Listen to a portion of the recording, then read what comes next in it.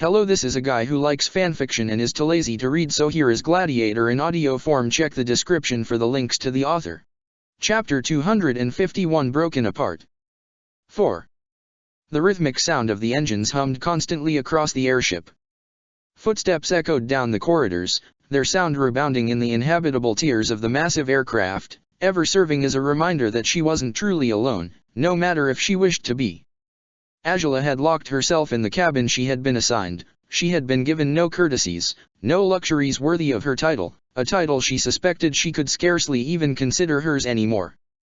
Her small, limited room had but a small window of red panes positioned so high in the wall that she couldn't even try to glimpse the horizon.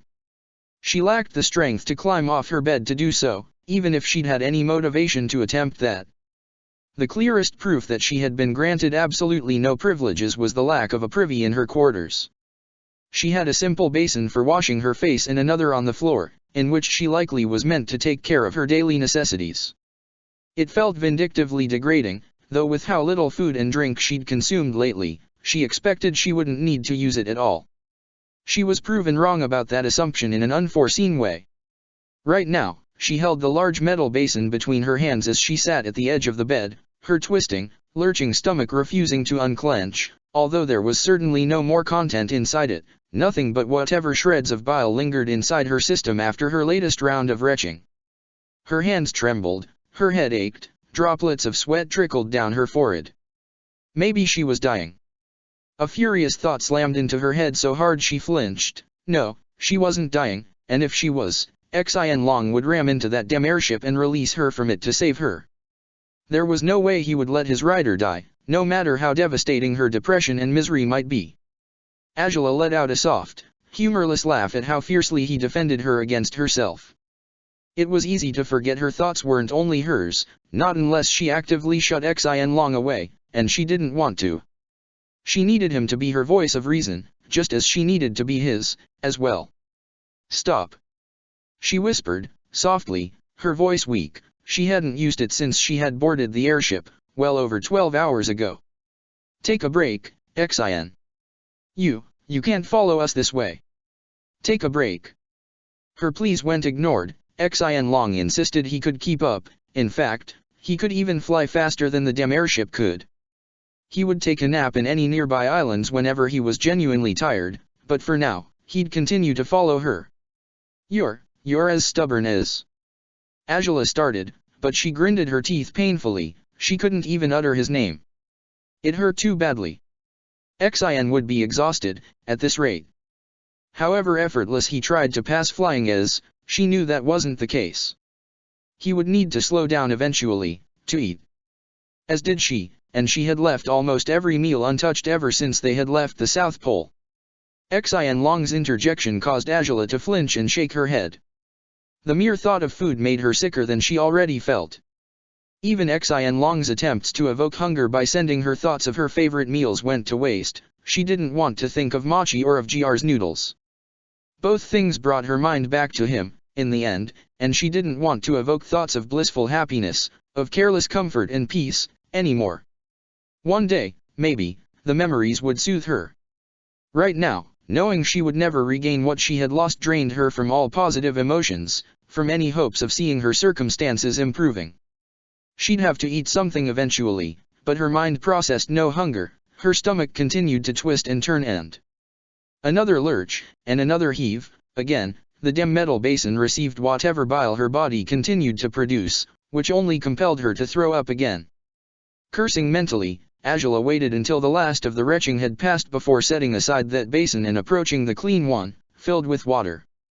She rinsed her mouth, spitting the water back into the other basin before repeating the process again. The liquid swirling against her aching gums and tongue appeared to bring her to understand the ill state of her body, and to beckon her to swallow some water already. Even if she didn't want food, she needed water to stay alive, whether she liked it or not. Angela groaned, unsure whether her conscience or her dragon ushered her to be more responsible with her health. Maybe there was no difference between both things anymore, come to think of it. A small jar with water rested on a nightstand, right by her small bed, intended for a single person. She could barely remember the last time she had slept on such a small mattress, and she didn't want to remember, either, for that would only make everything worse. Thoughts of Sokka's strong arms wrapped around her frame compelled her to release a frustrated cry before she reached for the jar of water. She didn't even pick up a cup, bringing the full jar to her lips and swallowing 3 mouthfuls of water carelessly fast before setting it down. Her chest heaved, her shoulders rose and fell, her breathing was uneven. Xian Long prodded at her mind gently, letting her know she had made a good choice, at least, he hoped so, but Azula breathed out and shook her head as she returned to the small bed, climbing on it while shuddering unpleasantly. Whether she was dying or not, she felt like hell. She had nearly gotten her arm cleaved off a few months ago. Even back then, she didn't remember experiencing anything like the strange, toxic cloud that seemed to have taken hold of her senses. Every inch of her body hurt, and the very thought of making choices to protect and preserve her health made her sicker than she already was.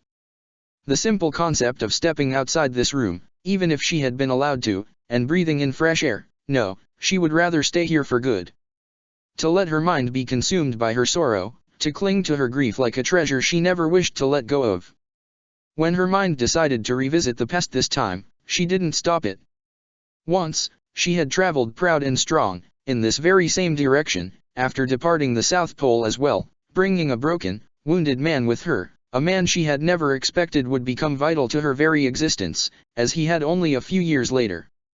Now, it was she who was broken, it was she who was a prisoner, fated to wind up in the Fire Lord's merciless hands when the wretched airship finally reached its destination. She wished this trip on the airship would last forever, for she knew she wasn't ready to face her father. The strongest dread nestled in her empty chest, reminding her of how she had underestimated Oze's wrath in the past. He had inflicted unforgivable crimes against her through his orders. He had refused to acknowledge her honor even when she had declared she would face the consequences of her own actions. He had attempted to force her into a marriage she could never want, albeit to punish her for her alleged betrayal of him and their nation. What would he do next? He'd had almost 2 whole weeks to plan this, to plot any new strategies to retaliate against her. Zhao had likely already communicated that he was on his way back. With her in custody, whatever schemes he'd concocted, he'd be free to put them into action as soon as she arrived. And what would be better, at this point? To resist still, or to accept whatever punishment Oze intended to force upon her, so long as it meant he would focus all his wrath on her? She had a few more days left to ponder the answer to that question. As fast as the airships might be, the journey to the Fire Nation capital wouldn't end that quickly, and Azula was grateful for that. A few more days of this imprisonment, before she traded this cell for another kind of captivity, and a far worse one, at that.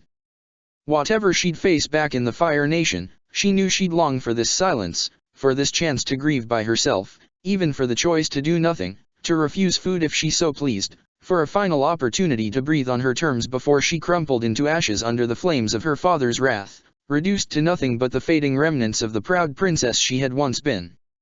His back creaked when he came back to consciousness. He writhed, cringing as he changed positions in his sleeping bag. The soft furs brushed his skin delicately, and he resented them for it. For a moment, he allowed himself the pointless, painful, wishful hope that he might open his eyes to find her beside him, a vain hope, of course, as he confirmed upon opening his eyes. He breathed in slowly, glancing across his room. It was largely unchanged, less messy than it had been when he had last slept there.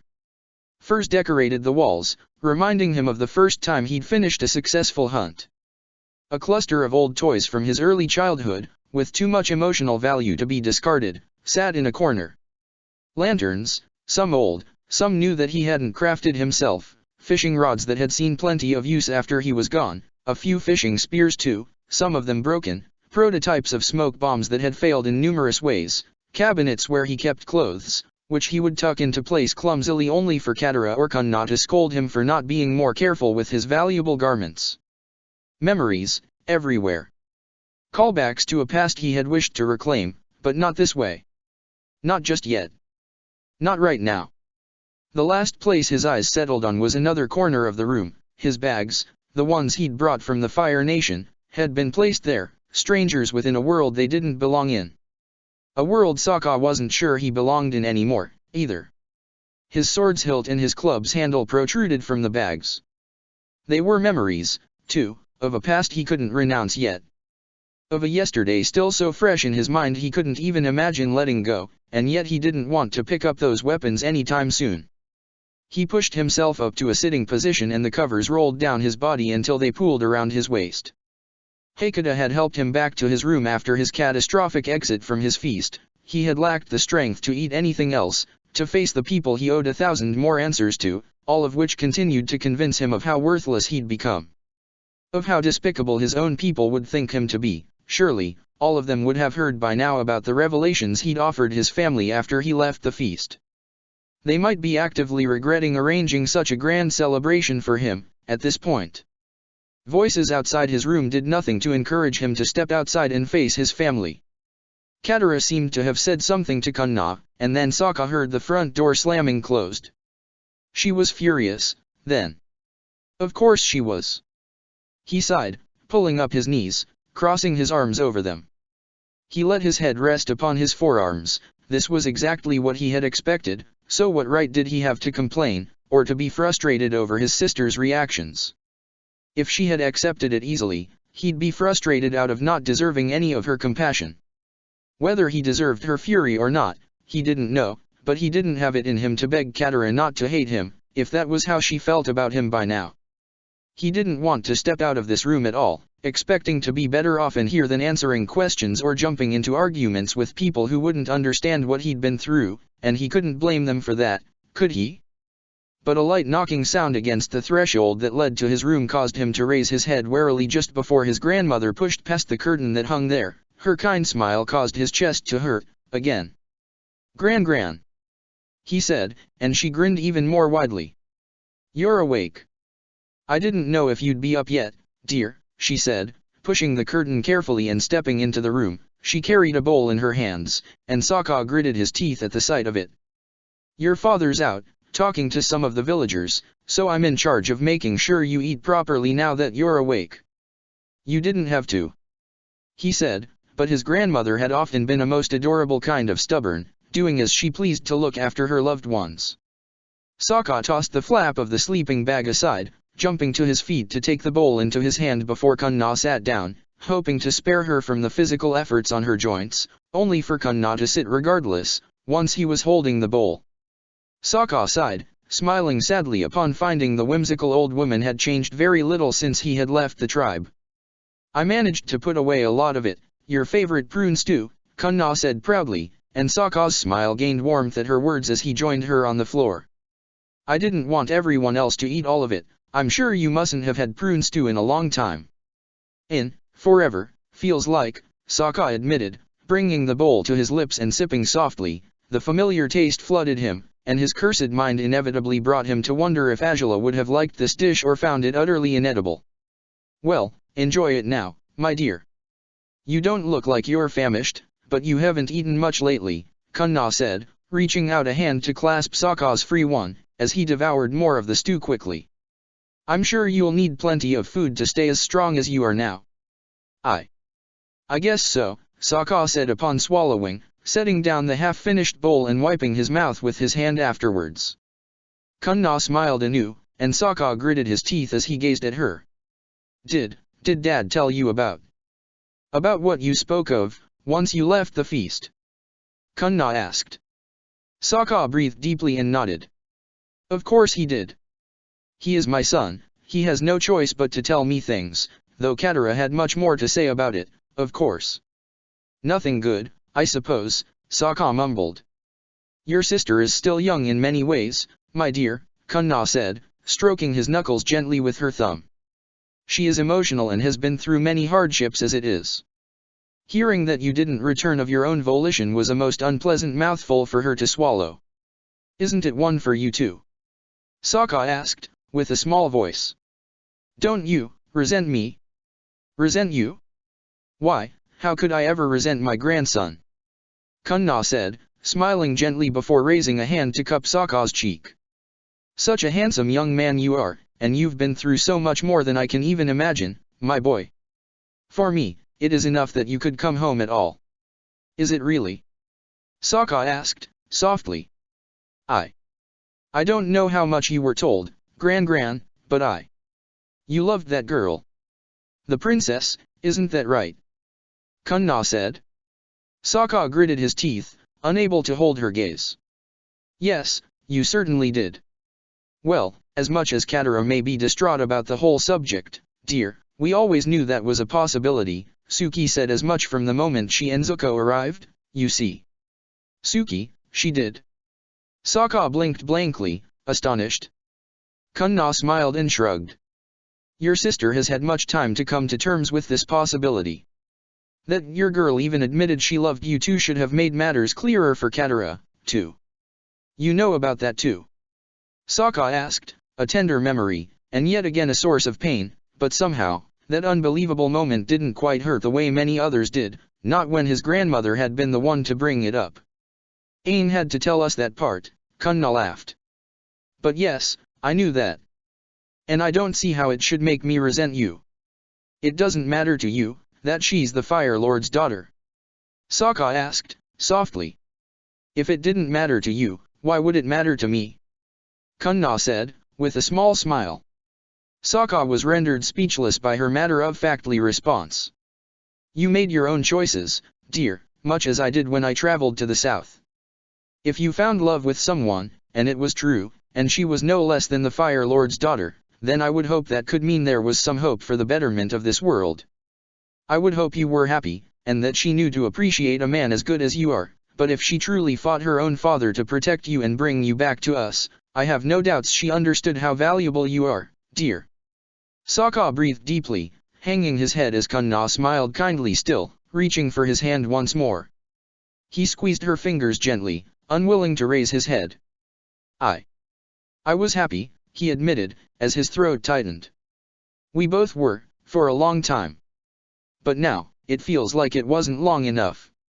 Oh, that is the true cruelty of love, Sokka. Kunna said, patting his hand gently. The more you have of it, the more you cling to it and the more vital it becomes for you. Thus, the harder it is to let go, the harder it is to be satisfied with just a moment, with just memories of a beautiful past or dreams of a future you cannot share anymore. And even then, it's worth it. If it's true love, you cannot regret giving your heart to them, no matter how battered and broken it may be once they're out of reach. Sokka breathed deeply again and nodded, the wisdom he had never sought, that as a young man he had taken for granted, now was worth everything to him. His father, his grandmother, both had so much to share, so many teachings he couldn't have understood back then, not as deeply as he could now. A soft knock on the front door surprised Kunna. Sokka closed his eyes, willing whoever it was to go away, but he rose to his feet when his grandmother attempted to do the same. I'll go, he said, offering her a half-hearted smile. Help me up even if you will, dear. Kunna laughed softly, and Sokka's smile gained more conviction as his arms wrapped around his grandmother's frame delicately, offering her proper support while doing his best not to hurt her unintentionally. Goodness, but you've grown strong, Sokka. Thank you. I'm the one who ought to be thanking you, Gran, he said, pressing a quick kiss to the top of his grandmother's head before marching towards the door. He breathed deeply again before swinging it open, half expecting a mob of some sort, demanding retribution over how he'd misled them for a whole day into trusting him and believing in him, only to find, instead, a surprisingly compassionate smile on the face of the single visitor that stood before the igloo's door. Suki. Sokka blinked blankly, she had been there last night. He could barely remember what had been said, what he himself had blurted out in the worst of his outburst, but Suki hadn't rejected his confessions. She hadn't seemed affronted, the way Katara was. Nor had she fallen utterly silent, as Zuko had. Morning. I suppose. Suki said, grinning awkwardly as she glanced back at the horizon. Not a single sliver of sunlight sparked anywhere in the distance, and she turned to Sokka again. I know you might not feel up for a visit, friendly or otherwise, but I thought I'd check on you anyway, if that's all right. What about your kids? Sokka asked, swallowing hard. You didn't bring them. No, I didn't know if it'd be a good idea. Mari's too smart for her own good, but she's also slightly scared of you, for some reason. Suki smiled awkwardly. Zuko's staying with them for now. Oh. I see, Sokka said, stepping back to allow Suki through the steps that led inside the igloo. He dared glance out at the village once Suki entered his family home. A handful of people stared at him, but no longer did they cheer or smile as they had before. His chest ached again, as though he had been stabbed across it, but he simply lowered his gaze and closed the door behind himself anew. Ah. You can have some sea prunes too if you want, dear. Kunna was telling Suki once Sokka climbed down the stairs. Suki laughed and shook her head. You made that for Sokka, Kunna, and I only just ate. Don't worry about me, she said, patting the older woman's shoulder gently. Oh, if you're sure. Kunna smiled, glancing at Sokka. You two were friends back in the Fire Nation, isn't that right? Well, not for too long, but yeah, Suki smiled a little, shrugging as Sokka stepped up to them. Truthfully, I only realized how little I knew about your grandson when we got here and I had next to nothing to share about him with all of you. Really? Sokka asked, puzzled. Suki laughed softly as Kunna grinned too, reaching out for Sokka's hand to squeeze it gently. I'll give you two kids some privacy, then. I'm sure you have plenty to talk about, she said. Want me to help you with? Sokka asked, but Kunna shook her head as she let go of him. I can go to the bathroom on my own, now, can't I? She said, winking teasingly at him. Sokka grimaced but nodded, prompting Kunna and Suki to laugh as the older woman stepped towards the igloo's entrance by herself. Sokka watched her go wordlessly for a moment, unwilling to move until she had left the igloo and closed the door behind herself. She hadn't tripped over the steps or had any other such mishaps, so she was all right. She was fine. Had Sokka always felt this overpowering need to protect his grandmother, or was it more intense nowadays, somehow? She felt so frail and small now, and yet she was still remarkably strong in every sense that counted. She'll be okay, Suki assured him, and Sokka nodded. I know. I just have to get used to things around here again, I guess, he said, turning towards her anew. There's been a lot of changes since the last time you were here, yeah, Suki said, shedding her parka as she approached the igloo's hearth. Though I hope you'll think they're good changes. I hope so too, Sokka said, with a tight-lipped grin. Guess you and the other newcomers made things more interesting for the tribe. That's what your father says often, yeah, Suki smiled, taking her seat on a comfortable cushion. Say, in case you're worried, Zuko's going to be fine. You said, well, a lot of things last night, and he was shocked by plenty of it, but he'll be fine. You're sure? Sokka asked, gritting his teeth as he moved to sit opposite to her. The minute I explained how I wound up here, he seemed to shut down and didn't say a single word afterwards. Well, admittedly, he's always been a little silly in ways he shouldn't be, Suki smiled awkwardly, sitting down too. I'd told him enough times that, well, that you and his sister might have had a more complicated relationship than he used to think you did. But I don't know if that's what's blown his mind or that the Fire Lord has done what he's done. Hopefully, it's the second thing, Sokka whispered, brow furrowed. He knows firsthand what a piece of shit his father is. They're both better off away from him, but she's choosing to protect us all, huh? Suki said, gritting her teeth. Not just us, the Fire Nation, too, Sokka admitted, breathing deeply. She said that if she didn't return, he was likely to attempt having a new kid, another heir, someone he'd control more closely than he did with her, someone he'd corrupt for good, and that he'd likely trample over every good thing she's tried to do to reform the Fire Nation, too. She thought she could try to put a stop to those things if she went back, but I have a hard time believing Oze wouldn't do his worst to her once she's within his reach again. What he's done already is bad enough that she might never recover from it. And she still went back. Suki said, sighing and shaking her head. I'm sorry, Sokka. It has to be a nightmare for you. It is one, Sokka said, letting his gaze travel towards the fire, orange, soft and simple, underneath the pot of stewed sea prunes his grandmother had prepared for his sake. Well, I came by to check on you, Suki said, glancing at him warily. Offer to hear you out if you need someone to do that. I mean, as far as I can tell, we've become family in some ways. It might be harder for the others to wrap their heads around your reality, but the truth is I always had the feeling you and Angela, well. Always. Sokka repeated, raising his eyebrows. Suki smiled and shrugged. All right, not always, but ever since I met her, and more than that, when I saw you two together for the first time. She said, biting her lip. It's kind of hard to think you were just professional associates after you leapt to hug one of the most intimidating people in the world as soon as you laid eyes upon her. Oh, Sokka blurted out a soft, humorless laugh at the memory. His eyes softened, as did his grin once he recalled how flustered she had been that day. All I'm trying to say is, I don't know how long it'll take everyone to really understand this, Suki sighed. Might be some of them never will want to, I don't know. Just know you have a friend in me, Sokka. And a pretty big supporter of your relationship with her, too. It's obviously not much help anymore, I know, but you two always seemed to fit just right together. We really did, Sokka said, closing his eyes. Thanks, Suki. It means a lot. It's no trouble, Suki said, nodding. Feel free to drop by our igloo whenever you want, whether if you need to vent about anything, or if you want to try to help Mari get used to you faster, too. She might not grow much fonder of you, I'll warn you, but she might ease up somewhat if she gets to know you a little better. I'll think about it, Sokka said, swallowing hard.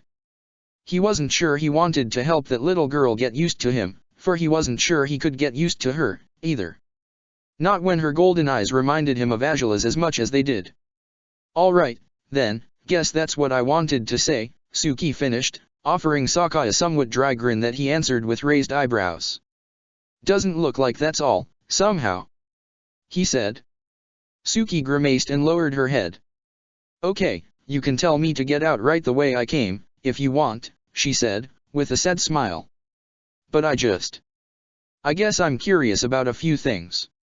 I probably shouldn't be asking any questions now, though, it's probably just going to make things worse for you, so if you'd rather I didn't. Can you believe we've come full circle? Sokka snorted, smiling a little as Suki froze in place. But you're more considerate than me anyway. I just barged into your room and started shooting questions at you without thinking it through, didn't I? Back in the day. Yeah, I guess it's similar, Suki acknowledged, smiling too. But, see, that's precisely what I was wondering about. Wanted to know if you knew, and I figure if someone did, it's you. Why did she do it? Why did Angela save me? Sokka's amusement receded at that question as he glanced at Suki with uncertainty. She shrugged, smiling guiltily. I've spent years going over it in my head, and while I've thought it probably was your doing somehow, I just wanted to know for sure. If you don't know that's fine, but it was my doing, to a fault, Sokka admitted, and Suki raised her gaze to meet his, astonished. But, not quite the way you might think.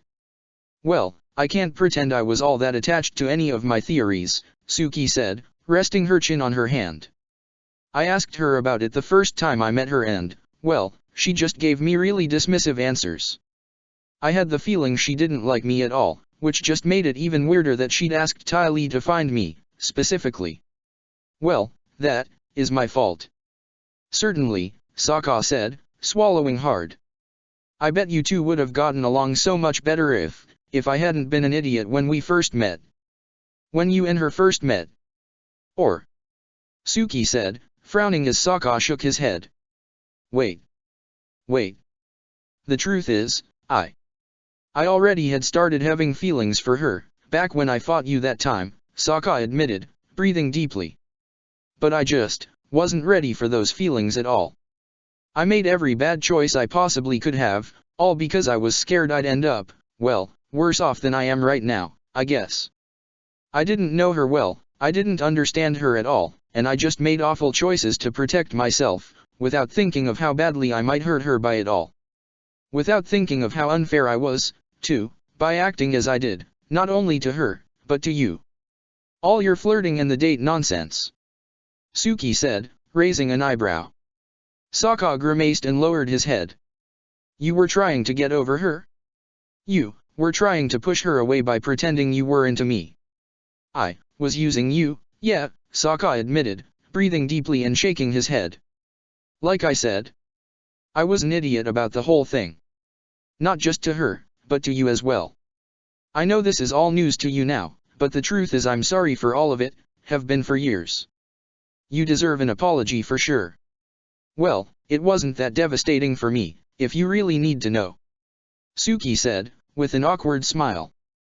Everyone makes stupid mistakes here and there, though yours got the princess to hate me, huh? And here I had hoped I'd get along with my sister-in-law. You would.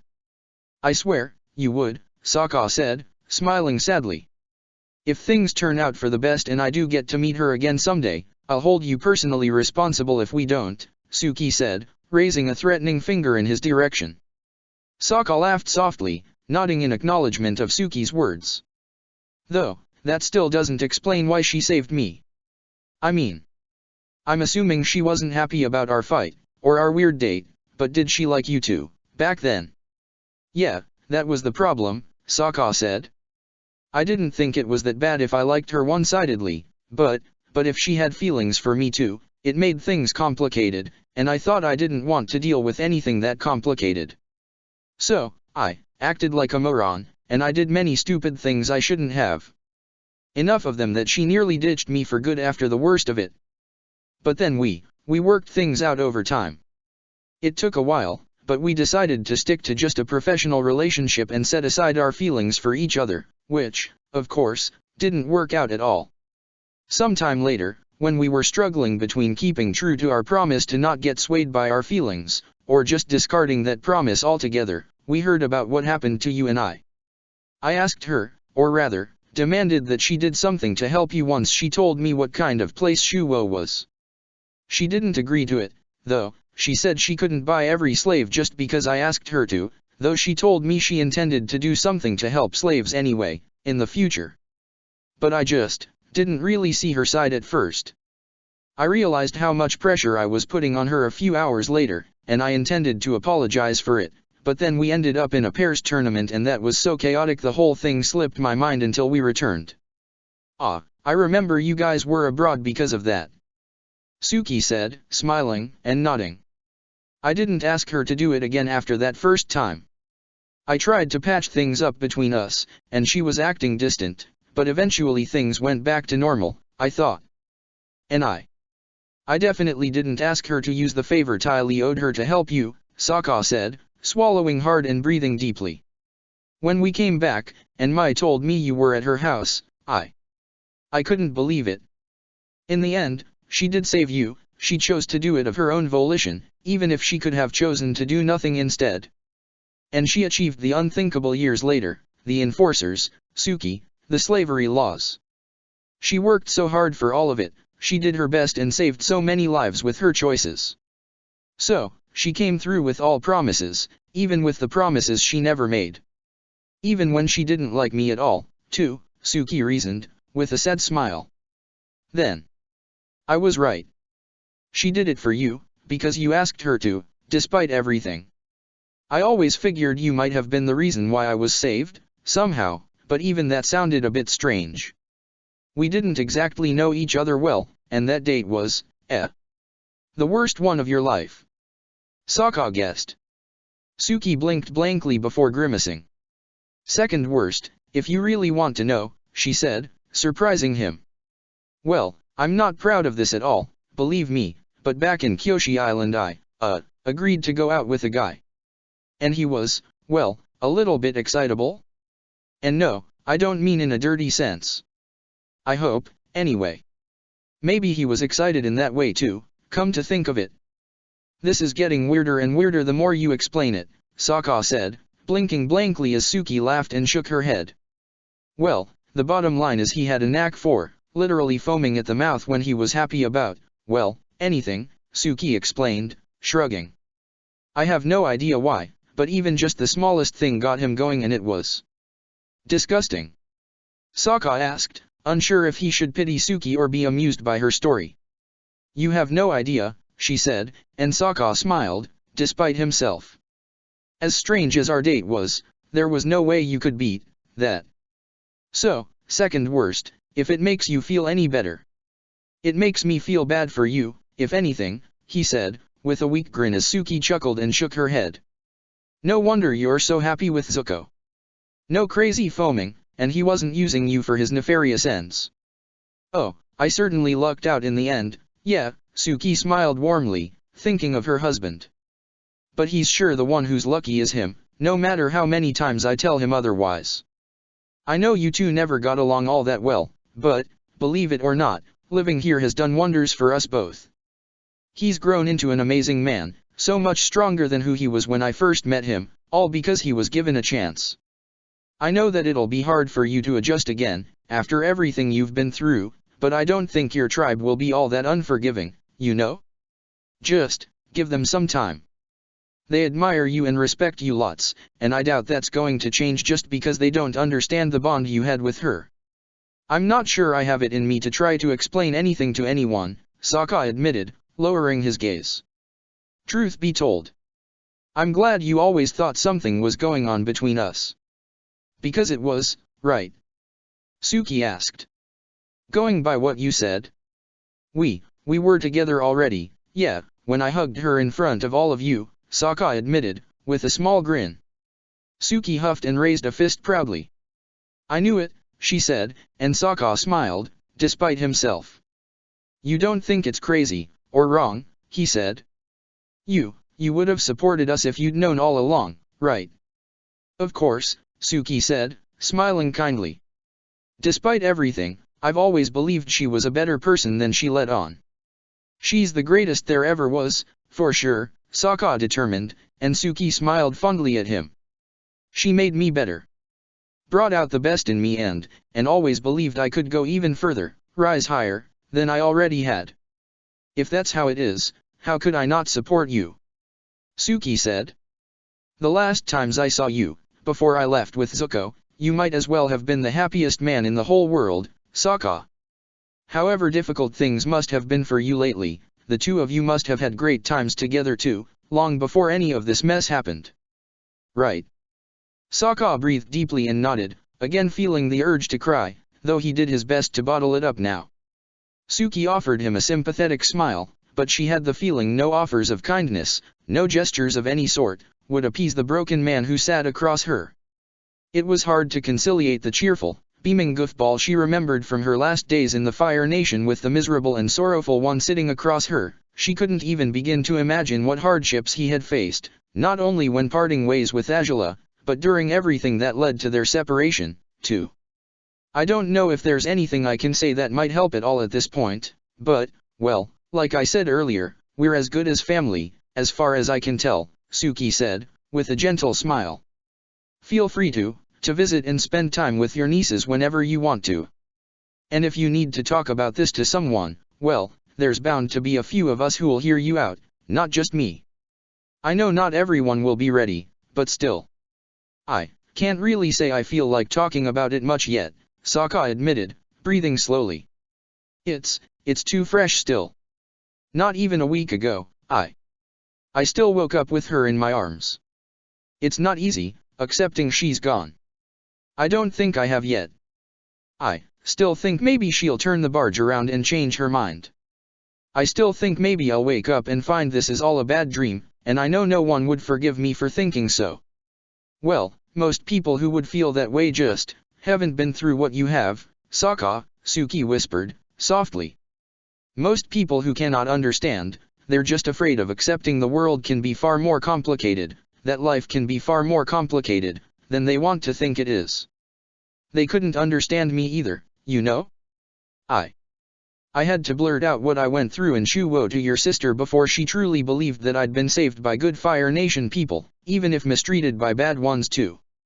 Even then, they didn't want to accept Zuko, not for a very long time, because it's so much easier to think that the Fire Lord's influence corrupts everything. Admittedly, Zuko didn't make things easier, either. I guess he wasn't very patient, Sokka said, but Suki shook her head. More than that, he kind of relapsed, I guess. If that makes sense, Suki said, breathing deeply.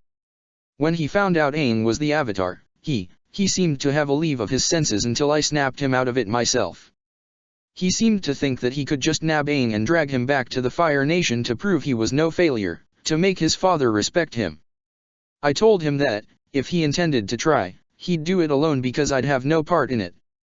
I knew he was better than that, and of course he was. But everyone distrusted him and assumed he might still decide to drag Aang back to the Fire Nation even though he changed his mind. Sokka finished. Suki shrugged. Not sure if everyone, but most everyone, yeah, she admitted. They grew used to him over time. And, well, after Whaletail Island, he was pretty much the village's hero. Most of them didn't want to think much about the fact that it was his sister's money, that she's the one who helped us all. I guess your dad and your grandmother thought it was a good thing, but I don't know if anyone else did. They're so much more understanding than I thought they'd be. I'm not sure I deserve it, Sokka admitted. Suki shook her head but smiled. Of course you do. I know you can have trouble recognizing things for what they are right now, but don't doubt it, Sokka. If she could change and improve the Fire Nation as much as she did while only being crown princess, then I have no doubt you can help your tribe the same way she helped her people. You two are capable of the craziest and most unbelievable feats, right? I saw you defeating the Millennium Dragon with my own eyes, something I'd have thought impossible, and hell knows how much stronger you've become since then, too. So, help them understand, little by little, while understanding them, too. You've been in their shoes, you know why they hate the Fire Nation, you were born and raised here, and I have no doubts you must have seen the world quite like they did, once before. Before she found me again, Sokka confirmed, clenching his jaw. Then you know it's a long journey, a difficult one, but it's one your people are already on. Even your sister is on it, no matter if she'll pretend otherwise, Suki smiled. They've learned to accept Kino, then Zuko, one day, they'll accept her too. Whether she's here or not, they'll understand she was the woman you intended to spend your life with. They'll learn to respect that. Just give it time. Sokka breathed deeply but nodded slowly. There was nothing else to do, anyway, there was little hope to cling to anymore. What on earth was he supposed to do with his time anymore? How would he make himself useful? Thoughts came to mind, but he lacked the motivation and strength to act on them. All he wanted right now was to close his eyes and pretend his reality was quite different, pretend he wasn't truly faced with a future spent glancing at the past, clinging to every single memory that lingered in his heart, berating himself for anything he might have forgotten, too. Now, then. I probably ought to get going, I might arrive to find Zuko's lost control of the igloo and Mari's commandeered lunch somehow, Suki said, with a light smile.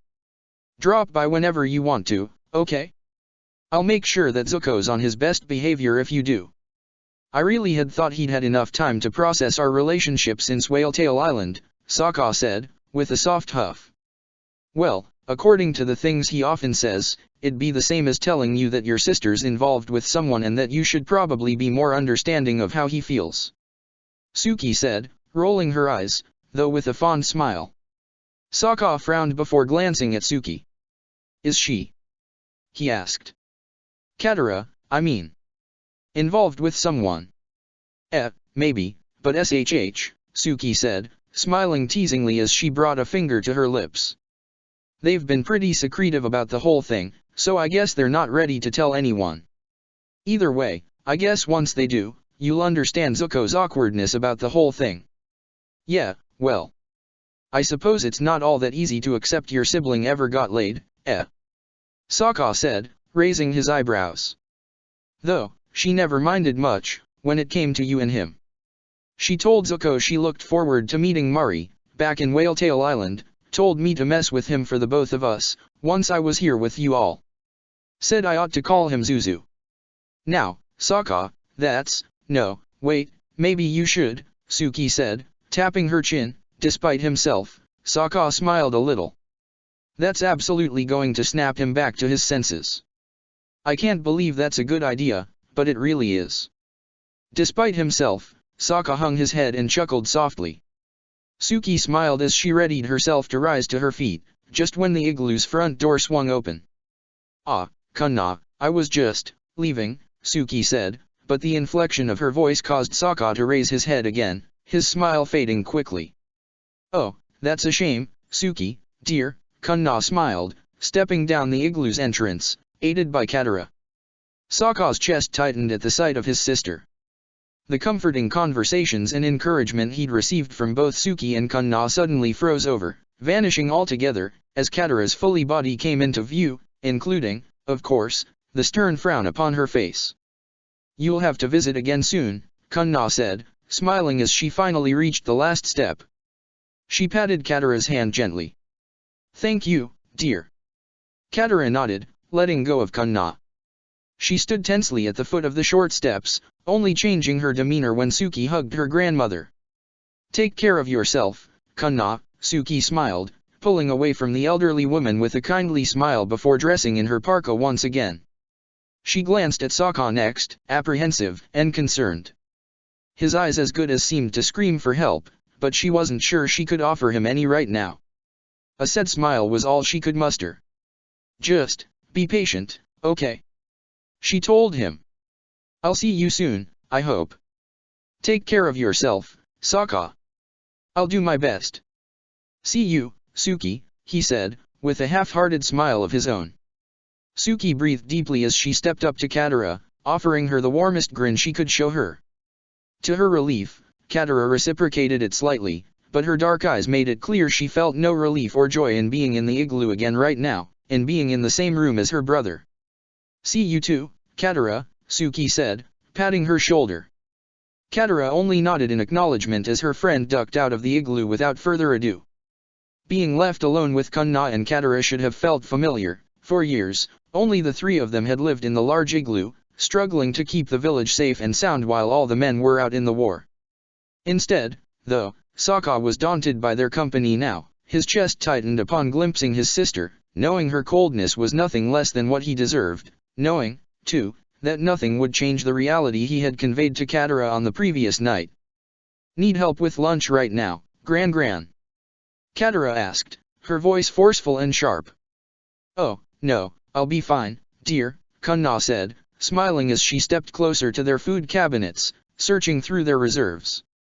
There's enough leftovers for now. We can eat those, right?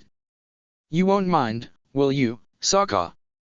Katara glanced at him then, almost challenging him wordlessly to say he would. Sokka swallowed hard before shaking his head, offering Kunna a weak smile. It's fine, Gran. I'm not that hungry, so it's better if you don't cook a lot anyhow, he said. Kunna huffed, smiling at him over her shoulder. You'll regain that appetite of yours soon, dear, that's for sure, she said. We'll see to it, right, Katara? Her eyes hadn't left Sokka, who glanced at her again. The steel in her eyes chilled Sokka to the bone. No matter how many times she had lost her temper with him, it had always been emotional, volatile anger, not this distant coldness, as though they were strangers, as though she barely could recognize her brother in the man who sat by the fire. Sure, she answered Kunna, simply. Sokka swallowed hard. He wanted to say something, but he couldn't make up his mind to do so. Anything he dared speak aloud would only anger Katara further. There was no way he could win in this particular conflict. Until she experienced a similar loss, a similar journey to his own, Katara would likely never truly understand him, and for her sake, Sokka found himself wishing she never would. Whatever his sister thought of him now, she didn't deserve to experience the perpetual pain and loneliness that plagued him right now. She didn't speak, either. She lowered her gaze before shaking her head and stepping back to the igloo's door. Within moments, she had stormed outside again, leaving Sokka to breathe heavily, the lurching knots in his stomach worsening by the minute.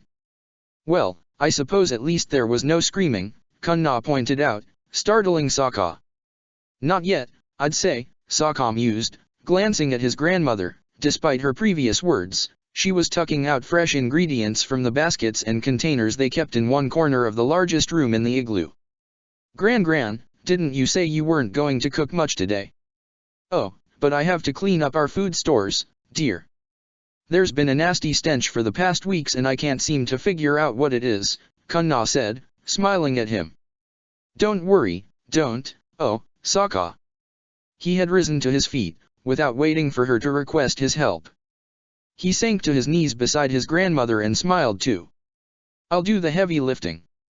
Just tell me what to do, he said, gently. Ah, you weren't that diligent when you were a scrappy teenager, my boy. Kunna laughed, and Sokka smiled kindly. I hope that doesn't mean you've decided I'm too old to work by now. Maybe it means I've decided, it's a good thing to share workloads. Sokka said, shrugging. Which also means that, before you know it, I'll be offering to help make food too, so. Oh, no. Certainly not. Believe it or not, Gran, I've cooked food for myself and not wound up with food poisoning. Sokka chuckled softly, and Kunna scoffed. You? That can't be true. I'm sorry to doubt you, dear, but you still remember where those stains came from, don't you, Sokka? Kunna asked, pointing at a familiar set of furs on the walls and ceiling. Despite himself, Sokka laughed softly, dropping his head on his grandmother's shoulder. Kunna smiled kindly at him, wrapping an arm around his waist, holding her kind and diligent grandson close. Much as Katara could feel many changes in her brother, Kunna felt them too, but as she gave Sokka orders he followed perfectly, she wondered just how bad that could be. It would take time for Katara to get used to her brother, so much more serious and mature these days than he ever had been, but Kunna wanted to trust and believe that he would learn to move forward, that he already was learning, too. The darkness that surrounded him, that overtook him with every moment spent away from the one he loved, might accompany him forever, but he was a fighter. He was stronger than he knew himself to be. Little by little, day by day, Sokka would recover from the many wounds Katara's bending could not heal, and Kunna could only hope his sister would already understand the heavy burdens that plagued her brother once Sokka found his will to live once more. More noise. Rattling metal as footsteps echoed louder than usual, the machinery whirred in a new manner, and even the swaying of the vehicle seemed to change in some ways. Even now, she didn't dare stand up and glance out the window. Even now, the food resting at the threshold of her cabin made her queasier than she already had been. She had 2 bites of an insipid bread bun on the day before, as part of a deal with Xianlong, who finally had taken a break from his sustained flight once she agreed to eat something, and it hadn't taken her 10 minutes to hurl the food back out. But changes in the airship could not mean anything good unless there was some sort of emergency. Maybe they would start falling soon, maybe the aircraft would topple to the ground, killing all the passengers in a single. Again, a fierce roar in her own head caused Angela to snap her tongue and shrink on the mattress. She couldn't remember ever fantasizing with death the way she had in recent times. When she finally agreed to eat, she had done so while wondering if Zhao might have ordered his men to have her poisoned, somehow. Ridiculous, she knew, and yet she found herself wishing for it all the same. If there were any other escape, other ways to avoid the dreadful future she had chosen for herself, she would have likely wanted to choose that, and yet every time she was tempted to seek it, she remembered the South Pole and her barge. She remembered her guards, the Water Tribe, she remembered Sokka. That sufficed to renew her certainty that this was the path she needed to take, even if her whole body appeared to rebel so ferociously against it. The dread worsened when a set of footsteps approached her small cabin. Food had been brought less than 2 hours ago. Nobody checked on her all that frequently, not beyond bringing her mediocre meals. Any visitors now, paired with the changes in the airship's flight, could only be an indicator for a most unwanted development. We are 10 minutes away from the capital, Princess. Please, prepare yourself. Zhao's voice nearly compelled her to retch again. No. Not yet. Had the multiple days of travel gone by already? She might be ready if she had more time, but not yet, not now. Why the blazes were these airships so fast?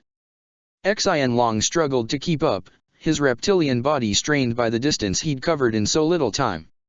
His exhaustion only worsened Angela's dread. Would he arrive on time?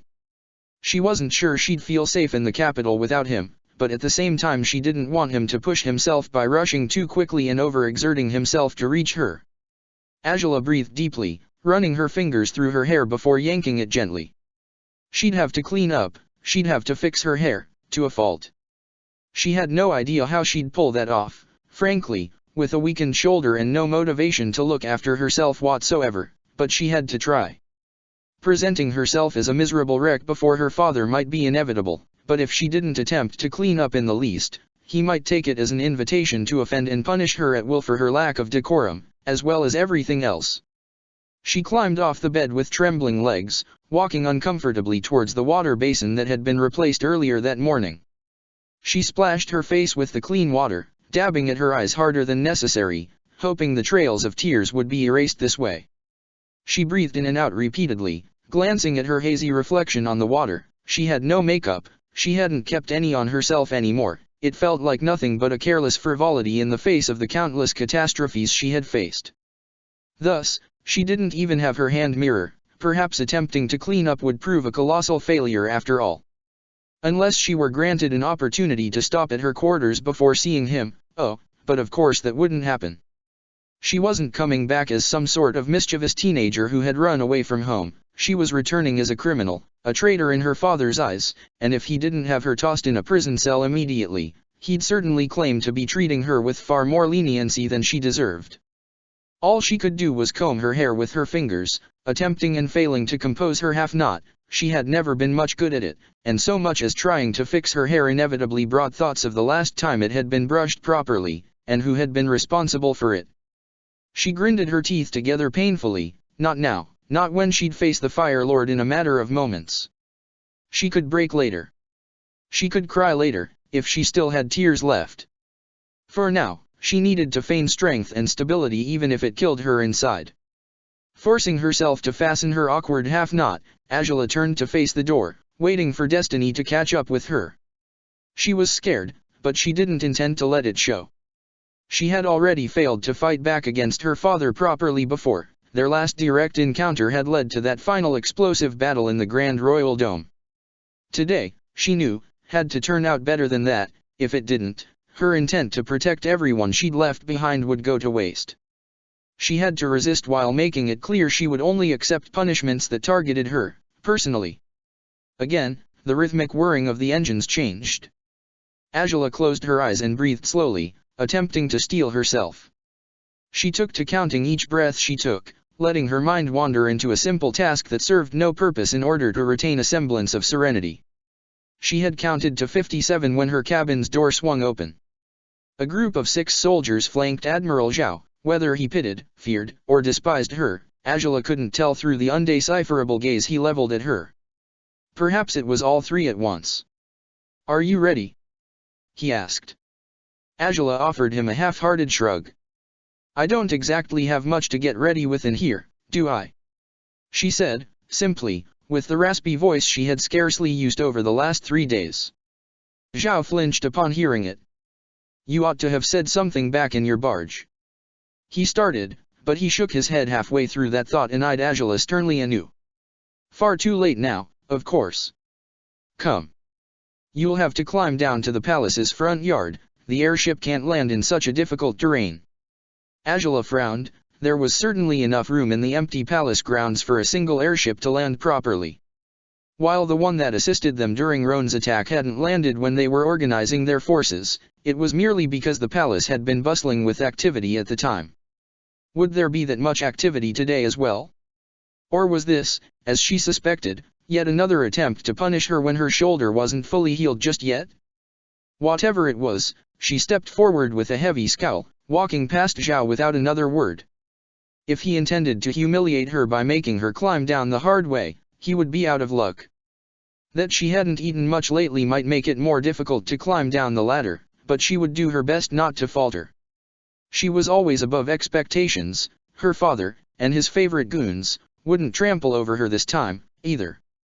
She walked across the metal corridors, climbing down the stairs, clinging to the railing for good measure. Her body certainly was in terrible shape right now and she really might topple down the stairs. Until she reached the main deck, the soldiers had already prepared another ladder right outside one of the side doors of the deck, on the small landings that led into the airship's catwalks.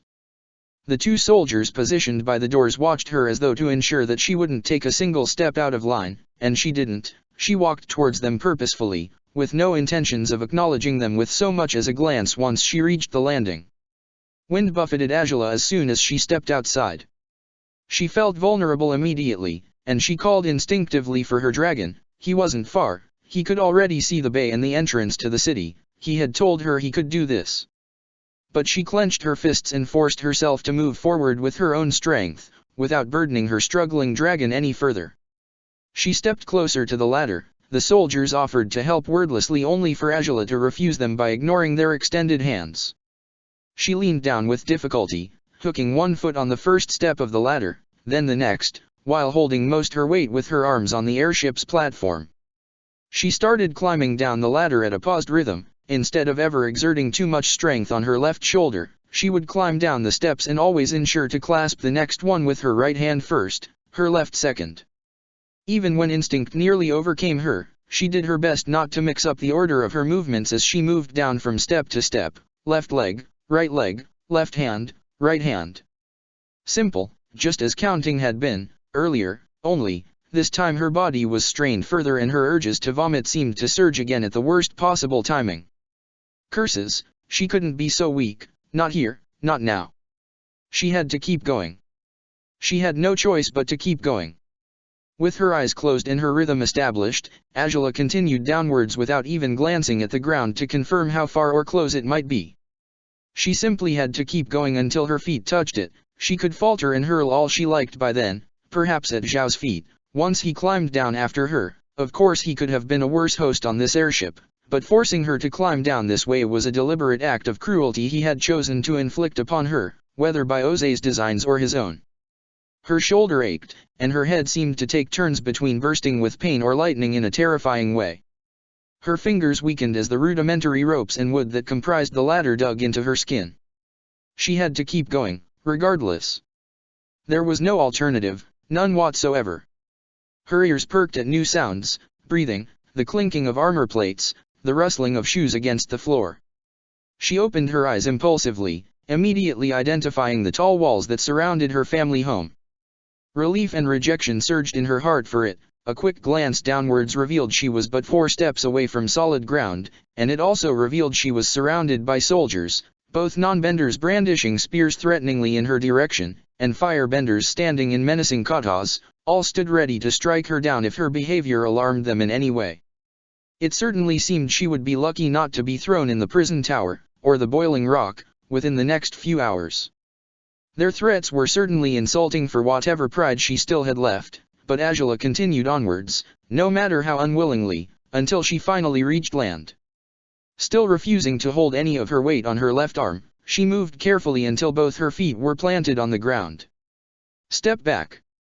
The unwanted and familiar voice of General Xiaofeng sent cold daggers rushing through Angela's body.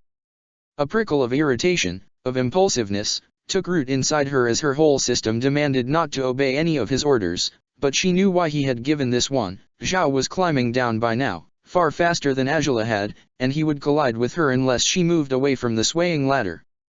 So she did as commanded, breathing heavily. The outside world, she realized, was far too bright for her tastes right now. She had seen next to no sunlight throughout her voyage south, as the sun eventually had stopped appearing in the horizon, and she hadn't been able to look through the airship's red window through the 3 days of their rapid journey to the Fire Nation, not that she had wanted to try doing so, to begin with. Even if the skies were overcast right now, the brightness of the sun still leaked through white and gray clouds, and she wanted to shield her eyes from the glare of it all. To hide away under covers until all dangers vanished, even if she knew they never would. Zhao's heavy boots forced her back to reality after she was withdrawn for moments. The admiral huffed as he turned towards the soldiers, nodding at Xiaofeng in acknowledgement. "Is he ready to see her yet?" Zhao asked, point blank, without so much as a greeting. "No doubt, just as the general would like it." Angela's stomach, twisting and turning, would have much preferred it if he had stalled with pleasantries instead. "The Fire Lord waits in the throne room," Xiaofeng confirmed, with a firm nod. "You're expected there as well." "Naturally," Zhao said, breathing deeply. "Very well, then. Onwards, princess." Angela gritted her teeth, wanting to refuse, knowing she couldn't do so. She turned around, finally facing the many soldiers standing guard. In other circumstances, she would have dismissed their frantic behavior, the trembling of many of their hands. She might even have insulted the general and the people he commanded, just for the sake of it, but she lacked the drive to do so.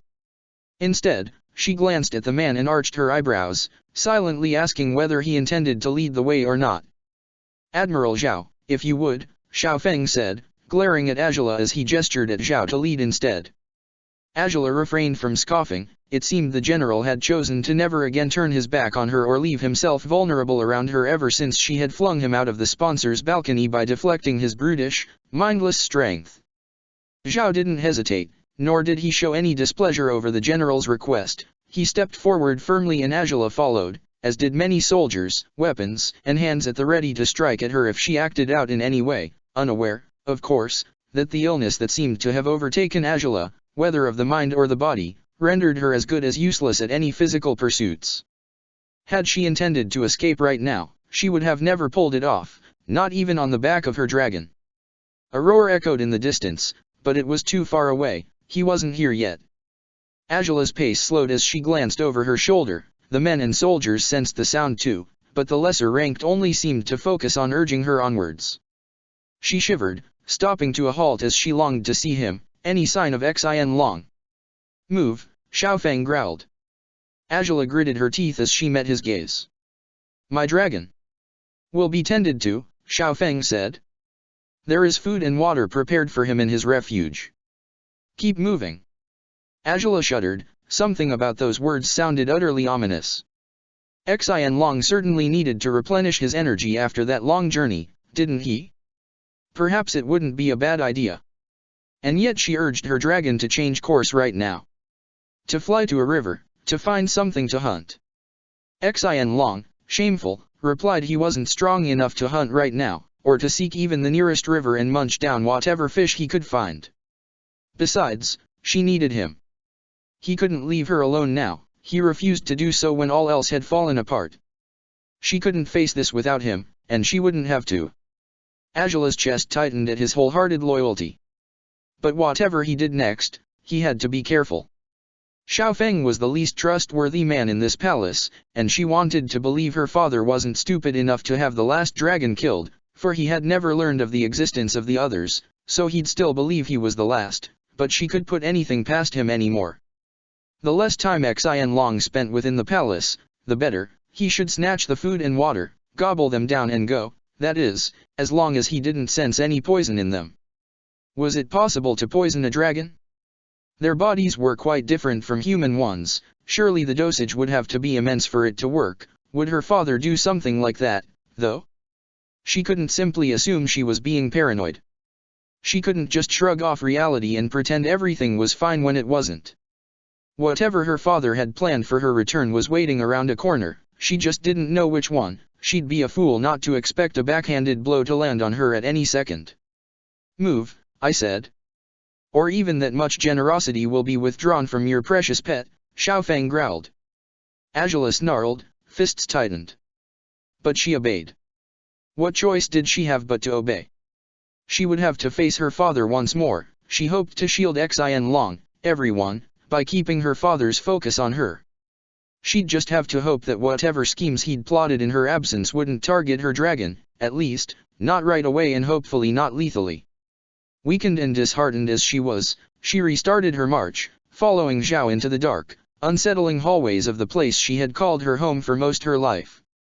The palace remained familiar, but an eerie, ghostly sensation clung to every tall column, to every menacing ornament Angela had never thought twice of. After taking 3 turns, she finally realized what was so unnerving about the place right now. While some servants had crossed their path so far, Angela remembered none of their faces. She frowned upon that realization. She paid more attention to the occasional palace staff members afterwards, whether those walking down corridors or those within rooms she could glance into. Not only was the massive building emptier than usual, she genuinely recognized none of its workers anymore. The implications nearly caused her to stop walking. Halfway to the throne room, had her father taken out his wrath on everyone who had ever served her? Even those who had served him, just as well? The thought nearly caused her to hurl again. He couldn't have, he wouldn't have. Those servants had nothing to do with this. Even if they had noticed she was hiding a secret, it wasn't their fault, it wasn't their choice, it was hers. He couldn't have chosen to make them pay for her actions with their lives. He couldn't have. She had known her attempts to salvage as many lives as possible with her actions were far from infallible, but had she underestimated her father that much? Was he capable of such an unjust punishment? Maybe they were still alive, maybe they had all taken the day off today, for no apparent reason. Curses, she wanted to believe anything but what she was seeing, or rather, what she wasn't seeing, but the deep, dark drumming of her sinking heart spelled out what her mind refused to acknowledge: Jose was capable of anything to punish her. While she had saved valuable lives with her actions, her father would ensure that she couldn't save everyone, no matter how hard she might try. She breathed in and out at a rhythm, utterly sickened. The nauseous sensations worsened with each step she took. Her heart clenched as they entered the royal gallery. The eyes of fire lords of old judged her mercilessly, deeming her unworthy of standing among them, regardless of how many years she had spent proving otherwise. Despite herself, she lowered her head, knowing she would find no mercy, knowing she would go unforgiven by her father, by her people, by her ancestors, by everyone who ever held any expectations she had finally been unable to satisfy. The throne room's corridor stood at the center of that long gallery, under the cruel watch of Fire Lord Jose's own portrait. A cold shiver rushed through Angela's body upon reaching it, and she turned quickly towards the dark curtain that led to the throne room. She would face a much worse version of her father than the one that had been immortalized on that wall, and she'd do best to get it over with before he could destroy more lives than he already had. Xiaofeng and Zhao continued to walk with her towards the curtains. Two imperial guards pulled them open, allowing the glare of the harshly burning flames to shine upon the new arrivals. Her footsteps slowed, but the general of the guards stepped behind her, a hand on her back, threatening to push her unceremoniously if she didn't do what was expected of her. Angela stepped forward of her own volition then, albeit to ensure that accursed man would not touch her ever again. Two more imperial guards stood inside the throne room, 5 men, then, all ready to take her down. Under any other circumstances, she might have thought herself superior to them, combat-wise, curse Roan for attacking when he had. If only he had waited, if only he had never found the spear at all, Angela might have been able to fight back from the start. She couldn't ignore her own shortcomings, her body's failings, caused both by her own carelessness and by wounds that had yet to fully heal. But could she have fought back against the furious man who sat behind the flames? Angela's eyes flickered warily towards him, glimpsing his dark silhouette underneath his throne. The set of his shoulders, the way his body shifted as she stepped closer, it almost felt as though she were walking into a beast's lair with no means to protect herself from its violence. How far would he intend to go? What would he do to her? She should have prepared herself better for this confrontation. She damn near trembled as she reached the right spot at which she was supposed to stop, right where the world map was usually rolled during the war meetings her father surely regretted ever inviting her to. All her privileges, she knew, were forfeit. She was about to find out to what greater extremes he'd reach next to punish her alleged transgressions. Xiaofeng grunted menacingly. Angela gritted her teeth before kneeling, without performing the respectful reverence Jose might have expected. Zhao and Xiaofeng both pressed their fists to their palms, curtsying properly, but Angela merely lingered where she was, her legs sore after the complicated climb down the airship earlier. She closed her eyes, allowing herself one last moment of peace, one last moment of tranquility, even if it was hardly true peace, at this point in time. Even common courtesy eludes you now, does it? The spiteful words seemed to slap her across the face. Angela gritted her teeth, raising her head and gazed towards the curtain of fire, towards the furious glare that waited behind it. Unsurprising, in the end, of someone who'd soil herself with a savage of her own volition, as you proudly said you had. If anything, I'm surprised you would have enough sense to return here rather than wasting away your life by becoming a savage, much like him. Angela closed her eyes again. A man who had offered her no end of kindness, taught her to see the world through new eyes, to settle differences and problems through communication, through understanding one another, deemed a savage by the one who had attempted to murder him in the most irrational, bestial manner he could conjure. How odd to sit across her father and find herself utterly appalled by his way of seeing the world, when she had been no different, no better than him, for most her life, yet she could barely remember those days anymore. No matter if Jose had raised her, no matter if he had no small part in helping her become a powerful bender, suddenly it seemed as though her life had only begun in earnest when she had found Sokka. I'd pretend I'm touched by your concern, Angela said, glancing at the fire again. But we both know who's the one who proved himself an actual savage in recent times, don't we?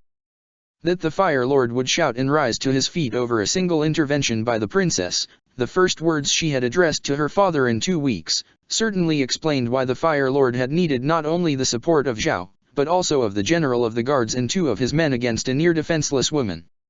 She scowled under heavy brows, daring her father to respond to her barb. Honest as her words had been, he was afraid of her. He knew she hadn't returned of her own volition for no reason. Surely he expected much worse from her than she could hope to deliver. "Be silent." Jose hissed. If that was his intended defense, it certainly didn't help his case much, did it?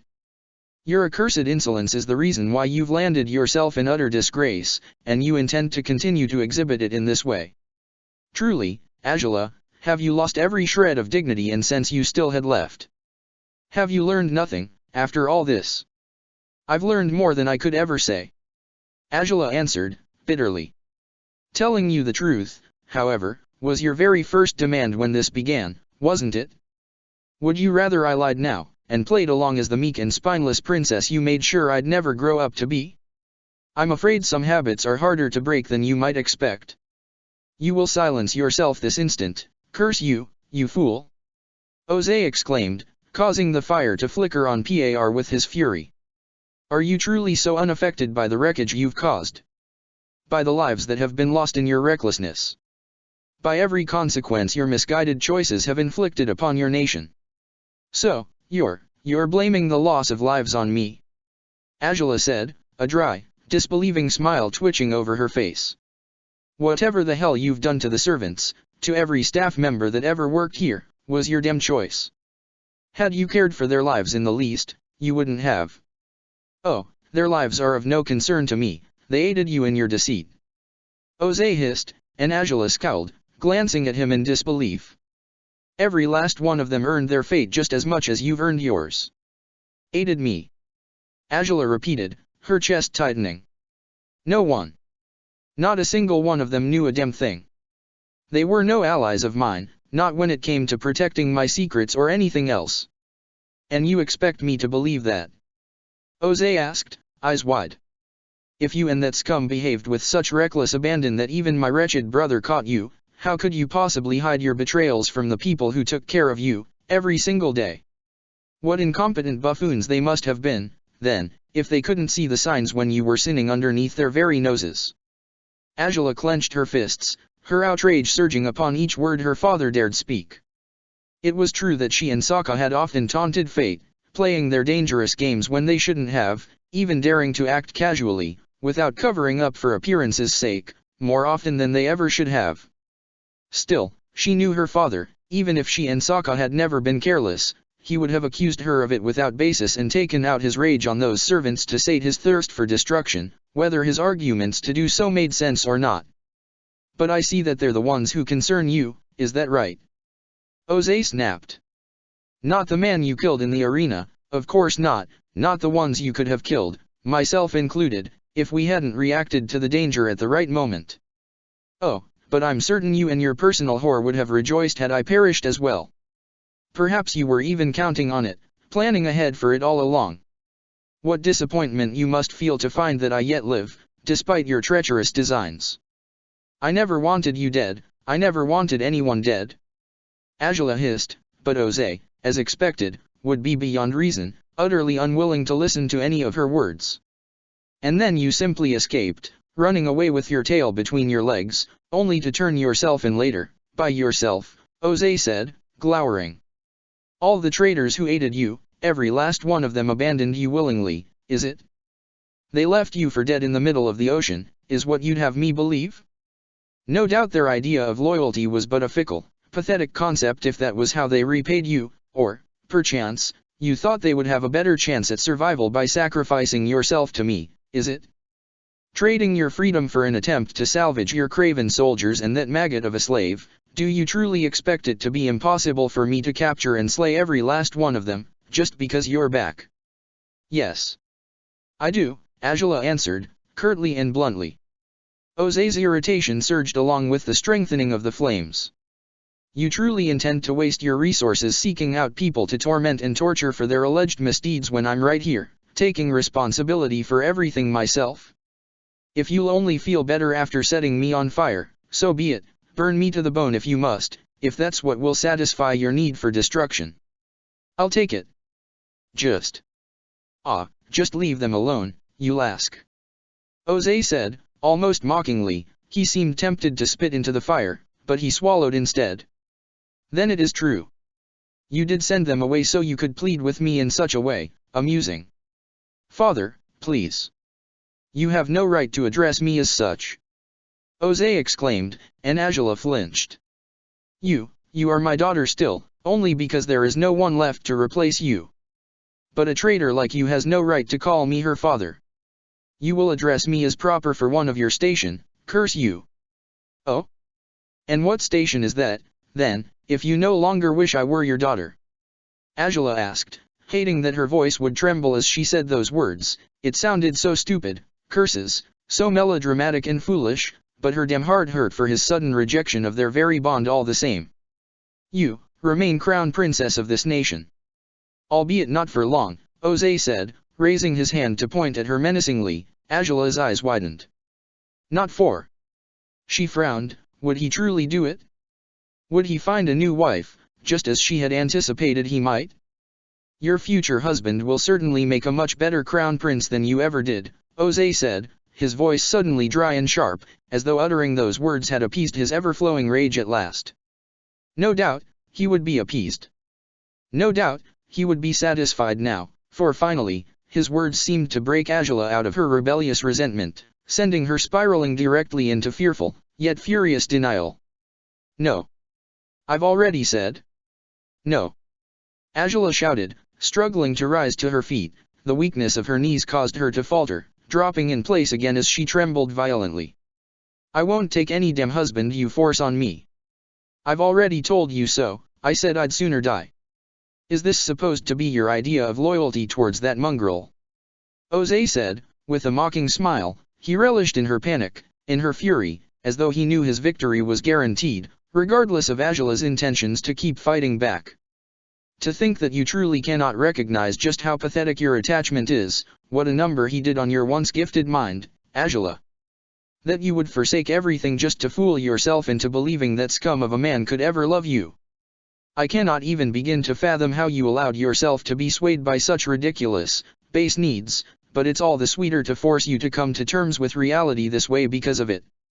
Wake up, you fool. Snap out of your adolescent stupidity already.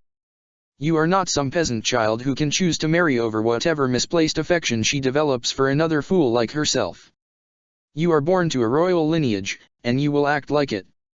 Marrying whoever I choose for you is your duty, as it has been the duty of countless princesses across our dynasty, and you will perform it as I command it, or you will regret it, for however long you have left to live.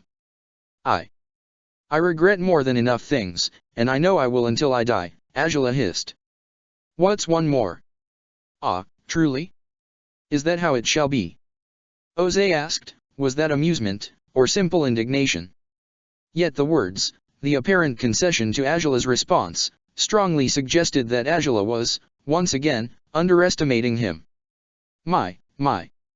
I suppose you're done pretending to suffer over those who pay for the consequences of your crimes, then. What are you? Angela asked, trembling suddenly. What are you talking about? Why you didn't kill them yet.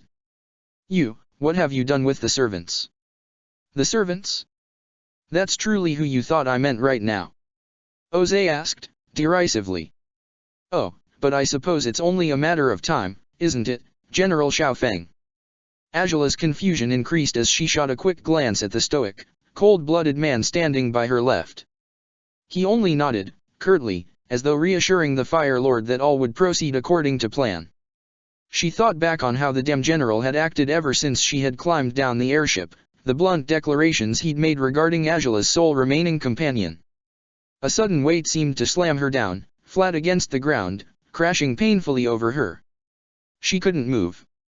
Chains, so many chains, tightened around her. She tried to scream, and a roar came out instead. Blew flames out of her mouth, but they only scorched the walls that didn't catch fire. She writhed, fought back, struggled against the restraints, and a gleam of sunlight, drifting from an open wall several levels higher, shone upon a gigantic, silver blade. A gigantic, silver blade positioned several feet above her head, ready to slice cleanly through her neck if she made a single wrong move. No. No. Her voice returned to her, but the roars accompanied it all the same, desperate, terrified, begging to be helped away from the sudden threat of a deadly, sharp weapon, sharp enough to dig into a scaly neck and cut it cleanly if it were released from the ropes that suspended it high above. Stop. Stop this. She could hear him in her mind, begging for her help, begging her to do something to save him. Angela trembled violently, shuddering on the floor. She had lost control of her own senses, of her whole body, as good as merging with her dragon's mind fully when panic had seized him completely. Of course it had been a trap. It wasn't the servants, it wasn't the palace staff. The only hostage Jose needed, now that he couldn't use Sokka, was none other than Angela's dragon. Let him go.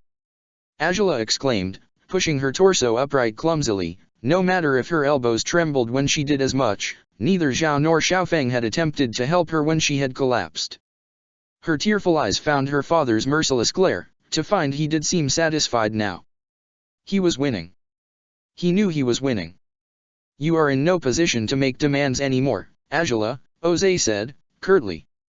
Her stomach sank, her chest heaving as more tears poured down her cheeks. You haven't been in one for a long time, as it is. He's the last dragon, father. You know you can't. I told you to not call me that anymore. Jose hissed, stomping hard on the floor. And now you understand what I can do if you displease me, don't you? You realize how far I'm willing to go to make sure you obey, again, and do as you're told, and uphold your damn role in this nation. I will sacrifice the last dragon if that's what it takes to teach you the lesson you refuse to learn, you wretched, arrogant fool.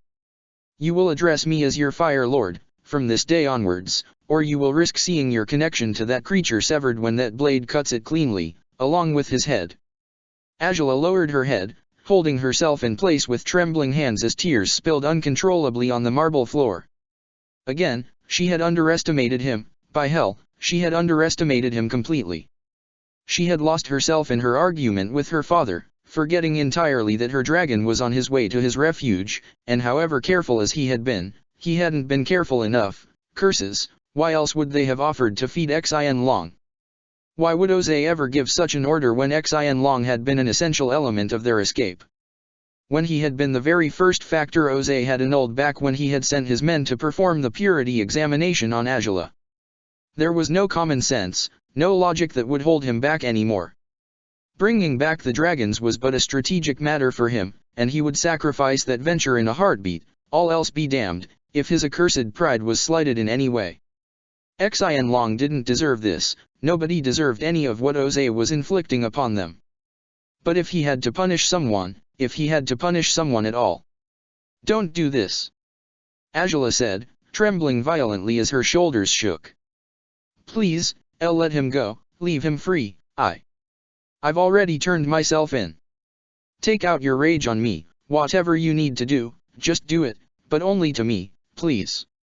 Please, Fire Lord. Oh, absolutely not, Jose hissed, raising his eyebrows. You expect me to give up my very best bargaining chip just because you ask nicely? And you're not even asking that nicely, to boot. It's my crime. It's my sin, my mistake. Angela shouted through the tears. I'm the one who should. And that's exactly why you won't, you see, you'd learn nothing. Just as you've learned nothing so far. Jose declared, scowling heavily. You, the girl who breaks every expectation, or used to, anyway, you would turn every punishment on its head, wouldn't you? But, if a life you value so much as your dragon's is at risk, you won't dare, will you? A single step out of line, Angela, a single treacherous act, of any nature, and your dragon will pay for it directly. Resist now, if you dare, but if you continue to refuse your Fire Lord's orders, that blade will swing down, and another death will weigh on your conscience, not mine. You don't wish to push me this far, or do you? Angela sobbed, unable to answer him yet, even though the answer was clear, even though all future answers had been clear as soon as he had captured her dragon. Curse her carelessness, curse her for all her weaknesses. Why hadn't she been firmer and insisted on sending Xian Long away, regardless of her dragon's refusals? How had she ever thought Jose would hold back against her dragon? Why had she ever allowed herself to think Xin could be safe? He remained restless, terrified, so much that she couldn't quite look through Xin's mind to understand what had happened, yet she could infer it through the sensations he had experienced, sensations she had shared physically, even if no real chains weighed on her. Monocles had clasped each of Xin's limbs upon entering the refuge, moments before a heavy net of chains had dropped atop him, pinning the dragon to the ground. He couldn't get up anymore, the chains were too heavy, the blade contraption that dangled above him a terrifying threat that saw him writhing still, whimpering and roaring interchangeably as he tried to break himself free, but there was nothing to be done about it now. Most gates of his refuge were closed, fully locked, save for the one shining upon the deadly blade and one on the ground level. Soldiers filtered inside the refuge, tasked with locking the chains in place properly, even slinging new ones around the dragon to further limit his mobility. "Stop it! Stop it!" Angela cried, sobbing pitifully as the roars of the furious dragon echoed through the palace grounds. Jose heard them, even in the depths of his throne room. "It's enough. It's enough, please. Begging suits you ill, Angela," Jose hissed spitefully. "And yet I must admit, I enjoy watching you grovel." If she had ever thought she could never hate her father, that very day seemed poised to prove her wrong. He didn't have enough by ordering his men to restrain and examine her against her will. He didn't have enough by beating, torturing and imprisoning the man she loved. He didn't have enough by sending that man to his death and making her watch, by demanding she took a husband she would not want, by causing her to flee from her own nation in order to save what few lives she still could protect. No, none of that had been enough to appease his thirst for revenge. The spirit that had been corrupted and merged with the bloodlust spear had been easier to quench than her own damn father was. "But you may yet need some time to truly process what I've demanded from you, perhaps," Jose said, matter-of-factly. "This, I'd say, shall be your pinch of mercy, which you're begging for as desperately as you are. You have one day, Angela, to answer my demands. To decide whether your pride is worth more than the life of the last dragon, to decide if you will continue to resist and resent, to reject your Fire Lord's orders, while pretending to be immune to the consequences of your actions. No, I won't burn you to the bone, not while you still have a purpose to fulfill. Not while you, the so-called greatest firebender of her generation, still haven't conceived a worthy heir to succeed me in your stead." She felt the urge to say no. To reject this folly again, until she heard the dragon's whimpers and groans inside her mind anew. If she dared refuse outright now, would he do it? Would that blade swing down upon her dragon's neck? "You're free to go to him now, if you must," Jose said, mockingly. "The soldiers guarding his doors won't allow you inside the refuge, however. You will be restrained by force, if need be, and even if you miraculously overcome most of them, they're under orders to release that blade on the dragon if you take any reckless actions to set him free. Still, I'd say it should be good for you see with your own eyes what precarious situation your precious creature is in now." Jose breathed deeply. It seemed as though he had regained whatever passed for calm and serenity, for his standards. Breaking Angela had proven complicated, even dangerous, but this had been a rather simple, remarkably effective solution. All that was left was ensuring she would do as she had been told. He had a few more ideas on how to achieve that, naturally, and he would see to pushing her in the right direction soon enough. "Once you do," he continued, "you'll certainly understand this is no game you can outsmart me at. You cannot escape anymore, not when your favorite means for running away can no longer fly to the rescue whenever you may need him.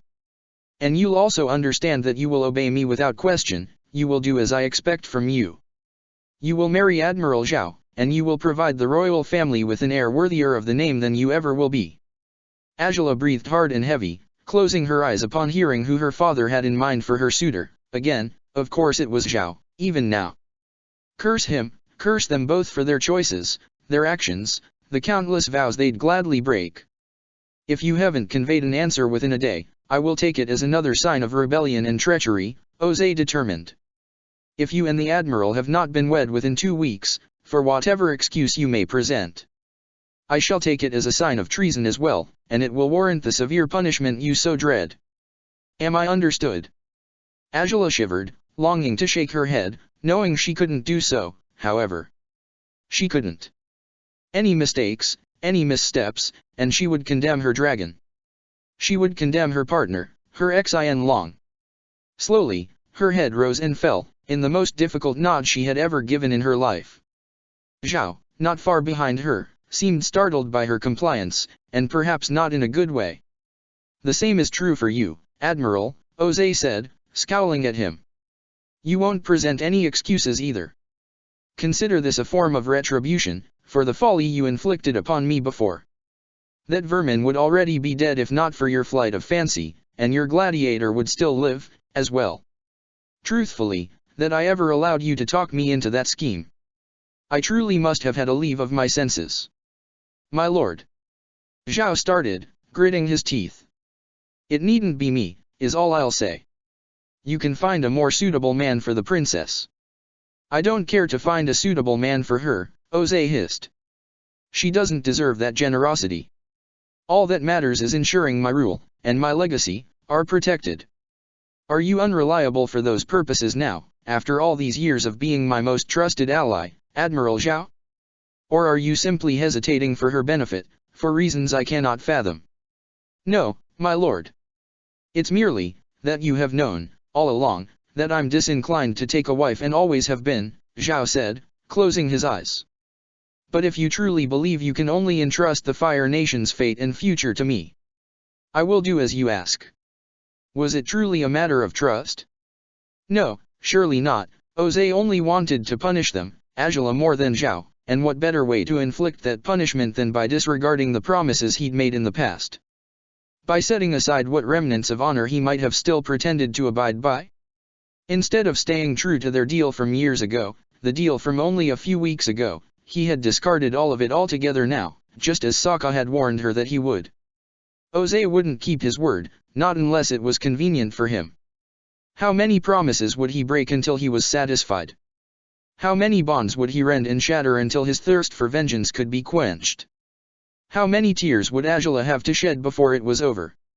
How many times would she find herself wishing her heart would simply stop beating, just so she could find relief in nothingness rather than enduring this ever-excruciating, non-stop torment?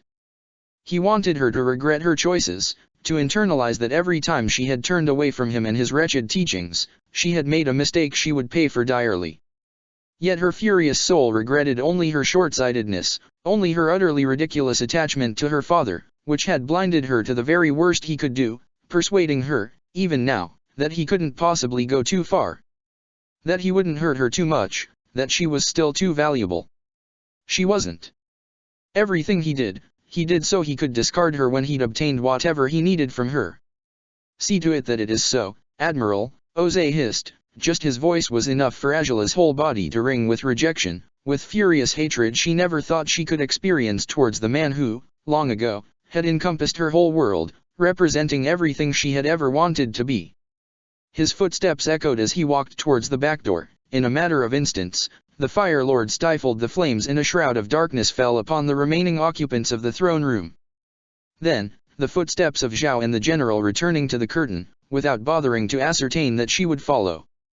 The two other Imperial guards left with them, as well, all of them left her crumpled in place, tears streaming endlessly across her face when she had thought she had none left to cry anymore. Xin Long. Her dragon, the one connection nobody could steal from her, and her father threatened to destroy it. He wanted her to hate him, he wanted her to despise him with every shred of her soul, and just so, he wanted her powerless to act upon it. None of this should have ever happened, none of it. She should have convinced him to leave her, so her father couldn't hold Xin Long as leverage, no matter what, but he would have found something else, he always would. Who was to say he hadn't already found countless more things to torment her with? His greatest talent had always been his ability to figure out how to corner anyone who displeased him, a talent he had seldom turned on her in the past, and whenever he had, she had come out triumphant more often than not. She had been so certain she could win, so arrogant indeed to underestimate the heartlessness of a man whose truest passion was annihilating anything that dared stand in his way. He had lied to her so many times, he had made so many promises he would break now, without hesitation. All sign of respect for her had been fake, false, conditioned exclusively by how she served his purposes, withdrawn immediately as soon as she failed him. "You will make a great Fire Lord when your time comes. Lies, nothing but conditioned lies to keep her under his control. I am most honored to call you my daughter. He had never meant any of it. Not once. She was a tool, nothing but a tool. Well done, Angela. He didn't care. He never had. Everything had been about him, about nothing else. What sort of father could ever be disappointed in a daughter like you? A scream broke out of her body, singing her system, burning her very lungs. The throne room was alight anew when fire poured from her body, tears dripping down on the orange flames. Fury and sorrow blended together in a spree of sobs. She couldn't keep silent any longer. She had failed. She couldn't protect anyone from her father, no matter how many sacrifices she was willing to make. Everyone she loved, everyone she cared for, would be destroyed if she didn't abide by his demands. She couldn't even attempt to argue, to negotiate, to reach any manner of compromise. All of it was off the table. The only way forward was submission. Her sorrow went answered in kind, as a voice inside her mind cried out for her, calling her, begging for her help. Trapped. He was trapped, again, in darkness. The soldiers had closed the refuge's gates, all save for the one by the blade. He couldn't move. He couldn't tear down the walls. He was powerless. He needed her. He needed her. Whatever strength she had left allowed her to rise to her feet, and then to take one step forward. Then another, and the one to follow was faster, faster, faster yet, until she had broken into a sprint. Her body resented her for it. She was in no condition to run anywhere, but she kept going, caring nothing if she tripped or stumbled as she rushed past the throne room's curtains. If the merciless glares of her countless ancestors fell upon her again as she crossed their heinous gallery, Angela ignored them. If she crossed paths with any servants, whether familiar or not, she couldn't see any of them, not when her eyes were clouded by 1,000 tears, not when her mind was locked away in that refuge with the dragon that seemed to cry in despair, begging for help, aching, weakened, terrified of the deadly blade that could cut through him at any moment. He struggled, attempting to jerk himself out of the firm chains and bindings, but nothing worked. He was stuck. He was trapped.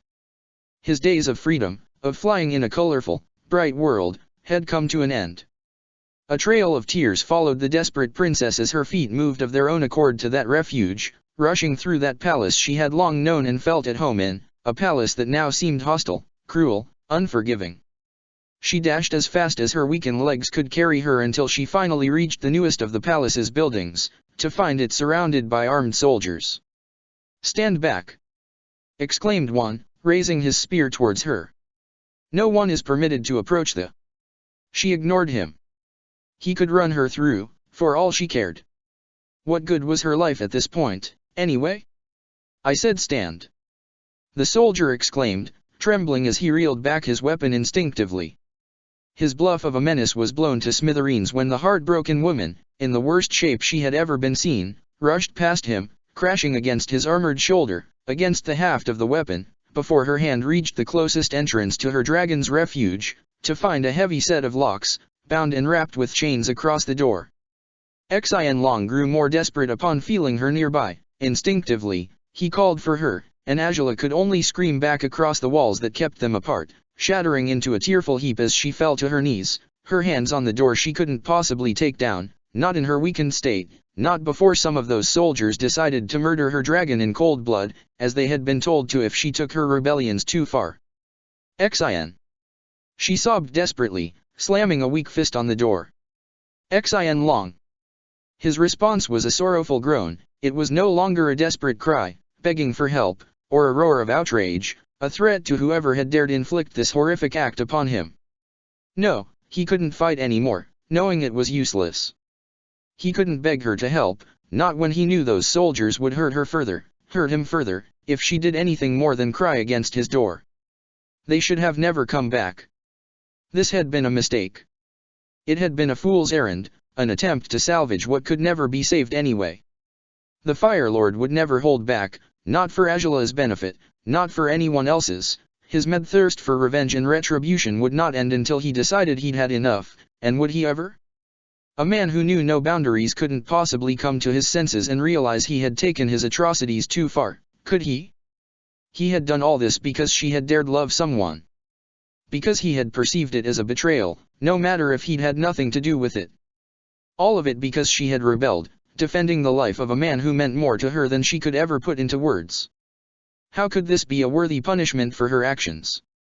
How could he ever perceive it that way? If loving him had been a crime at all, how could he inflict penance for it all across the nation, wherever his dark reach might extend to, when she was the one who had chosen to give herself to Sokka? It was her choice. It was hers. It was all her, it was all her. Everything was her fault. From the moment she had let herself dream of a different way to live, from the moment she had allowed herself to hope for what had never been in the cards for her, from the moment she had made reckless choices just to experience the love and joy she had never known, she had doomed everyone. Those who had helped her, like her guards, would be pursued across the Earth Kingdom, no matter how far they might go, or how well they might hide. Those who had been in the dark about the truth, those who might have had suspicions they couldn't confirm, had been punished in ways she couldn't even fathom right now. As for those who had known about her relationship with Sokka, if her father intended to inflict pain at all costs, he would find every last one of them and punish her through them as well. She knew he would.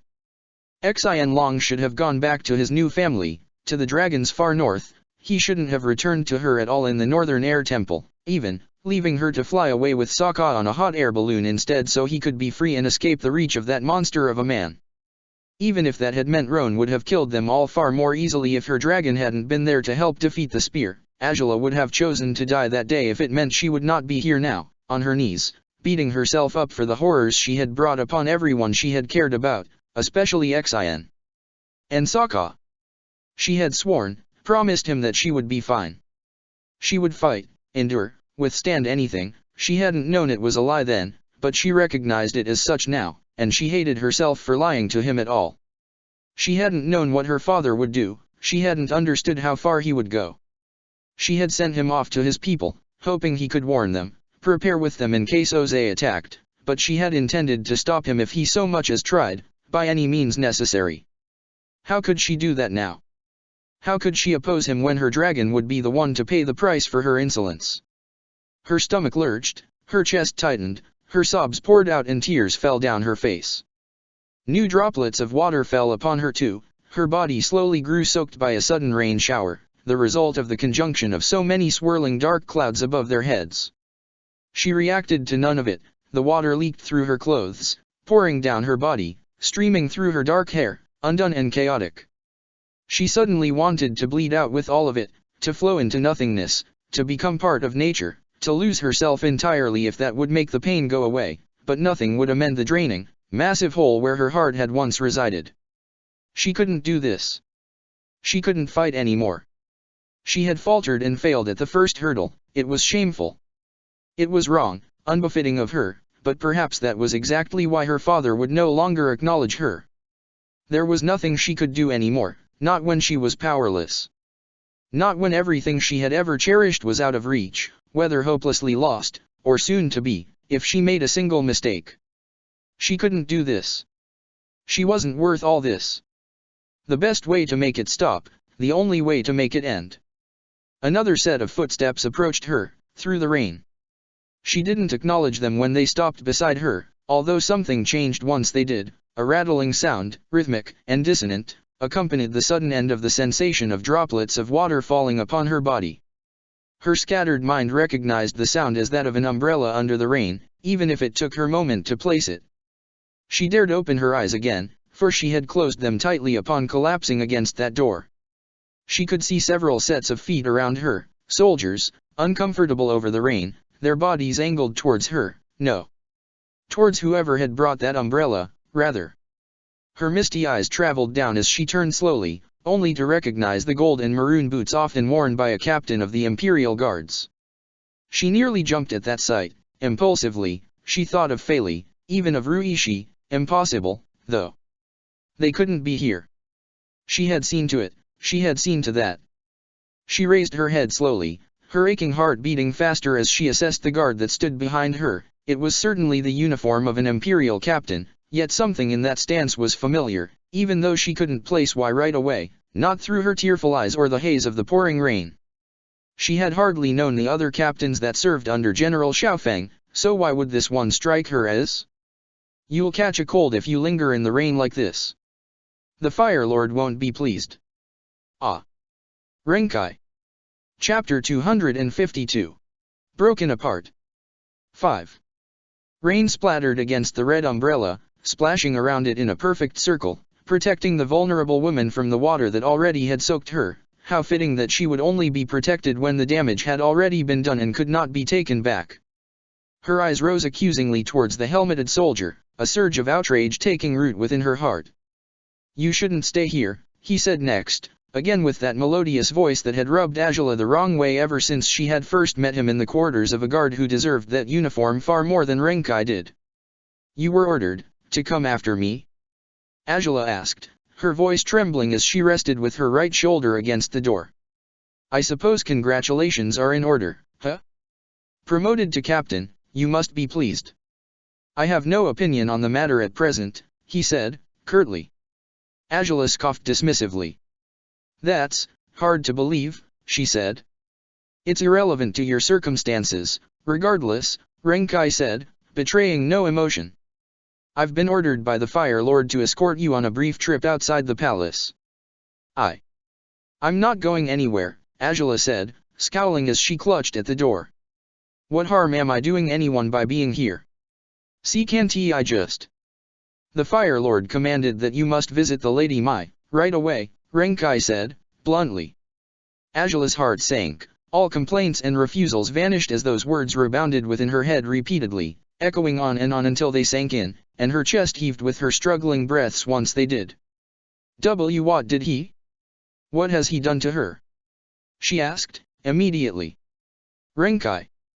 The Lady Mai and the Lady Tai Li were summoned to the palace days after your flight, Renkai said, sharing the information so readily it startled Angela. They were escorted back to their respective homes safely after they met the Fire Lord. That is the full extent of what I know. A cold chill, unrelated to the rain, rushed through Angela's body. Was he lying? Was he instructed to give her this answer? If she complied and visited Mai, would she find her disfigured, burned, mistreated in any way? Would she be watched relentlessly by soldiers, perhaps? Had her friend been forced into slavery? Was that what her father wanted her to see? There was no way he would have sent her to Mai's house if he didn't have a plan in mind. No, there was something more to this, something dreadful she couldn't fathom yet, because that was who her father truly was. A man with dark instincts, with the cruelest of hearts, merciless with his enemies while ever pretending otherwise. Would he send his secret assassin to kill her friend in front of her? What was he trying to do? What did he intend?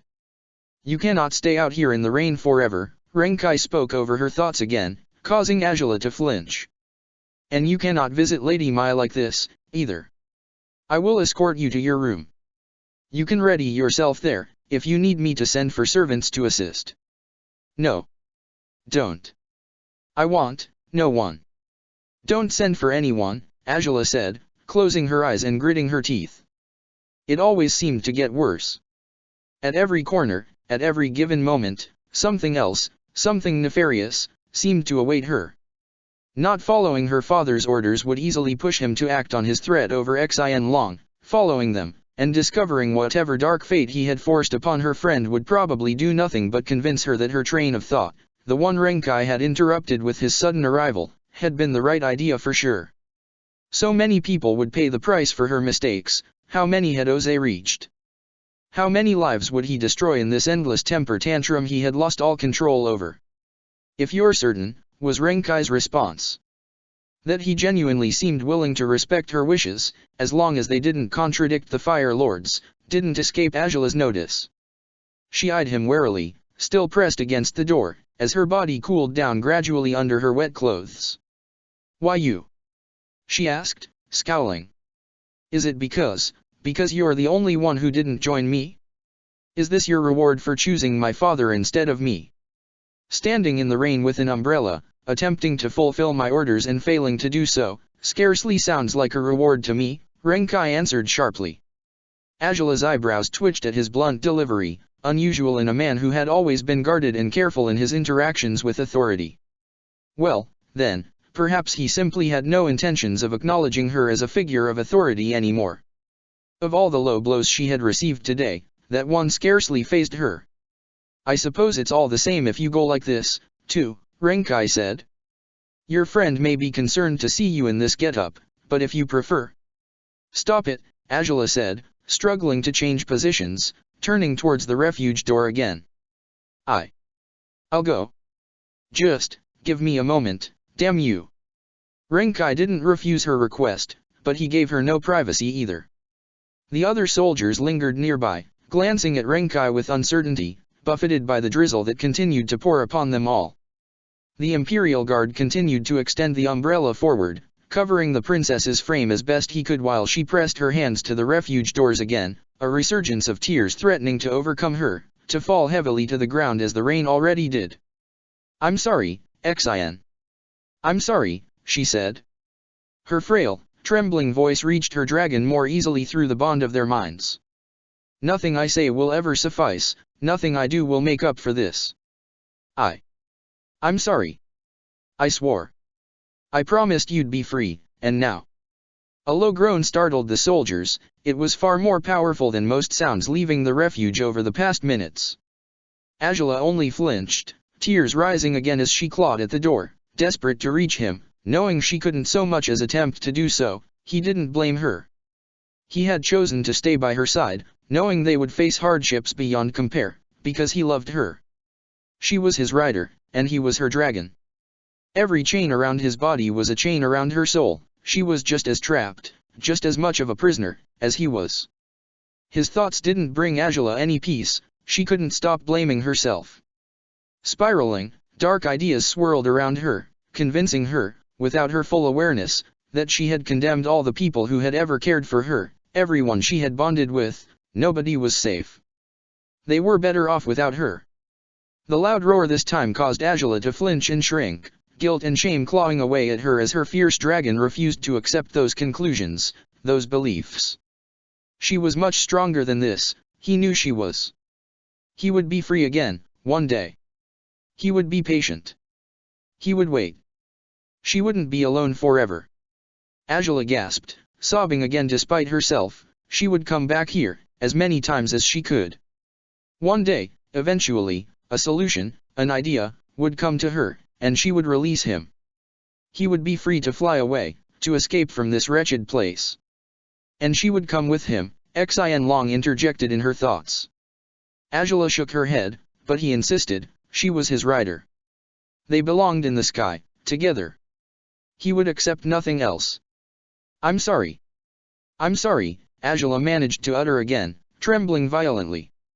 I'll do everything I can, Xin. I will. I will keep you safe. Whatever I can do, whatever I must do, She'd have no choice, would she? Unless a miracle fell upon them from the heavens, among the rain that only gained strength with every passing moment, her free will was forfeit. Just as he'd said it, she was a prisoner, every bit as much as Xin Long was. I'll be back. Whenever I can come, I'll come to you, she said, and she closed her eyes before letting a strong, powerful thought echo into her dragon's mind. She loved him, dearly, and she wouldn't allow that wretched blade to drop to strike him, no matter what. He whimpered softly, and warmth touched her very soul when Xin Long sent it her way. He loved her just as much. Whatever she did to survive, he'd understand, and if he had to die for her to be free again, he would send that blade down upon his own neck just as readily as Angela was ready to die for his freedom. All of which meant, in the end, that neither of them should die. They would live, broken and battered as they were, until they could break free from the darkness that meant to consume them. Her dragon's thoughts couldn't fully persuade Angela, but they offered her the strength she had lacked so far. She swallowed hard as she finally forced herself back to a proper sitting position. She braced herself with a hand upon the door as she rose to her feet, her trembling legs still shaking as she whispered. "I'll come back, Xin Long. I'll always be with you." She barely knew how her heart continued to beat by now. It seemed ready to shatter for the umpteenth time as she stepped back, into the umbrella Renkai held out for her still. "To your quarters, then?" Renkai asked. Angela swallowed hard but nodded softly. Slowly but surely, everyone left. Her cousin, her mother, her brother, her advisors, everyone would leave, no matter if she pushed them away or clung to them, begging them to stay. Yet this time they didn't want to leave. Xian Long, Ruishi, all her guards, Song, Sokka. None of them wanted to leave.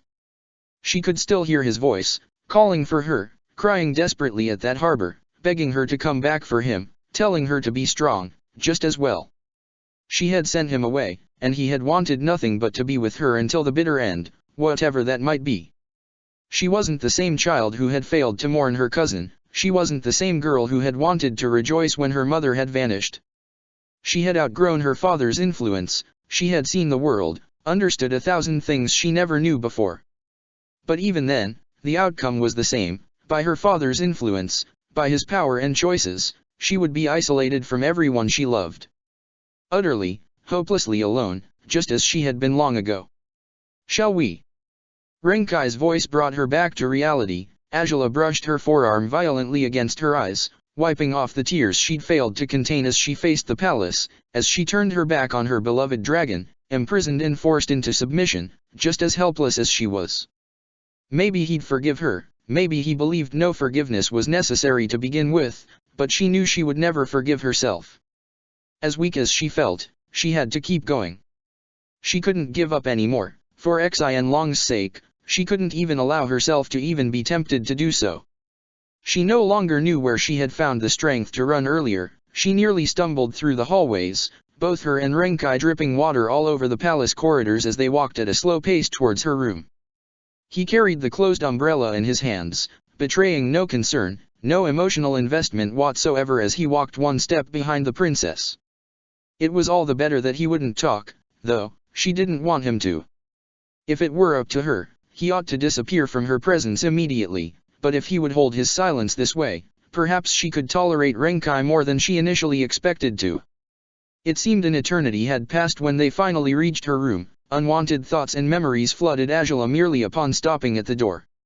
It had been replaced, she noticed, yet another job her father had taken care of while she was gone, then. It would be easier for him to have her locked up now, she suspected, but she welcomed regaining some of her privacy, regardless.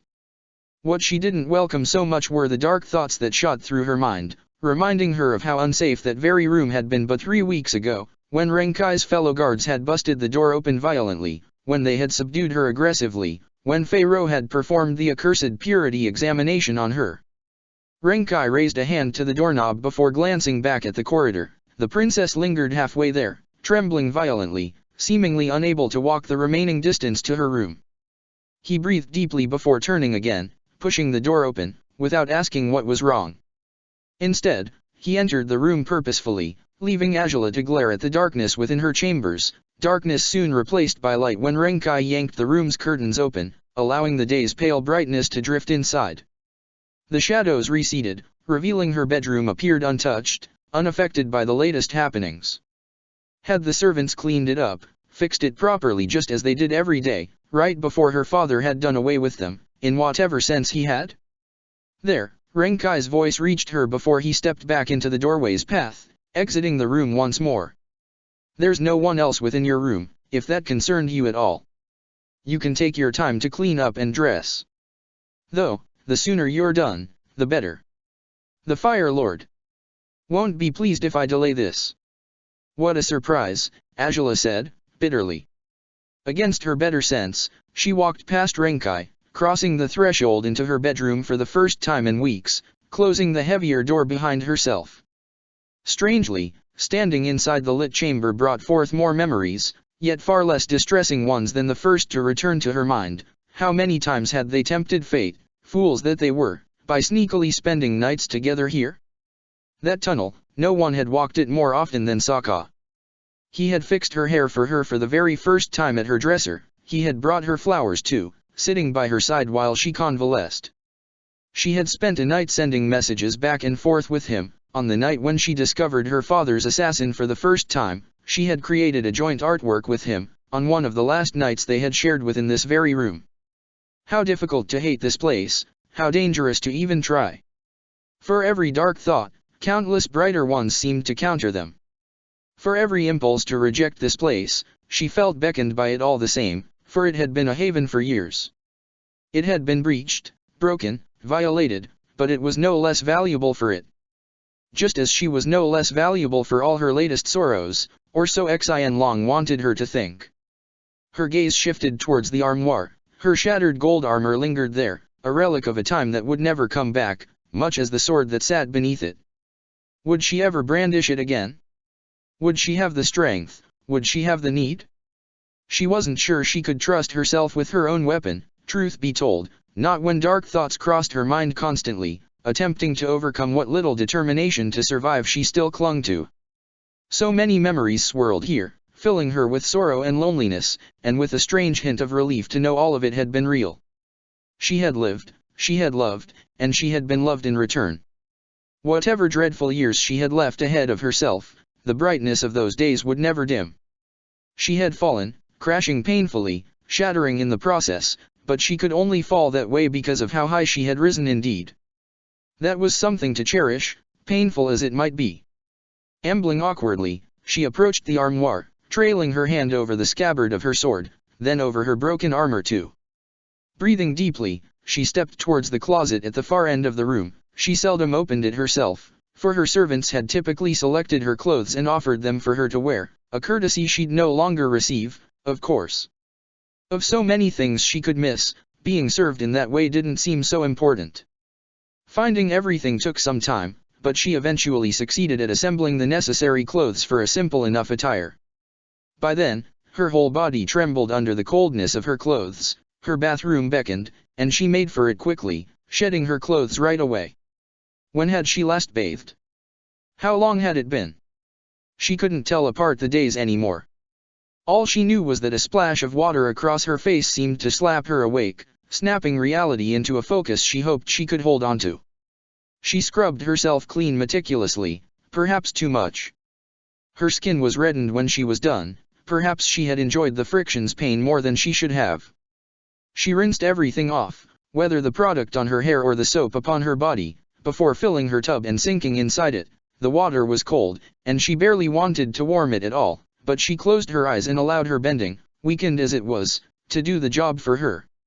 Yes, Renkai would be displeased over waiting so long for her to be done, but this was necessary, she decided, as she splashed more water on her face. Was it normal to still feel the trails of tears upon her cheeks, no matter how many times she had attempted to cleanse them? She sighed, shaking her head over displeasure with herself as she soaked in the water for a moment longer, just a little longer.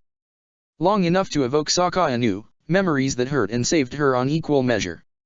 She only lingered in the water for about 5 minutes.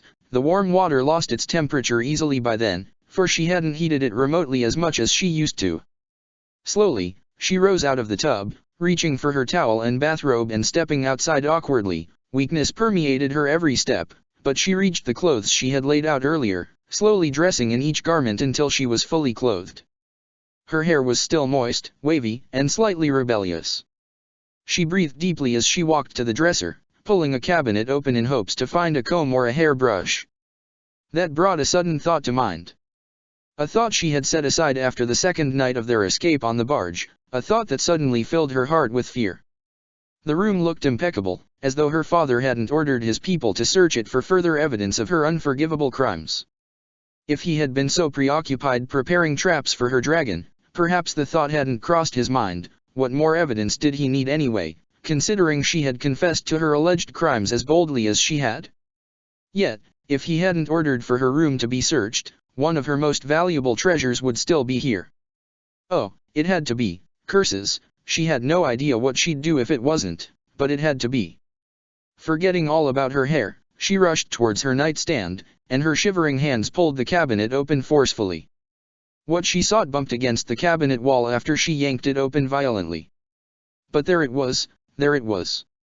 All her attempts to clean all sign of tears from her face seemed to go to waste as new ones sprung at the corners of her eyes. Her fingers slid slowly into that cabinet, touching that smooth bone necklace delicately before she clasped it desperately, pulling it to her chest, raising it to her forehead. She had hung onto it for years, for as long as Sokka had given it to her, letting it comfort her in the worst of moments, offering her peace when darkness took hold of her heart and mind. She doubted it would be so helpful this time around, but it was effective enough in raising her spirits momentarily, if just because she hadn't lost it. If just because she could feel him closer now, whether she deserved to or not, through the small things he had left behind for her. Whenever your thoughts go astray, you can keep this close by to remember I'm fine, and safe, thanks to you. Tears escaped her eyes again as she pressed a subtle kiss to the necklace, as she had in the past.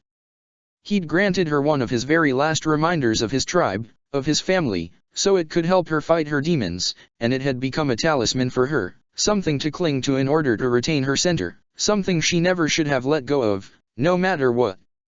She wiped the tears forcefully, resolve surging in her heart. She would carry it with her for good, for she needed it more than ever right now, when she could no longer run in the shroud of nighttime to find him, to check on him personally and ensure he was still breathing.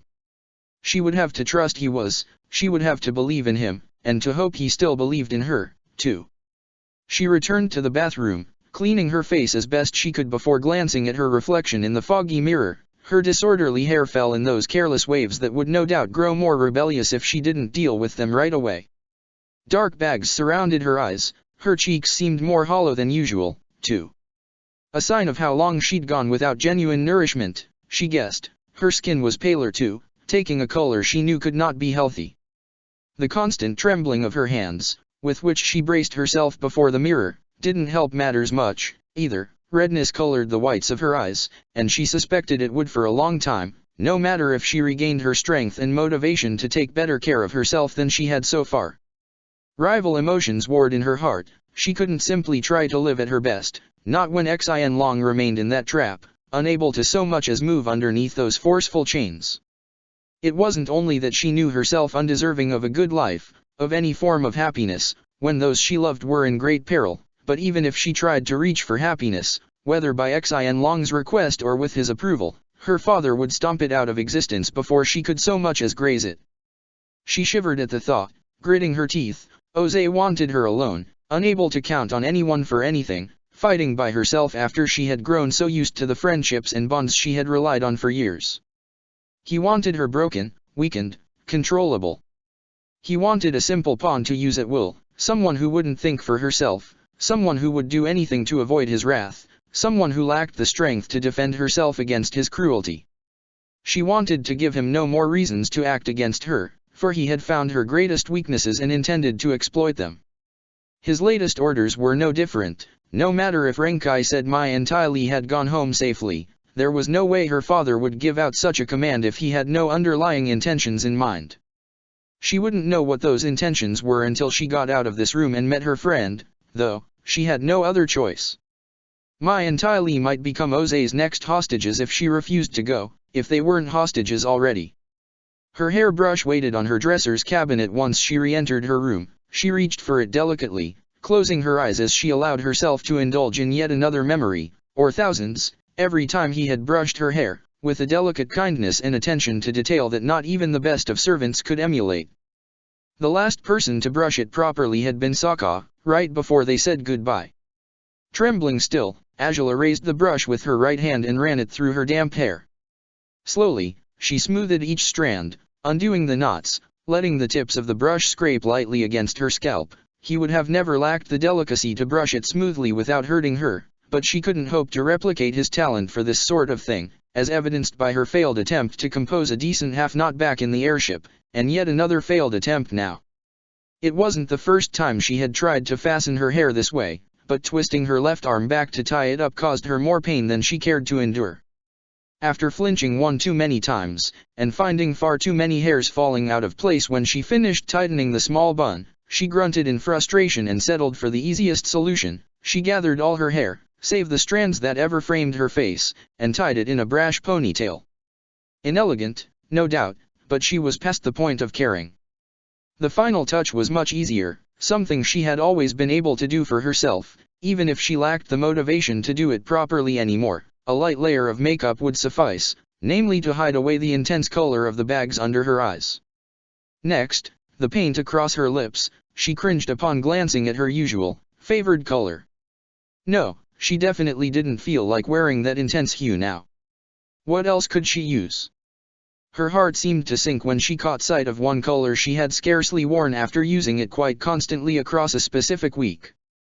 She gritted her teeth, reaching for it, and against all sense, she took it. Perhaps it would suit the ponytail better, too, considering that was what she had worn back then as well. She doubted she could hide away from her sorrows by reminiscing about the best days of her life, but letting herself remember how it had felt to be Jing might help her put a shred of distance between herself and her reality.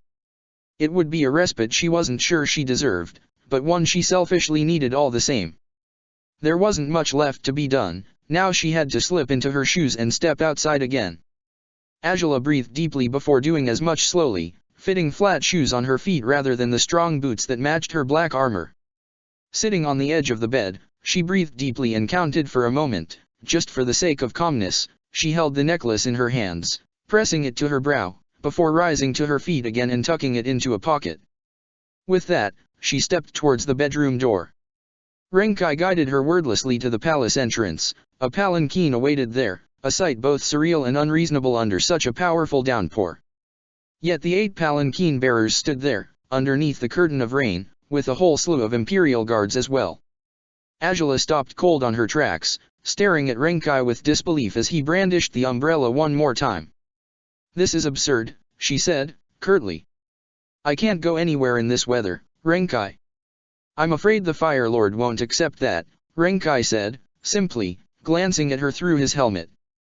"The weather may be inclement, but we cannot tarry. Rest assured, the umbrella will help, as will the palanquin. I'm not talking about myself, I'm talking about you, all your fellow guards and the bearers that." She glanced at them again, just as she was trying to make her point, and she fell utterly silent again. She couldn't recognize any of the bearers, either. A violent shudder rushed through her body, almost threatening to knock her off her feet as she gasped, gazing at the soaked men in disbelief. She shook her head, over and over, as she glanced at Renkai again. Even them?" she asked. "The bearers, they. I barely even worked with them anymore. They served the palace for many more years than I have, that's for certain," Renkai finished, nodding. "Even them. The Fire Lord has been thorough." Angela gritted her teeth, tearing her eyes away from the guard before her. She didn't process yet that he sounded ashamed, displeased, unable to feign perfect tranquility the way he had so far, because, yet again, another reminder of her father's cruelty had knocked her world out of the very precarious balance she had been attempting to achieve. Curse him, truly. The palanquin bearers, how could he expect them to know of her relationship with Sakai if she had probably been carried by them about 5 times ever since she had returned from the Earth Kingdom with Xin Long, if not less than that? She shivered and shook her head, rubbing her brow with her fingertips. Everything was a threat. Every corner hid another dreadful surprise that would strike at her when she lowered her guard. It was her fault, in many ways, and yet it wasn't, just as well. Taking his wrath out on common people in this way, fickle children could still be told off, restrained if they took their misbehavior too far. Her father, however, there was simply no stopping his whims, no reasoning with him, no chance he would look back on his actions and admit he'd gone too far. She had learned that long before today, though. He didn't apologize. He didn't repent. He only demanded his own satisfaction, for no one's needs, no one's wishes, no one's lives, could ever be more valuable than his wretched, corrupted pride. "Princess," Renkai said, again, his voice brought her back to herself and she snarled while glancing at his umbrella. Let's go," she said. Whoever these new palanquin bearers might be, they'd have a difficult enough job avoiding Oze's wrath for her to make it even harder by delaying the fulfillment of his orders. Renkai's umbrella helped her remain mostly untouched by the rain when she climbed on the palanquin. Some of the droplets splashed on the floor and onto her legs regardless, but she made no mention of the matter as the bearers reeled back the curtains and helped her climb aboard. The faster they were done carrying her, the sooner they would have a chance to find refuge from the rain, or so Angela hoped. Within moments, the whole retinue of guards escorted the palanquin down the palace's long walkway, directed towards the walls. Rain rattled heavily against the roof of the vehicle and Angela sighed as she closed her eyes, letting the resulting coldness of the humid air seep through her very soul, marched by strangers towards the home of her childhood friend, she tried her best to prepare for the new blasts of her father's cruelty that were sure to strike at whatever was left of her sanity upon reaching Mai's house. Mai's silent house usually grew livelier whenever Ty Lee dropped by for a visit. Not today, however. Her friend had arrived moments before the storm had started, bearing news that had surprised Mai, and not in a good way. I can't be sure what that airship was, I know that, but we saw it, me, and ran, from the backyard, Ty Lee said even now, almost an hour after she had arrived. I know it's crazy, but I had the feeling immediately that it had to be about Angela. Most strange things happening in this damn city seem to have something to do with her. Yeah, Mai said, breathing deeply as she rested with her head between her hands, her elbows resting on the kitchen table. She usually preferred seeing her visitors in her private garden, but the weather made it impossible this time. The chagrin on Ty Lee's face as she had arrived at Mai's doorstep had immediately persuaded her to ask one of her servants to look after you a day while Ty Lee was here. Even now, the young boy's voice could be heard downstairs as he played with his current caretaker. What are we going to do if it is her?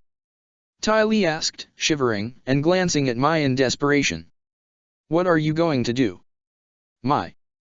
I'll do whatever needs to be done. With any luck, it's not her. With just a little less luck, she might choose not to see us at all, and then I won't have to fulfill my duties for the Fire Lord after all, Mai sighed, shaking her head. Curse that family, I swear. I kept telling Zuko it was stupid, the feuds they had. Now I realize Zuko and Angela were by far the least rotten of all apples on that tree, damn it. It's not like I thought the Fire Lord was a better man than this, but to treat his favorite child this way. Ty Lee said, swallowing hard. To ask her friends to spy on her? It's horrific. What do you think he'd do if I fail him? Mai asked, raising her eyebrows. I don't even want to think about it, to be honest. I get it. I don't want to think about it either, Ty Lee admitted, breathing deeply as she hung her head. Your life rides on my choices too, apparently, Mai growled, her brow furrowed. I suppose he knows that those sorts of threats should make people even more willing to comply with his unreasonable demands, huh? Endangering those they care for to coax them into doing as he asks. I just wish I could do more to help, Ty Lee said, gritting her teeth as tears surged in her eyes. I feel so useless. You did warn me of the airship, so you're objectively not useless, Mai said, breathing deeply as she refilled her teacup and Ty Lee's in succession. I didn't notice anything, didn't know about it until you dropped by. But he wants you to spy on her, and Angela is, if she's been captured, she's going to be so heartbroken, Mai. Why you don't think they would have caught him too? I don't know. I hope not, Mai said, gritting her teeth. I'd rather neither one has been captured, really, but I don't think Sokka would survive if he ever let the Fire Lord take him as his prisoner. That he lived long enough to escape, if that's what happened, is already a damn miracle, as far as I can tell. Ty Lee sighed, shaking her head as she rested her elbows on the table, dropping her head on her forearms. The past days had been dark and unpleasant. Even if the city seemed to be calming down at last, the mood hadn't changed enough to her liking. There were still too many patrols, too many soldiers, there were still countless unanswered questions hanging in the air. The day when the Fire Lord had summoned them still hung heavily inside their hearts, for they knew he expected much from them, from Mai in particular, and the punishment for failure would be just as merciless as everything he'd done to his children so far. The footsteps of one of the servants caused Mai to raise her head and glance at the kitchen's threshold. The young woman fidgeted as she glanced at her with wide eyes. What is it? Mai asked, curtly.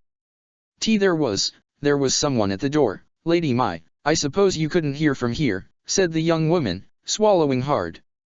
The princess is here. What? Ty Lee gasped, jumping to her feet immediately. As explosive as her reaction had been, Mai's wasn't much more moderate. Angela? She's at the door. Mai said, rising to her feet as well. The servant nodded shyly. There's a palanquin. Guards.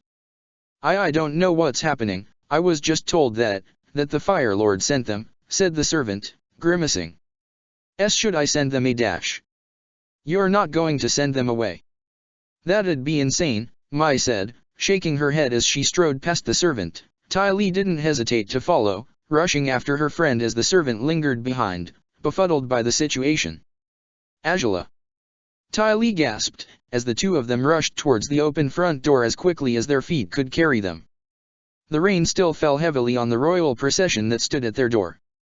Only one guard stood out of formation, the one who had presumably knocked. The golden highlights of his uniform revealed he was of a higher rank than the rest. Lady Mai, and Lady Ty Lee, said the guard, acknowledging them both immediately once they reached him. I apologize for our sudden arrival. We would have sent notice that the princess would visit you today, but the rain wouldn't allow it. The princess? Mai repeated, swallowing hard. Excuse my disbelief, I wasn't expecting to see her anytime soon. Last we knew, she wasn't even in the city. She has only just returned, the guard answered. And the Fire Lord has requested that she visited you. We are merely fulfilling that request. He asked for you to be told, Lady Mai, to remember what's expected of you.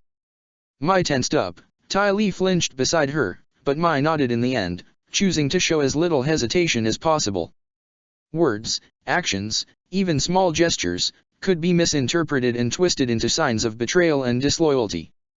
She wouldn't allow this guard, whoever he might be, to return to the palace with any reason to suspect her of foul play of any nature. Very well.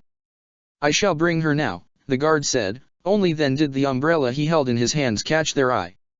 It seemed a most unusually domestic sight, who had ever seen a soldier with an umbrella like that before? But his actions made sense once he stopped at the palanquin's curtain, waiting for the bearers to pull them open before raising the umbrella towards the shape that hid within the vehicle.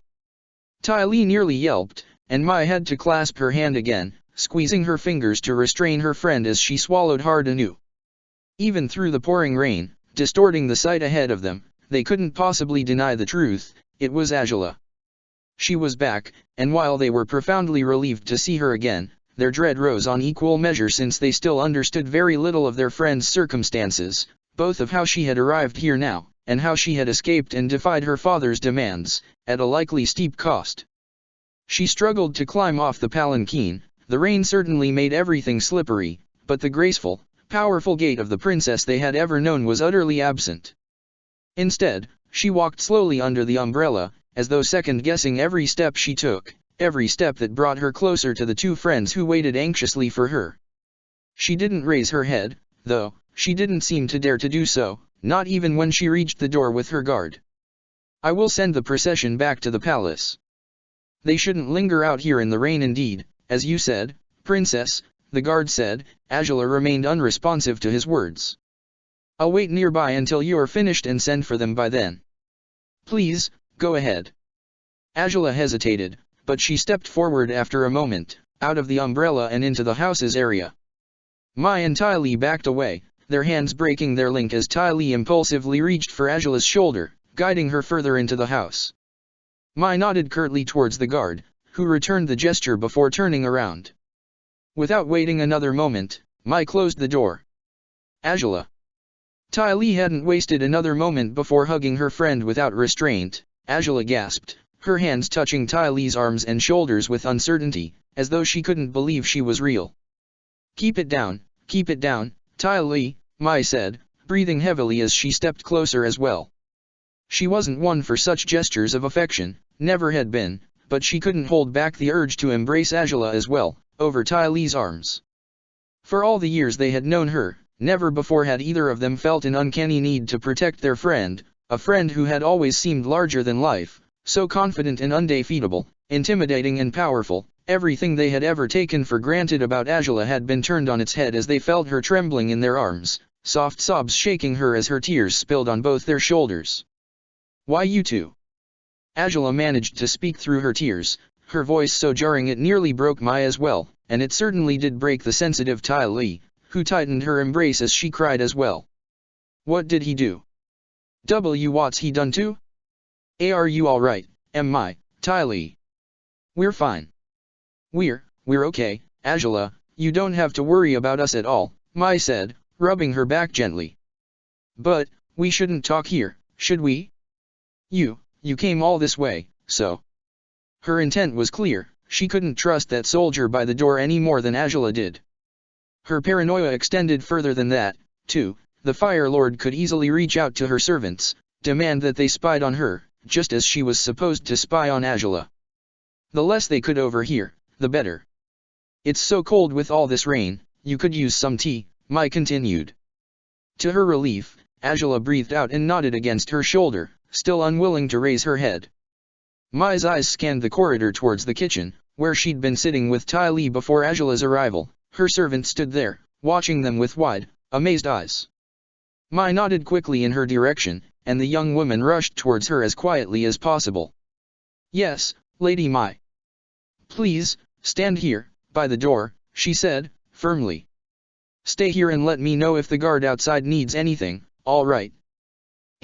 Yes, Lady Mai, the young servant nodded, bowing her head towards her as she scooted out of the way. The corridor was now free for the three childhood friends to walk together, locked in the awkward embrace they had been in.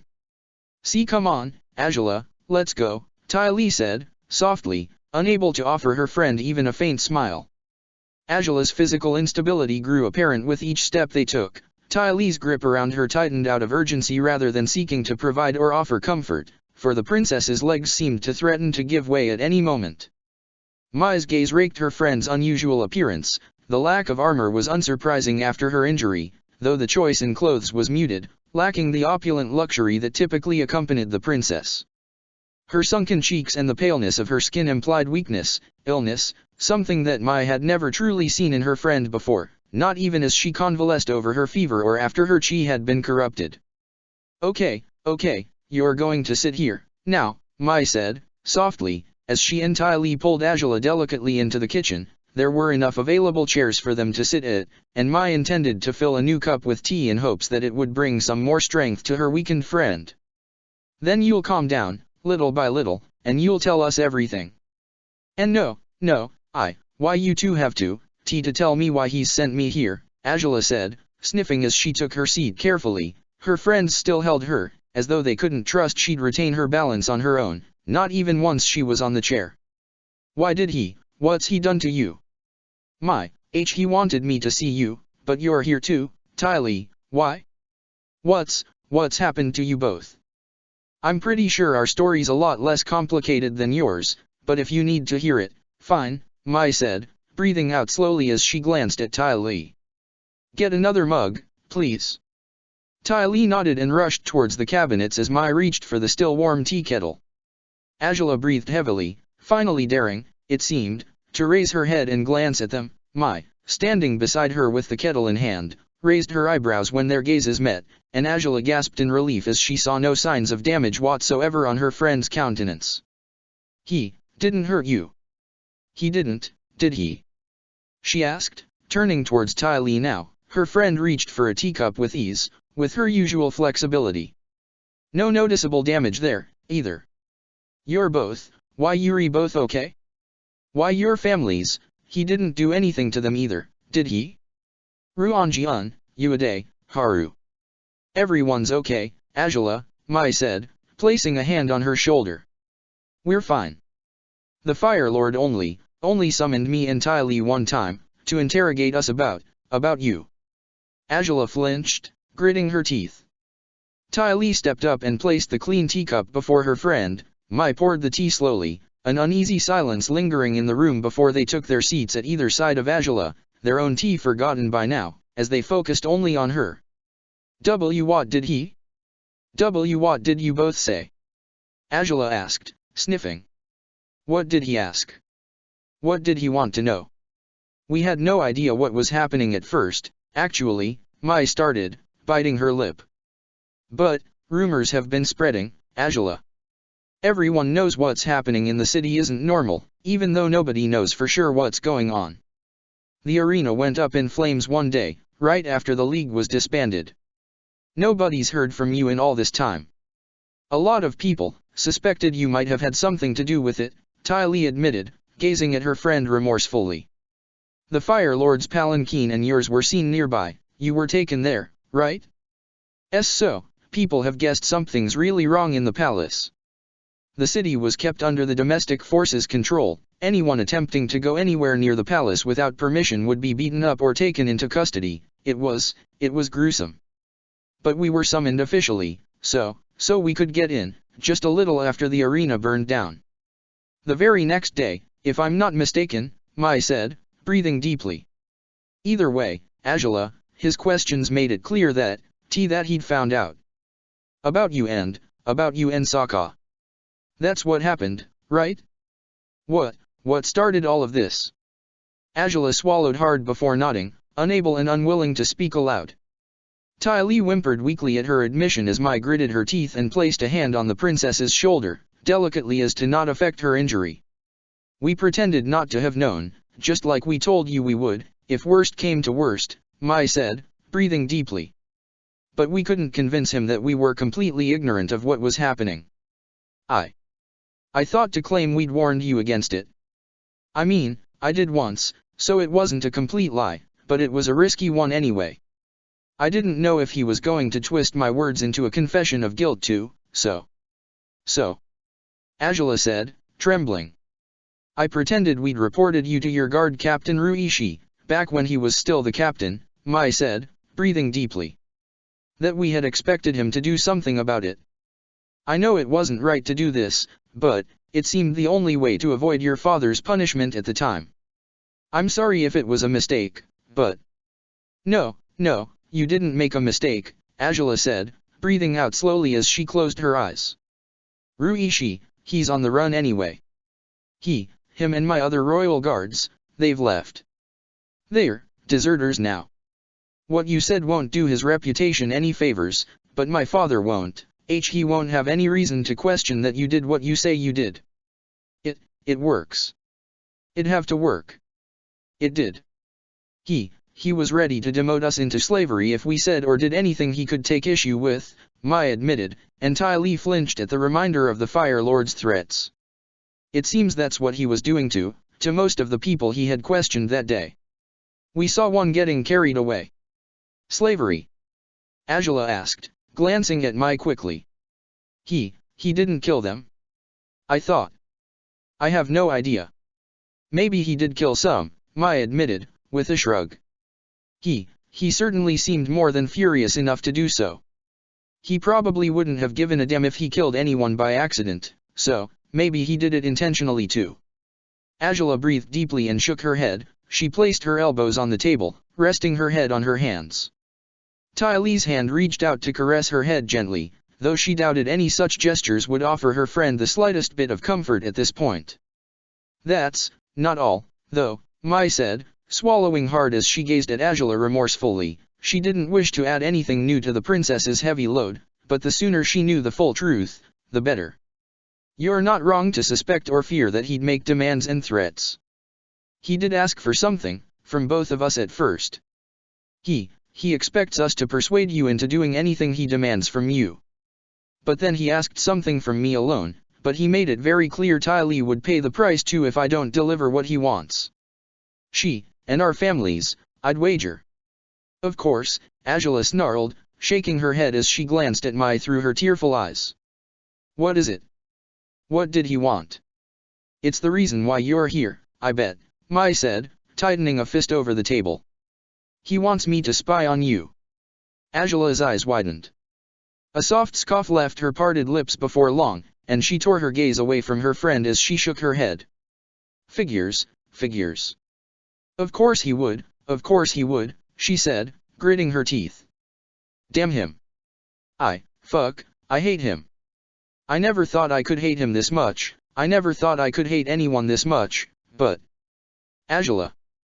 Ty Lee said softly, wrapping her arms around her waist again as she pressed her head to her friend's shoulder. We won't betray you. You know that, don't you? We. No, you can't defy him. You have no idea what he's done, what he'll continue to do if anyone fights back, Angela said, shaking her head quickly. You can't say no, you can't. Why you can't feed him false information either, because if he discovers you were lying, he'll kill you anyway, both to punish you and me, so, don't even think about it. You can't refuse. I didn't refuse, but Angela, what the hell am I even supposed to report back? Mai said, looking at her in chagrin. I'd probably be able to sell that you didn't reveal anything out of fear that we were under his thumb. It'd suit you well enough to stay guarded. You were so sure he'd done something to us right away that I could just as easily tell him that. No. Angela said, firmly. Mai frowned heavily as Angela shook her head. No. If you don't do what he wants, he'll kill you. He'll kill my dragon.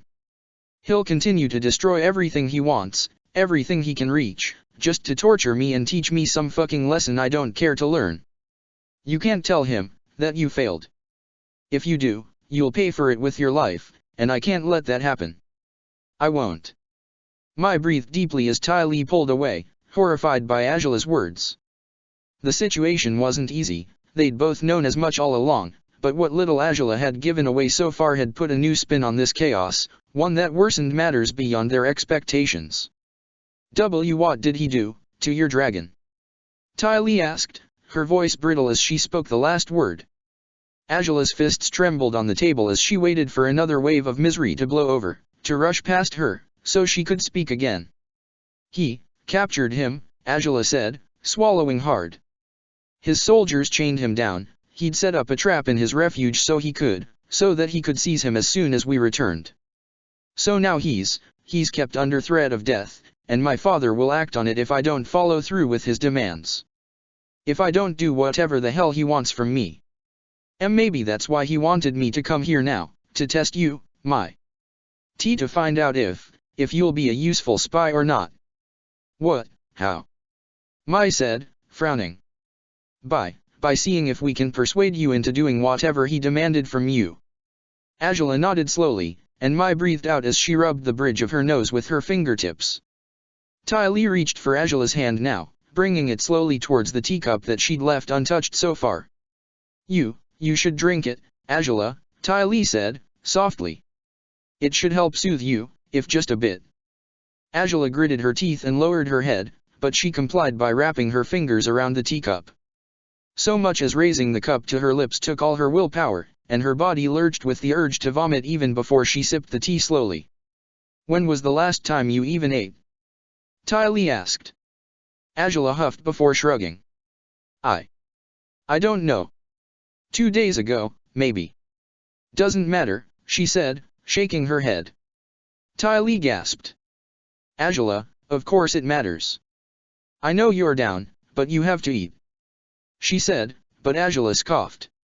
Doesn't matter because I threw it up again, is what I meant, Angela said, curtly, surprising Ty Lee. I'm not hungry. Can't remember the last time I was. Well. Ty Lee's right, Mai said, breathing out as she rose to her feet. Maybe there's some leftovers around here, anything simple you could eat. Don't bother. I'll bother for sure. You look dreadful, Angela. I wish I were messing with you by saying that, but I'm not, Mai said, looking at her friend over her shoulder. You seemed healthier when you got hurt and your chi got corrupted than you do now. I'm not all healed from that yet, to begin with. Angela whispered, but she didn't doubt Mai's words were accurate. She certainly felt worse now than she did on those days. She had still wanted to live, she had longed for it, even.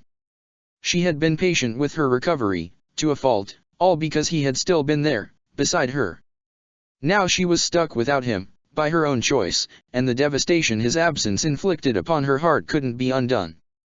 All the more reason why you should eat something, then. Otherwise, you'll never recover, Mai said, continuing to search through her kitchen slowly as Angela sighed.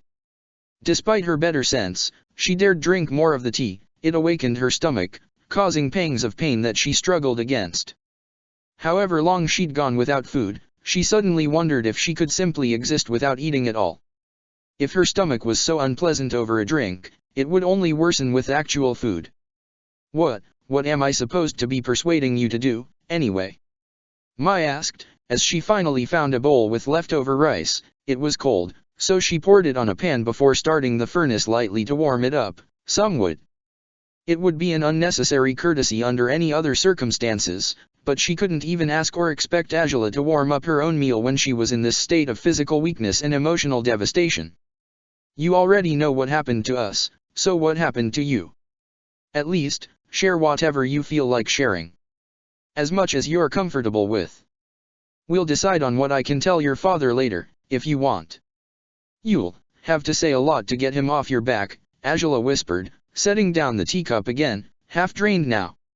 She squirmed against the irksome sensations in her gut, but she intended to endure them. It was somewhat nice to feel physical pain, to focus on that one rather than on the one that dwelled in her heart. But, above all, right now he just wants to be able to discard me. That's all he cares about anymore. But you're his daughter, you're his heir. Ty Lee said, and Angela huffed again. You know, just as well as I do, that some parents don't give a shit about their children, she said, bluntly. Ty Lee grimaced as she lowered her gaze. He's no better than your parents, Ty Lee. If he can get rid of me and have nothing to do with me again, he will. He won't even let me call him my father anymore, apparently, so. He won't? Ty Lee asked, eyes widening. But I was his favorite? I was the kid he liked, and Zuko the one he despised? Yes, that's true, Angela said, bitterly. Look where that got me in the end. As far as he's concerned, I'm just a broodmare now. All he wants is to marry me off, force me to have a child so he can raise that one as his heir, controlling them completely, more than he ever controlled me. Once he does have that, he'll probably get rid of me, as far as I can tell. So, I'm supposed to help him achieve that? Mai asked, glancing back at Angela with unusually distraught eyes. Help him get rid of you? Angela, that's madness. I can't. You don't have much of a choice, do you? Angela said, frowning. Unless we can come up with some way to convince him that you tried your best to persuade me and I was too stubborn to listen. What's that supposed to mean? Mai said, scowling. If you think we can't put up a pretense like that, are you trying to say you're going to submit, Angela? You can't. Ty Lee gasped. Angela shook her head dismissively. Makes no bloody difference anymore, he'll have what he wants, one way or another, Angela hissed. If I continue to rebel, if I do anything else to oppose him, he'll kill my dragon and by then, he might as well kill me too. I'm not worth his life, damn it. I'm not worth anyone's lives. But he knows that I'm trying to take the brunt of his rage by myself, and that's exactly why he's unleashing it upon anyone who ever meant anything to me. He'll push and push until I break, whether by giving him what he wants or by killing myself because I can't stand it anymore. Don't even say that. Ty Lee said, her eyes tinged with horror as Angela stopped talking indeed. I'm sorry, Ty Lee. As things are right now, I've thought about that more times than you can imagine, she said, gritting her teeth to restrain her tears as best she could. And with my body as it is, maybe I'm going to die sooner than later anyway, if I can't seem to digest a shred of food. You'll digest that rice. Ty Lee said, desperate. You'll get through this, Angela. Oh, I know it's horrible, I know you're heartbroken, but you have to, Angela. You're too strong. You always were, you. I'm not sure about how strong I once was, but I'm pretty sure I'm not strong at all anymore, Angela said, shaking her head. Did you save him? Mai's question struck Angela painfully, as though her friend had tossed one of her knives at her rather than words. The princess flinched, lowering her gaze as retaining the tears became a much more difficult chore than before. I did, she admitted. Mai huffed and turned to face her, a stern frown on her face. Then, he's alive, and your dragon's captured, but still alive. It means you can keep going, if just for now, because the two most important people for you are still worth fighting for, aren't they? Said Mai. Angela huffed again. What the hell am I supposed to be doing to fight at this point, Mai? Angela said, gritting her teeth as she brushed the tears off with a hand. Either I comply or I don't, and the price is too painful to endure if I don't. And if I comply, then that means I'll betray him. If I have to take a husband, anyone but him, I'll want to die for every damn day I have left to live. If I don't, it's the same damn thing if it results in Xin Long's death, so I'm stuck, okay? I'm trapped, I can't, there's no winning scenario, there's nothing I can do to turn the tides on my father, not this time, not anymore. He's broken me. He's done it. The least I can do is face the truth. If I try to pretend otherwise, it'll only make me more vulnerable to whatever he chooses to inflict upon me next. But, goodness, Ty Lee said, covering her mouth with a hand as she shook her head. I mean, I'm happy you said you'd saved him, we were scared of the worst, so that much is good, Angela, but I couldn't let him die, even if he damn near did, Angela said, swallowing hard as the burning memories of that inferno returned to her mind. My father had him beaten half to death and tossed in the prison tower, after the damn purity examination was done. He'd sent his men to lock Xin Long inside his refuge, he couldn't help me, couldn't help Sokka either. Oh, Angela. Ty Lee said, tears flowing down her face again at Angela's confessions. How? Mai said, scowling. It's not like you two were the most careful people in the world, fine, but how could he find out? How could anyone have revealed to him something damning enough that he'd do a blasted purity examination on you? Well, we were fools. That's for sure, Angela said, breathing deeply and shaking her head. It was Iroh, apparently. Your uncle. Ty Lee exclaimed. Angela shrugged, burying her face in her hands. My father said that. Beats me. I guess it's got to be the truth. The bastard vanished afterward, for all I know, Angela said, grinding her teeth together before sighing again. We just made a stupid mistake. We thought we hadn't, but Iroh found out because we were careless. I guess he saw us, right after Sokka defeated Toph. He must have seen something damning enough indeed, so he ran to my father with the story right away, I suppose. Then my father, the bastard, had the nerve to want me to claim that Sokka that he'd done it all against my will. He'd rather I'd been raped just so his fucking ego wouldn't be wounded. Just so he could turn me into a victim, so he could have Sokka executed immediately. I refused. I told him the truth. I've told him the truth non-stop ever since. Angela. Mai said, gazing at her in disbelief. Angela raised her head slightly, tears blinking in the corners of her eyes. He decided to force me to marry Zhao, Angela said, and Ty Lee gasped beside her. Beats me why? I guess he thought his best friend would be a better heir than me, it's bound to be as simple as that. But Zhao, he doesn't want me. He didn't want me then either, so he stalled, I guess, by coming up with the blasted execution method for Sokka. He claimed he'd give him a more dignified send-off if he was allowed to fight back, see. And as the condition for my hand in marriage for all these years was meant to be by triumphing against my gladiator, he seemed to think it was only fitting. His gladiator against mine. That's what happened in the dome. Ty Lee asked, her jaw dropping. Sokka fought Combustion Man. And he survived. He did. He nearly didn't, Angela said, swallowing hard. I nearly didn't, either. Combustion Man did die, though. Wait. You're saying Sokka killed that guy? Mai asked, stepping closer, her hands on the table as she stared at Angela in utter disbelief. The undefeated gladiator, at the top of the ranking. He did, Angela admitted, closing her eyes. We had a plan for how to defeat him, though we were supposed to make it safer, but we didn't have time to work out any solutions that might be less dangerous. He just pulled out his new bombs and tossed them at Combustion Man. They were filled with volatile gas, from the Northern Air Temple's mountains, highly condensed within the bombs, so, when they were detonated by Combustion Man's attack, they unleashed that inferno. That's insane, Angela, Mai said, her eyes wider than usual. That sort of weapon, it destroyed the whole building. There's nothing but the foundations left now, some debris. A few nearby houses were on fire too, but they could be salvaged, at least.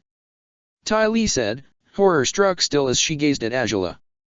But, how did you save Sokka? Wasn't he in the ring too? Xin Long. Ruishi released him after my father imprisoned him, initially, Angela whispered. With all the stuff that happened since the truth was out, I guess my father neglected having anyone feed or check on my dragon. He didn't realize he'd been out of the refuge for days when the fight happened. Xin dove down. I leapt onto his back, and then we snatched Sokka out before the fire got to him. We nearly didn't make it, but Xin managed to get us out, and then we left. But you came back, said Mai, swallowing hard. Why did you? The scent of lightly burning rice startled her. She had to race back to the furnace to put out the fire carefully. Angela swallowed hard as she held her silence briefly, pondering just how much she should say, how much was worth explaining. It wasn't merely a matter of protecting her friends by ensuring they knew as little about this catastrophe as possible, it was also a matter of not knowing how to vocalize the rest of her painful tale without breaking again in the process. Okay, crisis averted. Mai sighed, once she returned to the table with the rice, a light film of steam rising from it. Better wait until it cools a little, I guess, but anyway, you did get away. What the Fire Lord said was that your guards had somehow gained control of your barge and escaped with you there. It's strange and confusing, but he seemed so certain that had happened. It did, Angela confirmed, breathing deeply as she glared at the rice before her. Even if it hadn't burned lightly, she would have found it utterly unappetizing. We wouldn't have made it anywhere if my guards hadn't helped. Even under General Xiaofeng's scrutiny, they managed to prepare the barge in secret, then they took it out of the bay on the night before Sokka's fight. I don't really know how they did it, but they started working on that plan long before we even knew the fight would happen. They wanted to break Sokka out of prison, to escape with him that way, and I'd join them eventually too, but after another confrontation I had with my father, he set up guards inside my room and at Sokka's cell, and our chances of escape grew slimmer. So that was all we could do in the end. Just a moment later and we might have died in that fire too, as Combustion Man did.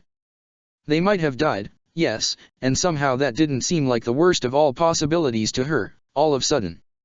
Yet again, she couldn't help but wonder if this was the reason why there were so many stories where the tragic lovers died together. It was easier to sacrifice themselves than to keep living in a world that would only allow them to live by forcing them apart. Well, we're all glad that didn't happen, Mai said, sitting across Angela now as she scrutinized her carefully. But then, you stole off the barge and returned on an airship. Please, tell me they didn't catch you. You said you'd saved Sokka, so, what about your guards? They should be safe too. I hope, Angela whispered. If Zhao didn't double-cross me. He's the one who found me, while I was on the barge's deck, alone. I'd sent the guards away by then. And we'd already taken Sokka to the South Pole? Mai asked, softly. Angela breathed deeply but nodded. He's with his family, then? Ty Lee asked. Oh. I know how horrible all this is, Angela, but that was the best choice you could have made for him. It must be hard, but... It is, but I know it was, Angela said, nodding. Only. I know my father's bound to attempt to search for him there. To burn down the whole pole if that's what it takes to kill him. So, it was also a terrible choice. But he would have assumed I'd taken him there even if I hadn't. This way, they'll know what's coming. Maybe he can help them prepare defenses. He's more than smart enough, he'll come up with something, for sure. She breathed deeply, taking the teacup again and draining what was left of it. She hadn't thrown up so far, that was a good thing. A surprising thing, too, considering how poorly she had stomached anything she had ingested over the past days. She finished it and released that heavy breath, gazing at the rice now. A light film of steam still rose from it, but she guessed she was better off starting to eat it by now. My guards, they're not with him, she said, swallowing hard. I have no idea where they went, truth be told. They took one of the emergency skiffs, and the hot air balloon they flew in, Sokka's balloon. I asked them not to tell me where they intended to go, that way, even if I was interrogated or tortured, I still wouldn't be able to give away their location. Could be they went to the Earth Kingdom, maybe they went back to the south, I don't know. Might be they stayed in the Air Nomad Mountains instead, maybe they'll just be on the move so my father can't find them. But in the end, I was alone on my barge when Whaletail Island's patrols found me. Then Zhao came along, and I boarded his airship once he called off the search for my guards. It was my condition for going back, though I intended to go back from the start anyway. Might be it was just a temporary thing, he'll probably go back on his word now that I'm here, same as my father has. Zhao brought me back, I returned just today, and that's when Xin was trapped in his refuge. I was confronting my father, then suddenly I felt everything. How he was chained down, how every gate was closed, how a dim blade hovers above him, to kill him instantly if I make a single mistake in my father's eyes. Curses. Angela, why did you even come back? Mai said, looking at her in chagrin. Don't get me wrong, it could have been catastrophic if you hadn't, too, but you have no idea how bad he can get, or do you? What he did to Zuko, he must have thought that was child's play. It was meaningless to him, even if it destroyed his son's life. Everything he'll do to you, Angela, it'll be 1,000 times worse if he can get away with it. And he'd have better chances to get away with it if you're near him. If I'd stayed with Sokka, what do you think the outcome would have been? Angela said, gritting her teeth. We wouldn't have lasted for 2 months. He would have sent his whole navy at us, the airships too, and then what? The Southern Water Tribe would have been destroyed. If I'm here, even if he tries to attack, he may just choose to send less soldiers, less forces. They'll have a fighting chance this way. It'll be easier. They won't be harboring a fugitive crown princess. He can't pretend I was dragged away against my will to rile up his forces. He can still pretend the tribe's responsible for your disgraces, somehow, Mai said, frowning. Even if it makes no sense. But I guess your presence here could mitigate the damage, to a fault, the urgency of his actions, too. He might be less desperate to do it if you're already here. That's what I hoped for, Angela said, breathing deeply and lowering her head. I thought I could handle it. I was wrong, though. If it wasn't Xin Long, it'd be you two. If not you two, he'd find something else, someone else, anything to threaten me into submission and defeat. He might not burn me directly as he did Zuko, but he'll burn everything I care about to ashes if that's how he'll get what he wants. As much as I want to fight back. I'm not ready to immolate you all just to defy my father. I can't do it. But what other choices do you even have? Ty Lee said, shaking her head as Angela sighed, reaching for the bowl and seeking chopsticks with her gaze. You can't do what he wants you to, Angela. That would kill you, even if the rest of us survived. Mai rose to her feet, seeking a set of wooden chopsticks in a drawer and handing them to Angela, who nodded in silent gratitude before daring bring a few grains to her mouth. It should have tasted right, even if somewhat smoky, but Angela found it disgusting instead. She gritted her teeth and forced herself to swallow, I'll be damned, as Ty Lee shook her head still, beside her. You can't do it. You can't marry whoever he doesn't want you to marry Zhao again, does he? Ty Lee asked, eyes wide. Who else? She said, after swallowing the first grains with difficulty. She breathed deeply a few times before speaking again. I don't want to obey, Ty Lee, but short of killing the man and landing myself a prison sentence or an execution for it, I have no idea what I'd do to stop it. I can't even conceive the damn idea, but if I say I won't do it, he's going to destroy everything he can get his hands on just to make you break, Mai finished, sighing and shaking her head.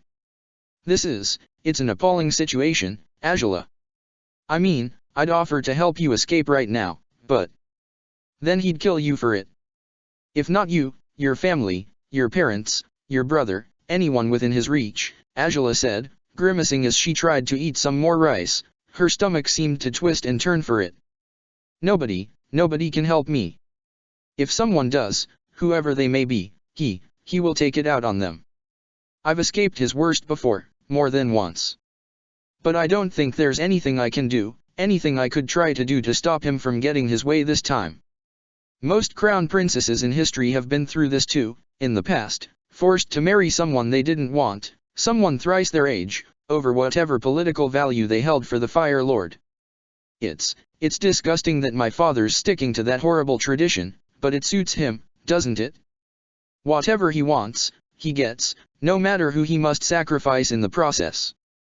Ty Lee gritted her teeth and dropped her head against Angela's shoulder. Her denial seemed stronger than Angela's, probably because she couldn't feel Xin Long's agony directly.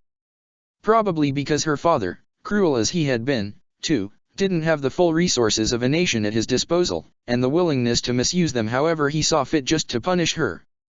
Probably because she wanted to believe, even though everything seemed to suggest otherwise, that her friend had a better chance for happiness in her future than she actually did. What are your options? Objectively speaking, said Mai, sighing as she rubbed her temples with her fingertips.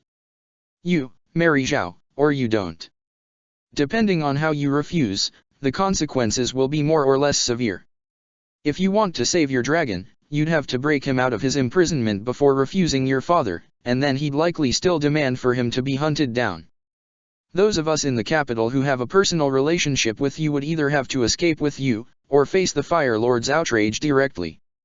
It's not even an option, Angela said, bringing more rice to her lips, but a stirring, twisting sensation seemed to warn her to stop now. She hesitated for a moment before forcing herself to eat the rice. After all, she'd starve herself at this rate, and she wasn't sure that should be an option, either.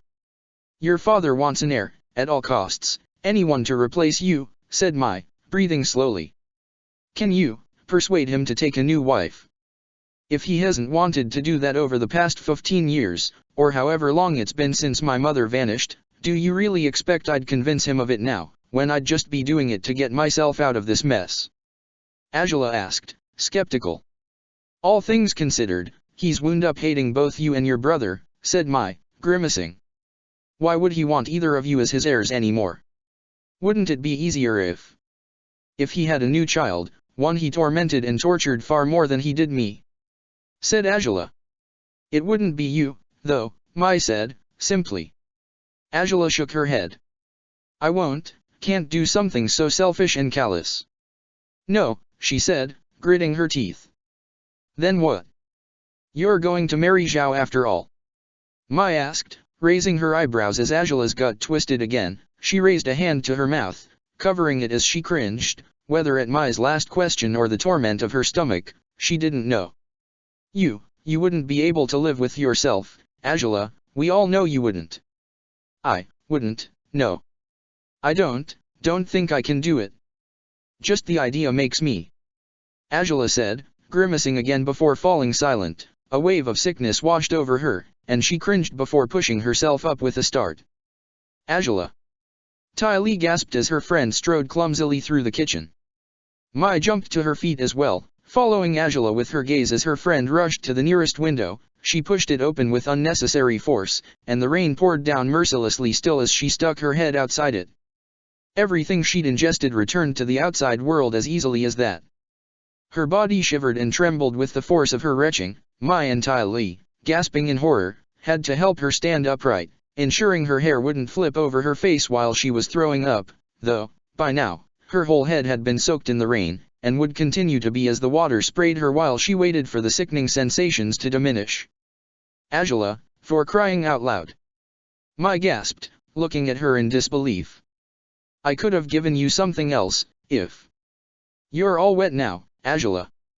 Ty Lee said, desperate. Mai huffed, shaking her head as she flipped Angela's ponytail towards Ty Lee. Hold her. I'll get a towel, she said. She's going to need a bath after this, damn it. Yeah, I guess so. Oh, Angela.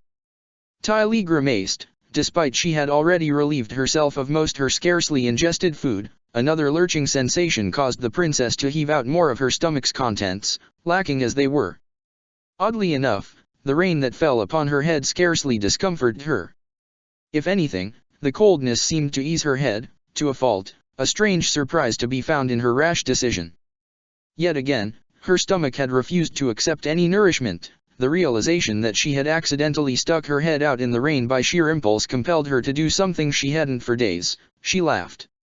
Angela? Ty Lee asked. Oh, her friend would worry she was losing her mind, and at this point, Angela wasn't entirely sure she remained entirely sane. She had plenty of reasons to lose her mind indeed, and next to no reasons to laugh at all, so she laughed anyway, as the waves of queasiness eased and settled down gradually. I'm sorry, she said, after coughing a few of her last laughs. Oh, this is absurd, this is so stupid, Tylee. You're not okay, oh, Angela, Tylee groaned, rubbing her friend's back gently as Mai returned, a towel in her hands. You done now? Mai asked. Angela hummed as she rose slowly, withdrawing her head from the window. Mai wasted no time dropping the towel on Angela's head, attempting to dry her as best she could, not quite as delicately as she should have, not quite so forcefully as to make things worse. Angela only lingered in place, feeling her hair slowly falling out of its ponytail and letting her friend take care of her, for she had no doubts she'd fail to look after herself if she so much as tried. She hadn't done much of a good job of it over the past few days. There. Feeling better? Mai asked, withdrawing the towel. Angela hummed again as she weighed her answer, breathing slowly as her body normalized again. Just a bit, Angela admitted, after a moment, the towel resting over her shoulders. Does something else hurt, Angela? Tylee asked, as she helped guide her back to the table. You could have a more serious problem than we thought if you're throwing up like this. Well, option number 3, my body's trying to kill me, she recited, simply, dropping on her chair again. And I'm not sure I have a clue of how to stop it, or the motivation to even try, either. Don't, Angela, please. Tylee said, wrapping her arms around her friend and pressing her head to her right shoulder again. It's not funny, don't say it. I'm not sure why it was funny to stick my head out in the rain, but I'm not saying this to be funny, Angela said, breathing out heavily. I don't know what's wrong with me. I mean, I know there's 1,000 things wrong with me, objectively speaking. I've never been so miserable. And yeah, might be I brought all this puking upon myself, maybe my body's just rejecting food out of principle now because I didn't want to eat for days. But if I can't keep anything down, I'm going to die regardless of whether I choose to give my father what he wants or not, won't I? No, just no. Tylee said, squeezing her tighter. Angela sighed, patting her friend's shoulder gently. I'm sorry, Tylee. This doesn't make sense. She said, looking at Angela in chagrin. Whatever's wrong with your body, we'll help you treat it. Maybe your father will give you some more time when he knows how sick you are. We could use this tea to save you from that horrible marriage for a little longer. Right. I don't know, Angela admitted, though the idea sounded tempting, just as it sounded impossible. I don't expect he'll accept it. He'd likely decide I'm inducing myself to vomit as some sort of tantrum and just force me to do it anyway. But still. Tylee complained, gritting her teeth. When did this start, Angela? Mai asked, her eyes gleamed with a hint of fear, of uncertainty, but shaken as she was, the princess failed to recognize it. What, all this vomiting nonsense? Angela asked, breathing deeply. I don't know. On the airship, I think. You've always flown a lot, and sailed, too, Tylee said, grimacing. But you never got sick from it. Pretty sure this isn't motion sickness of any sort, Angela whispered. It's probably just another reflection of how utterly fucked up I am after the last months. I'm a wreck, that's the truth of it. This is just the way my body's exteriorizing it now. If the head sage tried to read my chi, he'd take back everything he said about how extraordinary my recovery rate was. We'll help you somehow. Surely we can, Angela, there's got to be something you can eat that won't bother you, or maybe you can eat slowly. I don't know, but... Tylee whimpered, and Angela sighed, reaching out to clasp her friend's hand. Calm down, Tylee, just take it easy. I'll be okay, somehow, she lied. She sincerely doubted she'd ever be okay again, in any possible sense. Angela. Mai called her eyes were closed in a knowing, foreboding way. Now Angela did find her friend's behavior unusual, her voice tone more ominous than it had been all through their conversation. When was the last time you drank the tea? It took a moment, one that extended for far longer than it should have, for the meaning of Mai's question to truly sink in. All of Ty Lee's whimpering froze cold suddenly, as did Angela's pessimistic thoughts. For suddenly, a new possibility, one that had crossed no one's mind, had presented itself. The timing for it couldn't have been any worse. And no, Mai, that's... Angela said, as Mai brought her hands to her lips, her fingers intertwined. You had some left, you said so, when I told you about the parasite, Mai recited, swallowing hard. I got a new batch from my aunt, only about a week ago. You were long gone by then, so, obviously I couldn't give you more before you took off. Did you have any reserves left on your ship? Did you? A shrill gasp escaped the princess, silencing Mai immediately. Despite she was sitting, it seemed as though Angela might fall unless someone held her, and Ty Lee took to doing so. No. That wasn't possible. That couldn't be happening. Angela, calm down. No, Mai, no. Angela shouted, nearly slamming a fist on the table as a new surge of tears, this time of desperation and fear, flooded her eyes. That's not. It's not what this is, it can't be, it. SHH. Lower your voice, Mai hissed, stepping around the table to approach Angela. Ty Lee, clinging to the princess and keeping her upright on equal measure, trembled as tears of her own streaked down her cheeks. Angela, just, tell me. It could be I'm wrong, and if I am, this has nothing to do with your condition and there's nothing to worry about. Maybe it's not been long enough for symptoms yet, so it's unlikely that. I haven't had the tea since the fight, Angela said, shivering violently. The fight against Combustion Man? Ty Lee asked nervously. Angela shook her head, though. The two young women gasped as Angela snarled, reaching up to her chaotic hair, yanking it harder than she should have. Since the fight against Toph, she said. Mai drew in a trembling breath before dropping on the empty chair next to Angela. Ty Lee glanced at her, fearful. Was that long enough? Inexperienced as she was in matters of pregnancy, she couldn't know. That's about 3 weeks ago, maybe, said Mai, gritting her teeth. Might not be enough time, but I can't be sure.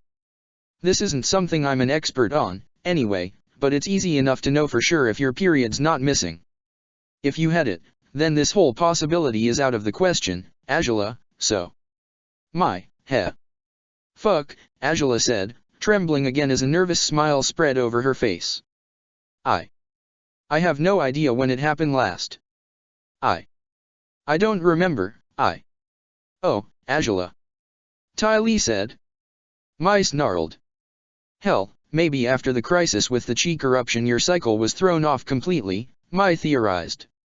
But, if it happens sometime soon, it means you are not pregnant. Then you wouldn't have to worry. So just pay attention And what if I am? Angela asked, her voice grave, blunt, even if powered with emotion. What the fuck am I going to do if I am, Mai? I can't. I can't have a child. It's not even because of all the reasons why I used to say I didn't want one, right now. You'd be in for an even worse living hell if you're with child, yeah, Mai admitted, breathing deeply. Angela continued to shake her head repeatedly. There's nothing I could do. If he finds out that I'm with child then, it'll be obvious it's Sakaz. And then he's going to kill me, or he'll wait until the child's born and kill. He couldn't. Ty Lee gasped, but Mai shot her a warning glare. At this point, Ty Lee, she said. We cannot ever pretend there's anything he wouldn't do. Look at how far he's pushed Angela, don't assume there's any shred of mercy left in a man who'd do this to his favored daughter. He wouldn't hesitate, Angela said, shaking her head. If it's Sakaz's child, he won't give a damn if it's bound to be the most extraordinary child in the world, he's going to. Calm down, Angela. Breathe. This isn't a sure thing yet, said Mai, gritting her teeth. I'm far from an expert at this, even if I have a kid of my own, alright? You'll need someone with more experience to examine you and confirm if. No one, Angela said, shaking her head rapidly. I won't allow it. No one's ever going to examine me that way again. No one can find out, and I don't trust anyone to keep their mouths shut outside this room, so. She's not wrong, said Ty Lee, eyeing Mai warily. Even if there's some way to find out that wouldn't require an invasive physical examination, if she goes to someone, and her father finds out what she's looking into. True, but there's got to be someone left you can trust, if just. Said Mai, and Ty Lee nearly jumped as she gasped and looked at Angela expectantly. Song. You could get her help, if. I have no idea where she is, Angela said, curtly. Ty Lee's enthusiasm waned immediately. Ruishi took her to safety, and he didn't tell me where she is. It's for her own good. If my father did everything he did to his own palace staff, who were actually unaware of what was happening, he'd be 1,000 times worse to Song. Because she did know, he'd guess as much, anyway. I can't even try to find her. Not with so much at stake, and I'll never go to Pharaoh. Ever. Oh okay, then not him. That's okay, Angela. Said Ty Lee, swallowing hard as Angela breathed deeply, shaking her head. This can't be happening. It can't be, she whispered, running her fingers through her hair again. I can't have a baby. I know it's Sokka's, but I can't. Not in this situation, not when I'm already on the edge of a damn cliff. If I even tried, it would never work out. I don't even know how I'd handle this. Well, it's early enough, said Mai, swallowing hard. You have a few options, if this is truly happening. Options? I have no options, Angela said, glancing at Mai with desperation, but her friend raised a hand to silence her momentarily. You can keep the child, Mai said, startling both Angela and Ty Lee. And marry Admiral Zhao indeed, as disgusting as it sounds. Get him so drunk on your wedding night he might not remember what happened later, trick him into thinking he totally fulfilled his marital duties, never let him touch you anyhow, and then pass the child as his, if you hold out long enough to reveal you're pregnant at the right moment. You shouldn't have much of a pregnancy belly to show by then, you'd be 2-3 months in, I don't know, most women don't show until later than that. So, since we figured out this might be happening as early as we did, you can pass the child as his for as long as your pregnancy lasts. You'd have to figure out something else afterwards, but that sounds insane. Nobody would believe me. Angela said, eyes wide. You're a better liar than I am, Angela. I managed to spin about 20 lies per minute to your father, and he swallowed it all, Mai said, sternly. Angela flinched and Mai breathed deeply before reaching out to caress her friend's head delicately. You could do it. It wouldn't be easy, no, but if someone could do it, it's you. Angela shivered at Mai's words, lowering her gaze. Carrying a pregnancy to term, the idea nearly made her sick enough to puke all over again. She and Sokka had talked about it from time to time, they had brought up the subject, and he never failed to remind her that he didn't need kids if she didn't want them. It had been so vague, though, a mere possibility in a distant future, one they hardly took seriously whenever they discussed it. But it was a possibility only because they had hoped, believed, that nothing would tear them apart. She had never doubted that, if she ever became a mother, it would be of his children, the children they would have raised together. Bearing with the burdens and difficulties of parenting by herself, when she'd scarcely had enough confidence to do it with Sokka beside her, sounded utterly impossible. She couldn't do it. Even if she lied about the child's parentage as successfully as Mai believed she could, how would she ever raise a child by herself? She couldn't trust herself to pull it off. She couldn't believe, not truly, that she was fit to be a mother. I don't think I can do it, Angela said, more serenely than before. She swallowed hard and glanced at Mai with near despair. I'm not just scared and panicking. I can't be a mother. Even if I manage to pull through the nightmare you've just described, Mai, I can't bring a child into a life of misery like this one would be. Even if I carried a pregnancy to term, I'd have to send the child away later, wouldn't I? Otherwise, my father would kill it as soon as he lays eyes upon it, and that'd mean I'd have wasted 9 months of my life trying to protect a baby only for it to die? I can't do that. I can't put everything at risk, just to lose it all again. It's okay. You don't owe us, or anyone else, any explanations, said Mai, breathing deeply as she placed a hand on her friend's shoulder delicately. Becoming a mother is very challenging, even for people who didn't have everything you do hanging over their heads, myself included. If this isn't what you want. I might have wanted it, Angela said, sniffing as she shook her head. In other circumstances, I might have figured out a way to get this to work. But like this, it's too much to continue risking yourself, your health, your life over my side. We understand. But, what then? Ty Lee said, glancing at Mai with uncertainty. We just wait and hope you're wrong and that she isn't pregnant? The way you guys are talking about it, it's almost like Angela could just choose to be pregnant or... Her words faltered when the implications of Mai's remorseful silence suddenly became apparent. She'd said there were a few options, hadn't she? So far, they'd only discussed one.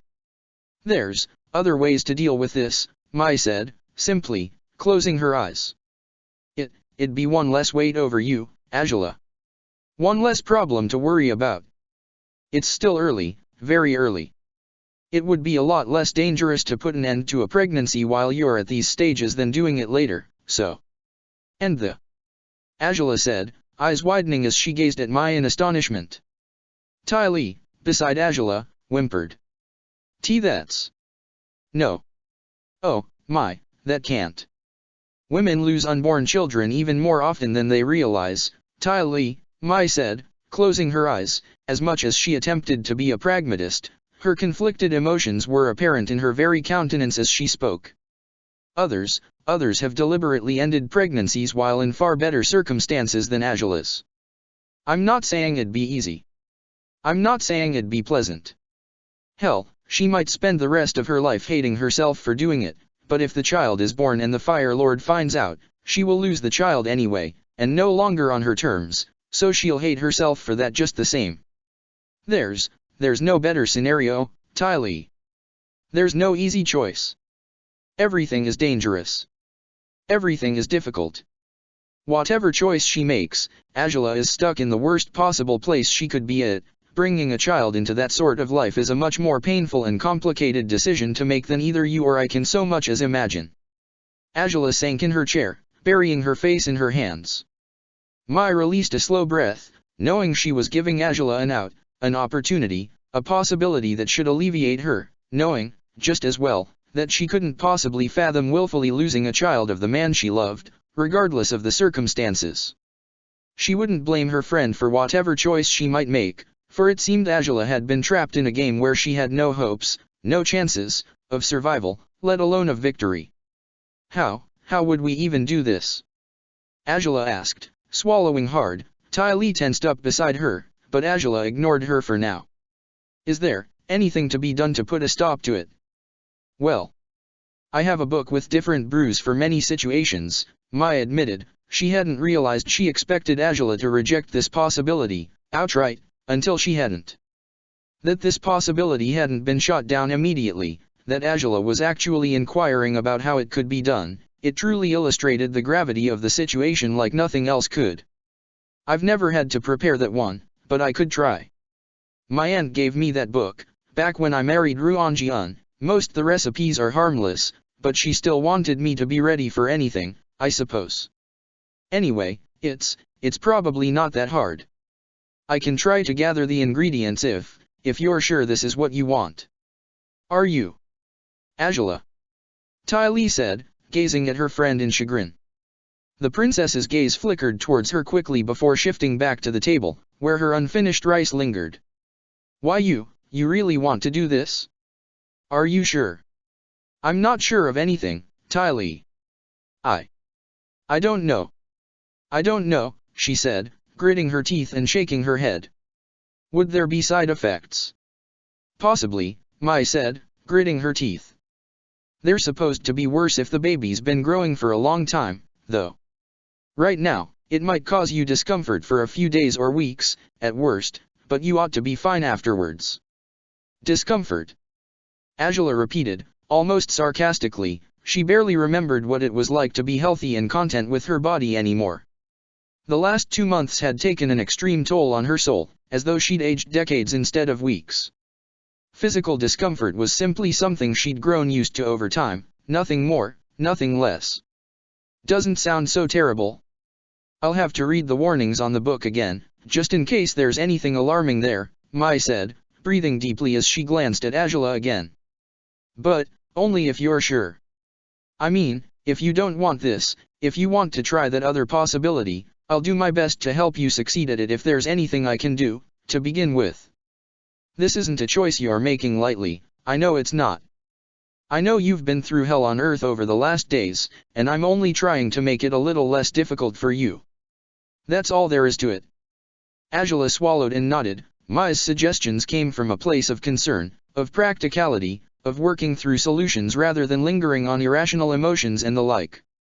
The circumstances distressed her just as well, but she seemed ready to offer what Angela truly needed right now, a clear-headed view of the situation and the possible ways forward, dark as all of them might be. Carrying a pregnancy to term, it would mean, indeed, that she'd lose the child in the end, for sure. Whether because she had to give it up to someone else, to ensure the baby could escape and live a free life away from her father's clutches, or because he'd find the baby and kill it in front of her, albeit to continue satisfying his horrific bloodthirst, there was no point in wondering if she could be a good mother at all, she realized. There would be no time, no chance, to be a mother at all. The baby's life would end before it even began. Wasn't that just the same as the other possibility, then? If she did it now, it'd practically be a mercy. She had no idea how fast a baby developed, but she didn't doubt it would be far more conscious and aware of the world around it after birth than while in the womb, barely a few weeks after conception, or however long it had been. She had no idea when it had happened, truly, but did it matter, at this point? What did matter was making things right, making the correct choice, no matter what it might be. No matter how difficult it could prove to be. There were so many lives at stake, not just that of the presumed unborn child. Mai, Tai Li, Xin Long, they were but the beginning of what Oze would rely on and resort to in order to ensure her absolute obedience. She didn't even want to ask about what had happened, or what would happen, to her enforcers. The slavery laws in general would likely be abolished in a heartbeat, if they hadn't been already. Would her father even try to kill members of the group she had assembled to enforce those laws, torture them, enslave them, in order to punish her? Nothing was outside the realm of possibilities, not when it came to Oze's brutal reprisals. And if there's no child? Angela asked. If it's some sickness, will drinking that thing hurt me somehow? It might, Mai admitted, nodding. But it shouldn't kill you, I'd hope. It's toxic, but it's intended for a very specific purpose. It may do some damage to your body, but that'd be true whether there's a child or not. I guess it's a tricky question, right? Not a lot of people would drink that sort of thing unless they're trying to. Angela said, and she grinded her teeth as she failed to finish her sentence. She hissed at herself, she had to be rational about this. She couldn't let her emotions sway her. She was in a deadly situation, as things stood. How could she even know for sure that she could trick her father, Zhao, everyone involved in her deceit? No matter how clever and honeyed her lies, and she wasn't sure they could be clever or honeyed at all, as things stood, both Zhao and Oze knew she had been intimate with Sokka countless times. They would be fools to assume they would have held back from making love before parting ways. Before Zhao dragged her back to the Fire Nation, the possibility that the child might be his would definitely cross their minds. She couldn't be so blind, so stupid, as to assume they would be blind and stupid too, conveniently so. She had underestimated her father enough times to regret it so far. She couldn't make that mistake again, not when said mistakes had already cost her so much, and when she might have a steeper price to pay for them, still. Angela, think about it, okay? Tai Li said, sniffing softly as she clasped her friend's hands. I don't want this to be any harder for you either. I know, sometimes we have to make awful choices. I know it will hurt a lot if you make this one, too. Whatever you choose, I will accept it, and I'll help, just like Mai said she would. But please, please make a choice you can live with. Otherwise things will get even worse for you, won't they? You might actually do something awful to yourself. And I'm scared, okay? I know I have no right to ask for anything, you're suffering so much more than I can imagine, Angela, but we love you, okay? You matter to us. We care about you. And we want to help you. We want you to be happy again, someday. I don't think happiness is going to be possible anymore, Ty Lee, Angela answered earnestly. Ty Lee sniffed again but nodded, tears trailing down her cheeks. I know, I just don't want to lose you, she said, gritting her teeth as she trembled, still holding Angela's hand. I don't know what any of us would do if. I'm sorry, Angela. I don't want to lose you either, Mai intervened. Angela glanced at her in disbelief as Mai slid a hand towards Angela's damp hair, stroking it away from her face. We're your friends, okay? And whatever you need, whatever you want to do, we're here for you. Any choices you make, we'll respect them as best we can. Maybe nothing's going on, and maybe I've made a mess of things for no reason. If that's how it is, you certainly should tear me a new one for making things worse for you when they're already as bad as they could be. You're looking out for me, Angela said, swallowing hard. If I suddenly was diagnosed pregnant without an alibi, my father might even kill me himself in a fit of rage, for all I know. I know you're helping, Ty Lee. I know. I appreciate it more than you probably can tell right now. I had thought I'd have to handle everything alone, going forward. You'll have us, for sure. No matter what, Mai said, clasping Angela's other hand. As hard as it might be, we're here for you. Just as you've been there for us.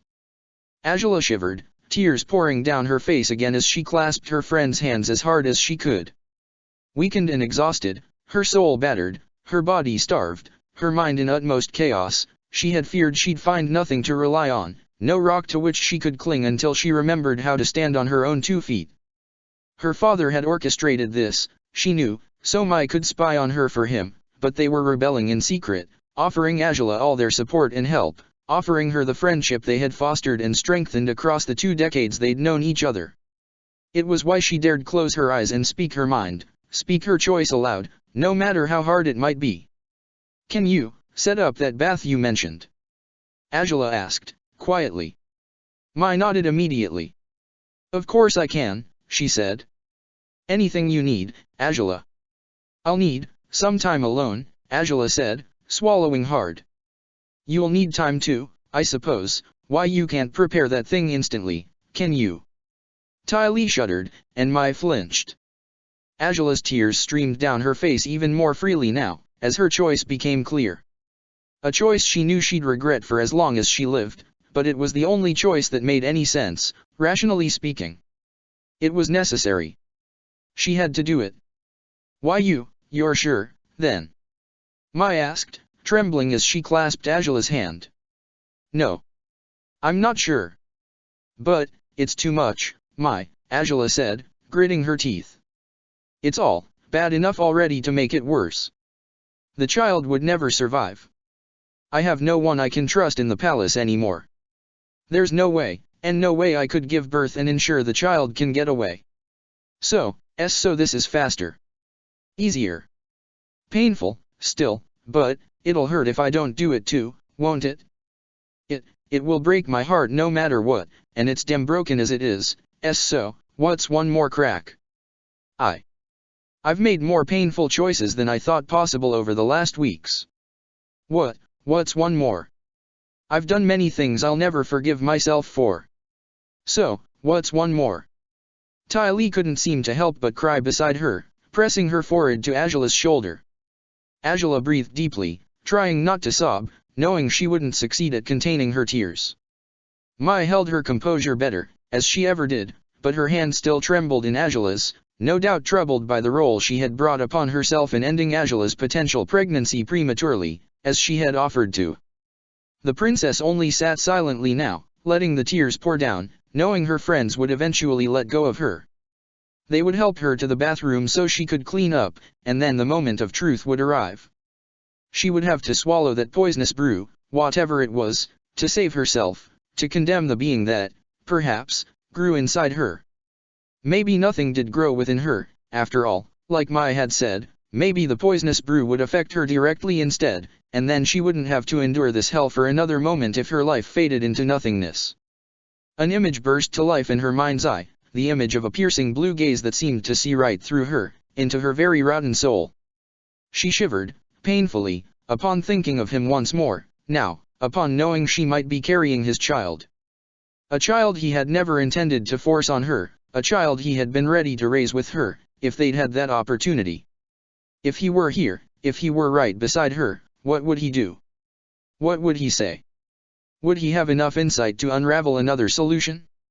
She should have stayed with him. She should have just stayed with him. Maybe they wouldn't have lasted long, anyway, but she should have climbed off the barge with him and stayed by his side for as long as they had left to live. If she had, none of this would be happening. Xian Long wouldn't be trapped in chains, her friends would have nothing to report back to her father, she wouldn't be forced to take a damn husband she never wanted, she already had cut her palm and bled out into her true match's own wound. She had made mistake after mistake, maybe this would be a mistake too. But just as she'd have to learn to live with the others, she'd have to learn to live with this one, too. And if she couldn't learn to live with them, she'd probably make a final, dreadful choice that none of the people who loved her would likely forgive her for. Then again, she doubted they'd forgive her for this one, either. Those earnest blue eyes bore into her, and her heart threatened to break all over again. If he had known what she was about to do, would he have still loved her at all? Would he ever accept this choice, as he had accepted staying behind in his tribe? Would he ever understand? Maybe not, but maybe she didn't deserve to be understood, at this point in time. All she wanted was for everything to stop, for the pain to end. Would he understand that part, if nothing else? Maybe he would. His heart would break, just as well, but he had always prioritized her happiness, her well-being, above everything else. He wouldn't judge her, he wouldn't condemn her. He might just understand. He might just understand. But maybe she didn't want him to. Maybe she didn't want any forgiveness for the choice she'd made, for the sin she was about to commit, far more painful than any to her name so far. Maybe the one who would never forgive her was Angela, herself. Chapter 253. Broken Apart. 6. Standing behind the closed front door of his own home for what felt like hours had never been what Sokka expected to do with his free time, not unless he was anticipating someone to enter the house. His dim mind played enough games with him to convince him that she would do it eventually, that she would show up out of nowhere and he would be able to hold and protect her again. But that wasn't going to happen. He reminded himself of reality repeatedly whenever those daydreams dared rear their heads, only to plague him with even more misery than he already felt constantly. But that wasn't the reason why he stood here now. No, if he had wanted to await her return he certainly wouldn't do it here, he would do it at the bay, watching the dark horizon hopelessly for any sign of the royal barge. Yet he couldn't do that because that would require walking through the village, before the whole tribe, and he certainly didn't feel like facing their judgment or inflicting further frustrations upon them with his presence. So far, Kunna had proven to be the most successful person at reaching into Sokka's heart and pulling him out of his shell, if just a little. She didn't ask questions anymore, though she offered advice often, but what she did, more than anything, was offer Sokka the opportunity of being helpful in the igloo, usually with menial, mindless activities that she filled with cheerful conversation that steered Sokka away from unwanted thoughts. Heikado was busy more often than not, but as kind as his smiles were, Sokka's self-awareness hadn't receded in the least around his father. Heikado appeared to be waiting for Sokka to talk, to open up to him, and he didn't know how to do that yet. The real problem, however, was Katara. She hadn't even attempted to help Sokka with his wounds again. She would leave every morning before he had woken up, and upon returning home she would simply ignore her brother, who didn't have the strength to speak to her either. A part of him suspected this resentment wouldn't fade away until he told Katara everything she wanted to hear, and he couldn't do that. He'd sooner be hated by his sister until the end of time than ever disrespect the woman he loved and the relationship they had shared only to appease Katara's fury. Yet so much as a short trip to the bathroom by his family's igloo meant facing the tribe's people, even if at a distance. They would see him, all those set eyes would follow him everywhere he went, and he'd find it unbearable. It wasn't that he blamed them for their disappointment, of course he didn't. He knew what they had hoped for, what they had expected, and it certainly wasn't the man he had grown into during the years of absence from the tribe. But no amount of set eyes or shaken heads could change him anymore. They didn't understand him, and he suspected none of them wanted to. All the better this way, though, all the better to feel like an outsider in what had once been the only home he had known. He didn't deserve to feel at home, anyway. Still, he wanted to get out. To go out hunting some prey on his own, at least, for he had lost all practice by now.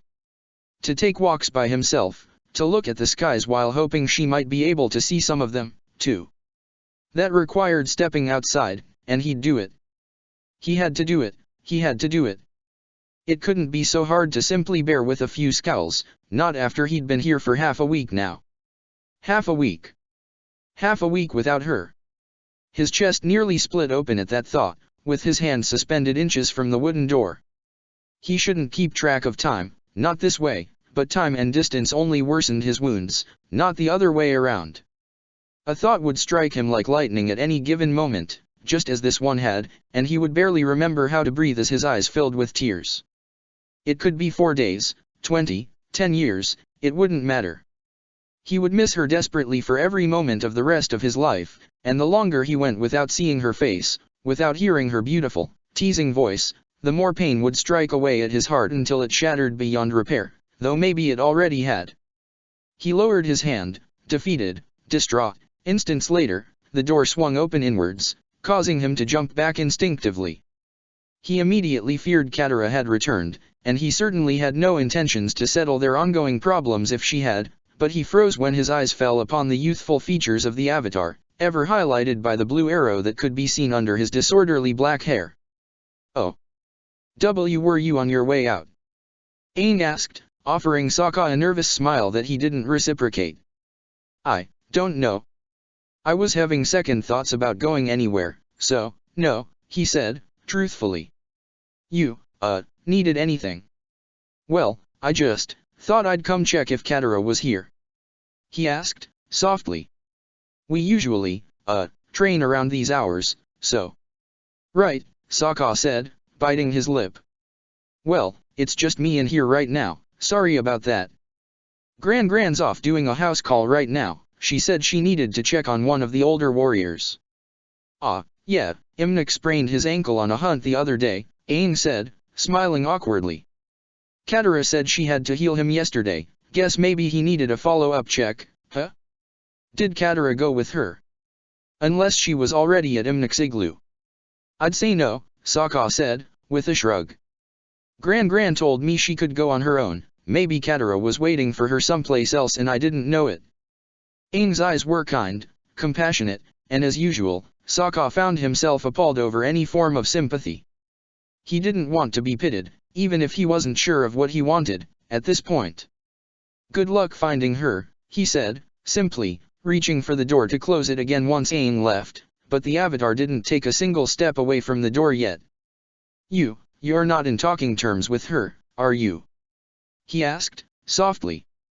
Sokka lowered his gaze and shook his head. "I didn't expect to be, anyway. Not after she knew the truth," he said. "It's not your problem, though, so there's no need to look at me like that." It's not my problem, I suppose, but that doesn't mean I shouldn't be affected by it," Aang said, earnestly. "Katara is, she's the whole reason why I'm alive and out here, as you already know. She broke me out of that iceberg, and she was so miserable, Sokka. When she first told me about you, she thought you were dead. And now she'll probably think I'd be better off dead, if it means not having to endure that her brother turned out to be a traitor to his own, right?" Sokka said, bitterly. Aang scowled. No one thinks you're a traitor. Katara's just been through a lot," he said, hands on his hips. "So have I," Sokka retorted, bluntly. And that's exactly why I don't blame her, or anyone else, for hating me or thinking I don't belong here. I know I don't. The less I inconvenience them, the better. Stop talking that way. Aang exclaimed. Sokka's hollow gaze bore into his passionate one, defying him to prove him wrong, to convince him that, if he was wrong, he shouldn't feel undeserving of anyone's kindness, too. Look, you and I barely know each other, okay? But from the moment I woke up, 100 years past my time, I've heard about you. Your family missed you, and Katara. She's just hurt because she thinks you don't want to be here. Because she's afraid you'd rather run right back to the Fire Nation and leave her again. Maybe, but maybe that's not the only thing that hurts her, Sokka said, shrugging. She spent years thinking of me as dead, didn't she? Then when I came back to life, I was nothing like the brother she remembered. And she blames the woman I love for that, doesn't she? She blames Azula. She's scared that I'd choose her, over all of you, in a heartbeat, if the choice was given to me. And, how could I blame her for being angry about that, when I might just do that? If I had a chance to save her from the hell she's enduring right now, I'd do it without looking back. So, tell me, how do I not deserve their scorn and their glares and all their judgment? Why should I inflict more pain upon my sister by trying to get through to her and explain that I do love her still, her and my dad and my grandmother, but that I love someone else now as well, someone I would have gladly spent my life with? He stopped talking, clenching his fists as he took in a sharp breath.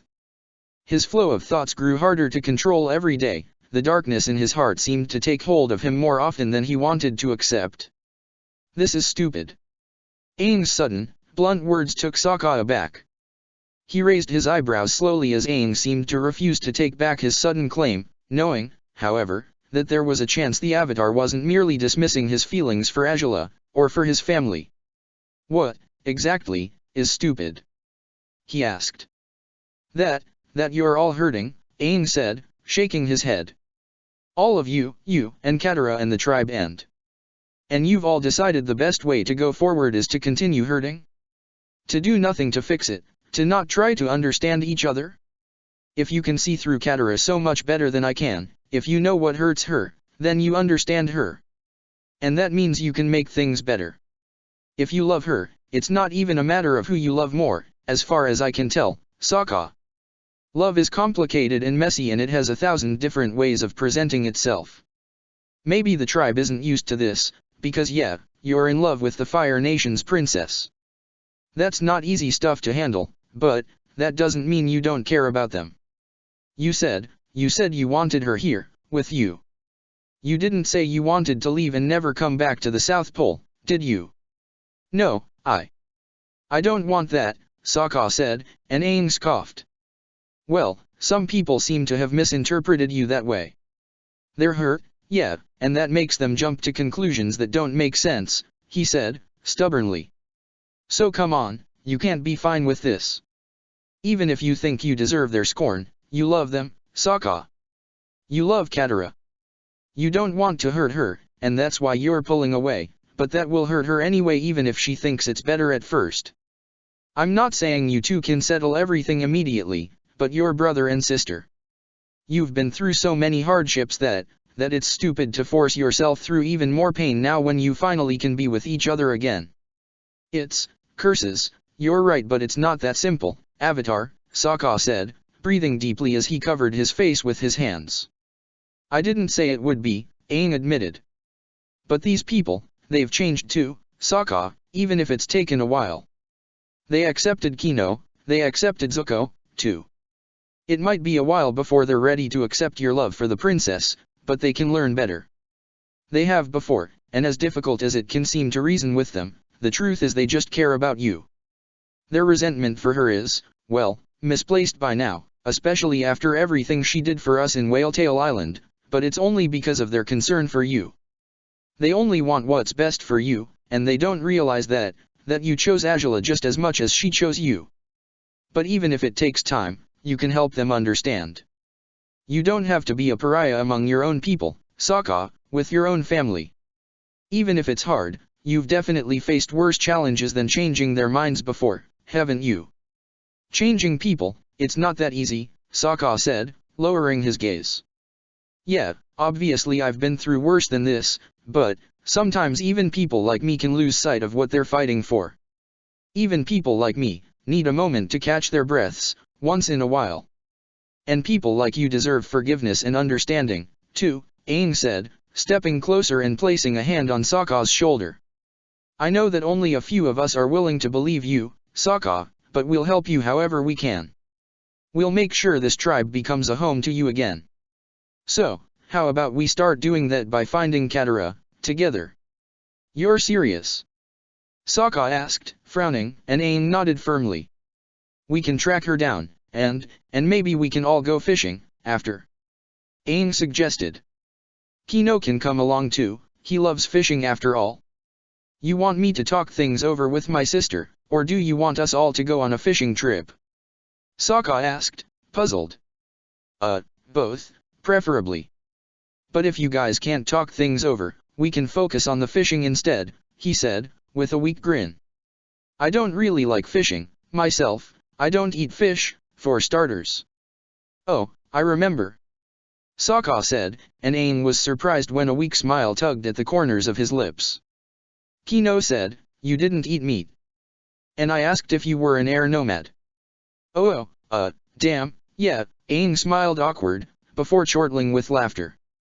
That was, well, I'm not very good at acting, I suppose. You nearly caught me there. You were convincing enough with your fire bending, though, Sokka said, nodding in his direction. Never even crossed my mind that you could be the Avatar, honestly. That's probably for the better, isn't it? Aang said, with a casual shrug. Everyone here thinks it's better if no one in the Fire Nation knows the Avatar's still alive. It probably is. Despite, well. Sokka said, breathing deeply as Aang gazed at him remorsefully. Never mind, never mind. If you're serious about this fishing idea, it's fine.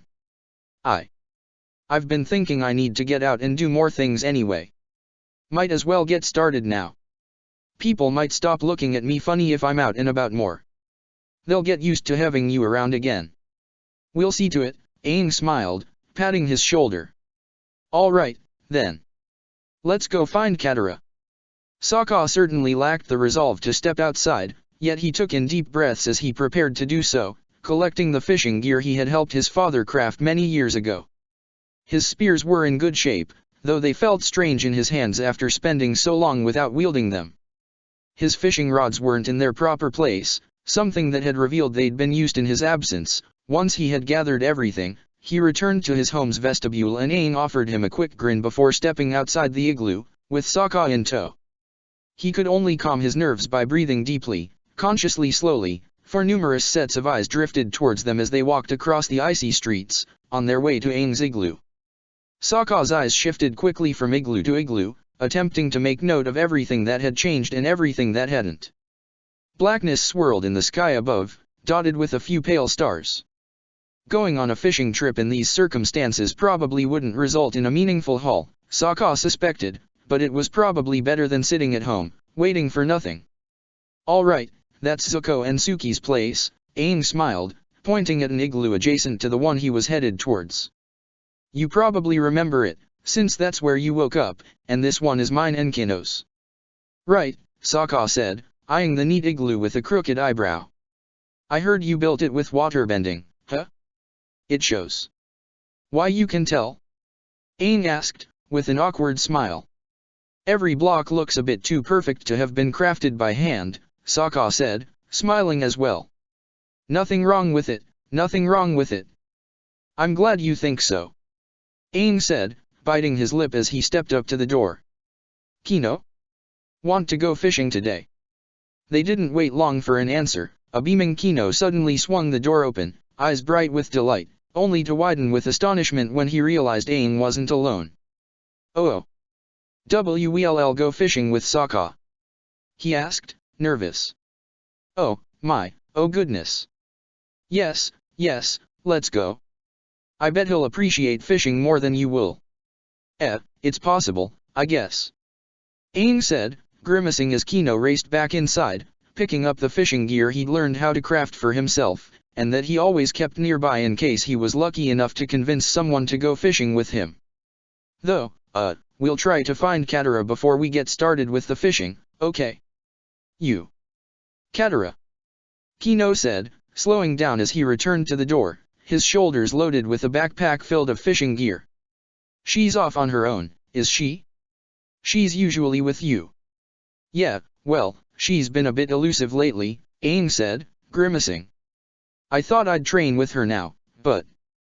So, all this fishing trip thing is a hoax to get us to help you find her.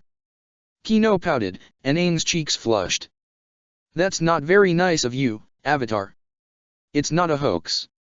We'll go fishing afterwards, I said. Aang pouted, arms folded over his chest as Kino stepped out of the igloo, closing the door behind himself. You sneaky, sketchy, stingy man. Kino grumbled, poking Aang with a finger only for the Avatar to bend a swirl of air at him, messing his unruly curly hair further. Hey. It took me 10 minutes to tame it today, Aang. But you look funnier this way, Aang smirked. Kino huffed, his face a mask of utmost frustration that soon crumbled, much as Aang's sardonic grin did. For, as much as they were used to goofing about together, they certainly weren't used to doing as much in front of Sokka. They froze in place upon realizing he had watched their exchange silently, skeptically judging by his raised eyebrow. Inevitably, both men smiled awkwardly, perhaps even guiltily, under his scrutiny. Sorry about that. We'll get going now, Aang assured him, nervously. Sokka snorted and shrugged. Nothing to apologize about. You two act like a pair of siblings, though, he said, with a small grin. Guess it comes with living together for as long as you have. Sure does. We're best friends, isn't that right, Aang? Kino grinned, wrapping an arm around Aang's shoulders, forcing him down to his level by doing so. Aang smiled awkwardly, but he patted Kino's shoulder just as well. He likes me enough to accompany me on fishing trips sometimes, even if he doesn't want to eat anything with a face. Any living beings, Kino. Aang said, and Kino snorted. All things are living beings, Aang. He declared, as he released Aang from his grasp. Plants were alive too before your stomach turned them into paste. Ugh, not this nonsense again, let's get going before Kino's philosophical tirades begin, Aang sighed. Despite himself, Sokka was amused by the exchange between the two friends. Sokka knows I'm right. Don't you? Kino grinned, following both Aang and Sokka as they made for the wall, in the direction of the nearest gates. It surprised Sokka to find the jovial carelessness of the former Fire Nation soldier made him remarkably approachable. Where he had nearly had an argument with the Avatar earlier, there seemed to be no risk of that with Kino. It also seemed as though Aang had forgotten about his concerns and problems upon reuniting with his friend. Thus, the three men trudged through the snow with an unexpectedly placid atmosphere between them. Sokka listened silently as his companions chattered carelessly on their way to the likeliest places where Katara might be. He realized he could grow used to their company, that he might even become good friends with them, over time, but that unpleasant, unsettling sensation in his gut reared its head again. His soul seemed to be in conflict with his body, shooting a nervous, anxious sort of pain through his system as he clenched his fists. He didn't mind getting used to them indeed, but he wanted her here, growing used to this new life along with him. Just that would be enough, just that, and he would be content. Drowning his mind in impossible dreams seemed a most counterproductive way to break his own heart, he knew, but even the smallest inkling of peace and tranquility would never fail to be disrupted by a reminder that she would find no such peace, no such tranquility, for however long she remained under Oze's control. He couldn't put her out of his mind. Everything reminded him of her, even in a village she had never set foot in a land she scarcely had known and only learned about through him. He walked half-heartedly as those thoughts filled his mind, scarcely noticing that the urgency and concern in Aang's behavior had started to edge out the careless banter he held with Kino, little by little.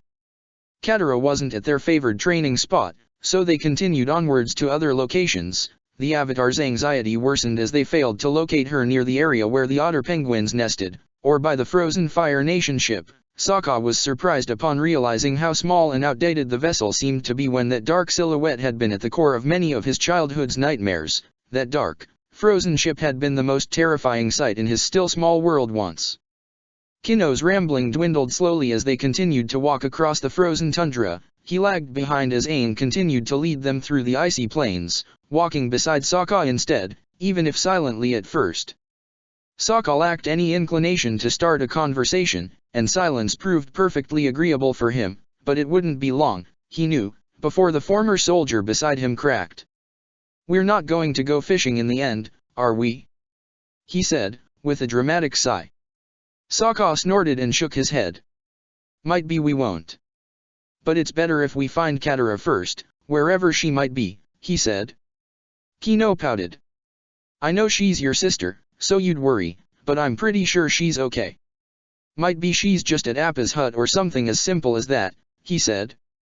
"Does she do this often?" Sokka asked, breathing deeply. "Vanishing this way without saying where she's going or what she's doing?" "Well, no. But she's pretty strong, you know," Kino said, shrugging. "If someone's not bound to be in any danger in the South Pole, it's definitely the waterbender, right?" "Hopefully," Sokka said, frowning. Kino's words brought unwanted thoughts to his mind. Maybe this was more dangerous, more alarming, than expected. It had only been 4 days, but 4 days was a lot anyway. Could Oze's soldiers have arrived already? Could Katara be in danger, maybe their prisoner, a hostage they'd used to coax him out? "Aang!" he shouted, and the fear in his voice only alarmed both his friends immediately. "Can we go to the harbor? Now?" "The harbor?" Aang repeated, puzzled. It's probably ridiculous," Sokka said, swallowing hard as he sped up, passing the Avatar quickly. "I might be wrong to suspect anything. But he's going to send his men after me. I don't know how long it'll take him, but if she just happened to go there for no reason." "But wouldn't there be black snow?" Aang said, following Sokka dutifully. "Though, you know what? It's safer to check. There was none when Zuko and Suki arrived. I might be wrong. But if she's not out here, it's still better to see if she's over there," Sokka said, simply, and Aang nodded in agreement. 20 minutes later, the 3 men had traversed enough icy territory to reach the harbor. Blackness spread ahead in the horizon, only interrupted by the occasional icebergs in the distance. Everything was quiet and calm, with no signs of hostile soldiers or ships nearby. Whether that was good or bad, Sokka seemed torn about it now. His gaze drifted past the dock he had languished on merely a few days ago, lost in the horizon instead. The horizon where he had seen her vanishing from view. His chest clenched at the memory, and tears flooded his eyes again. He had worried for Katara. He had hoped she wouldn't be here, in danger, but maybe a part of him, a very selfish and rather stupid part of him, had wondered if a miracle would occur. If maybe, upon revisiting the harbor, he would find that Golden Prow returning, this time, carrying a smiling, blissful princess who would choose to return to him, to face whatever hardships came next by his side. Nothing, though, nothing. No sign of his sister, no sign of Azula, either. "I guess everything's in order, then," Kino said, glancing about with uncertainty. "I think this harbor doesn't have a lot of fish, so we should just keep looking for Katara elsewhere." "We weren't going to start fishing until we found her," Aang huffed, and Kino rolled his eyes. "Meh," he grumbled, glancing about himself as though hoping Katara would spring up out of nowhere, if just so he could have a chance to go fishing right away. Sokka didn't speak, his body angled towards the ocean even now. His silence, and the slow but profound rise and fall of his shoulders, caught Aang's attention. "Sokka? Are you okay?" he asked. Sokka swallowed hard and nodded. I'm fine. I'm fine. Sorry. I wasted our time making us come here," he said, clearing his throat as he turned towards the other 2. "Got any other ideas? Anywhere else to find Katara?" "Sokka," Aang said, grimacing. "Maybe we really shouldn't have come here. You look. I'm fine." "It doesn't matter," Sokka said, almost harshly. "Let's just go. It's not going to help, staying here, so." "We're going again, then?" Kino asked, grimacing at Aang hopelessly. We've been walking non-stop for more than an hour. I'm sorry, Kino, but... Aang said, glancing at Sokka warily.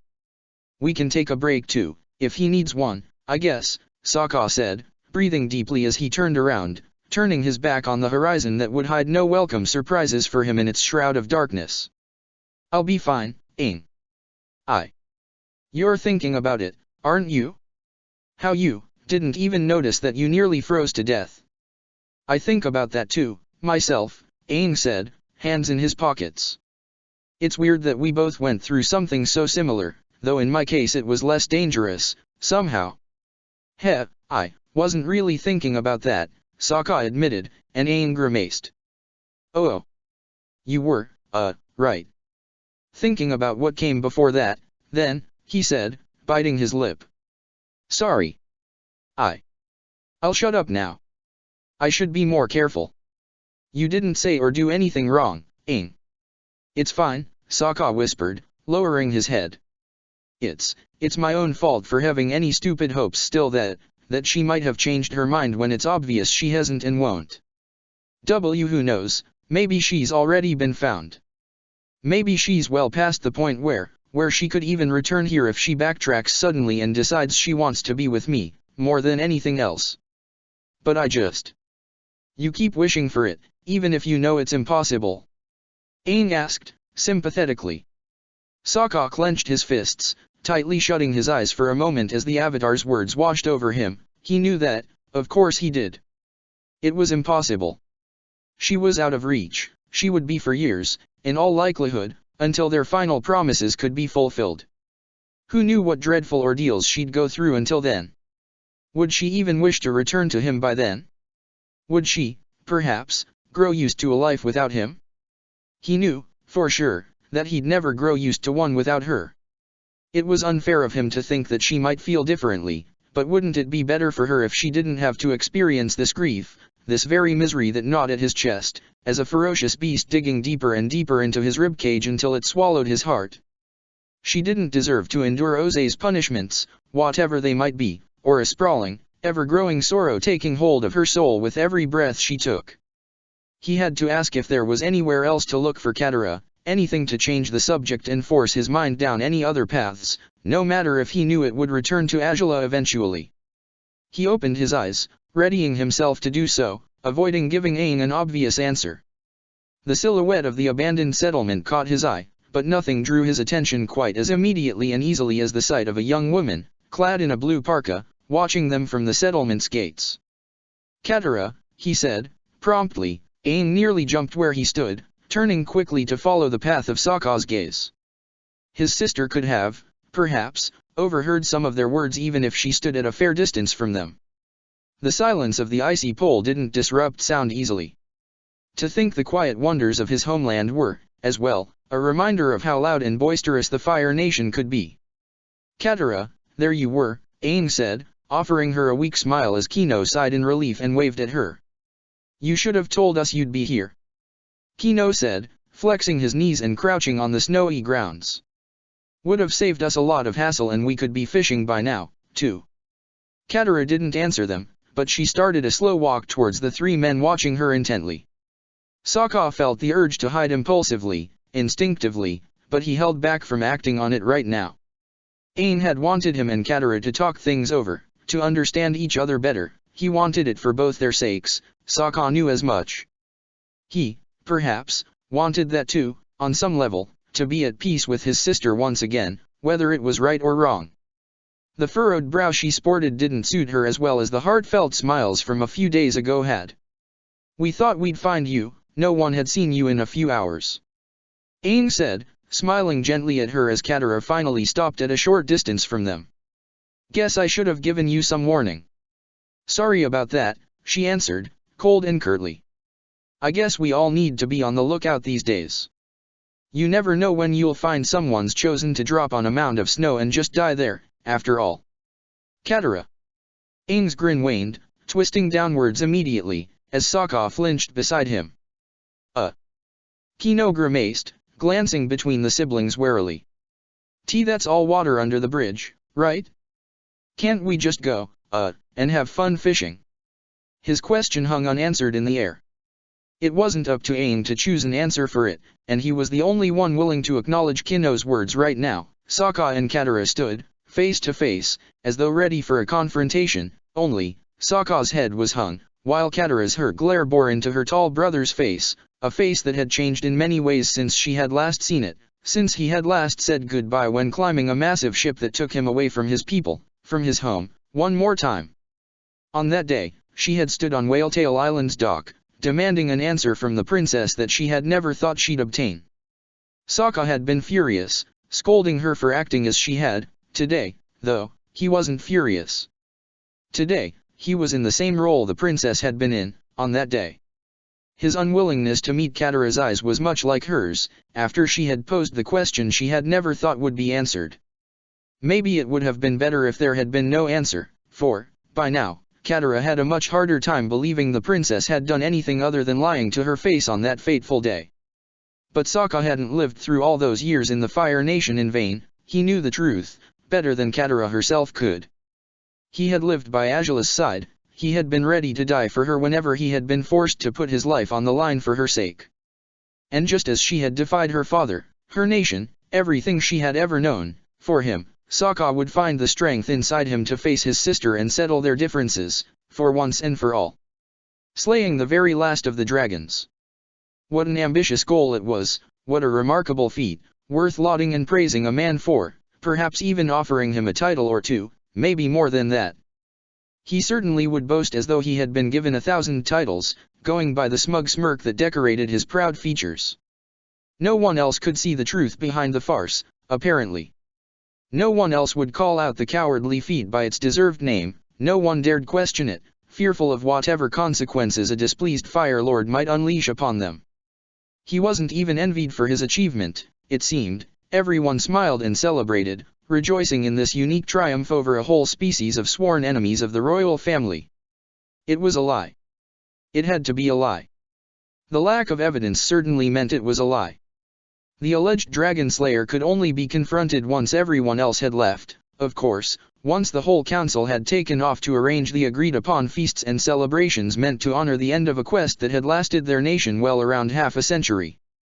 Once they were gone, though, once enough of them had walked away, he stepped forward, and two sets of gold eyes met, a clash between sharp coldness, masqueraded behind joviality, against passionate fury, with no camouflage to speak of. You didn't do it. You didn't kill the last dragon. Didn't I? And you know this for sure, I wonder? Did you send spies of your own with my crew, perhaps, and they fed you false information? You should have brought evidence with you. There's no chance you couldn't have. The head is mandatory in order to be eligible for a title, so if you didn't bring it. Did you sleep through the whole meeting, by any chance? Perhaps you're still too young to attend them after all.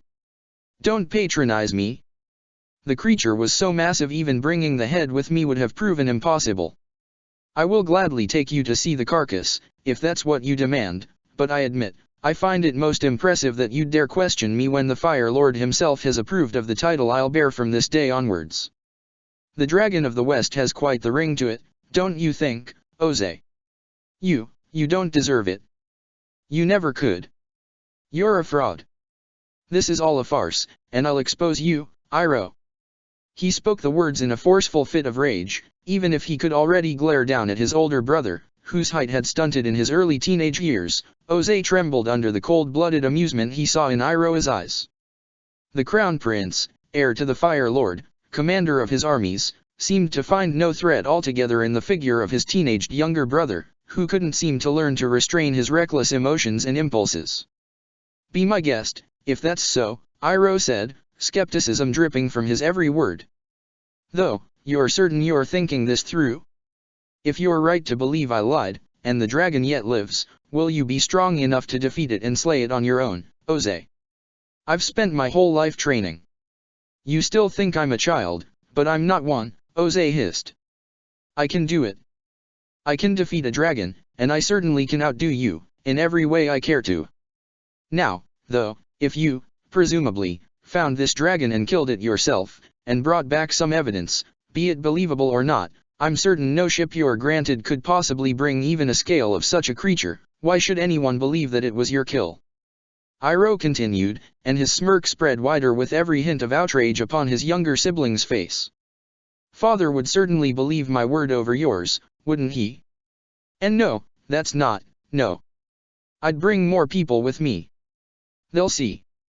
They'll watch as the second prince runs headfirst into a corpse, hoping to clean its bones, anything he can scrape up to gain even a smidge of our father's approval. Oh, what a sorry spectacle that sounds like, Iroh said, with a sigh.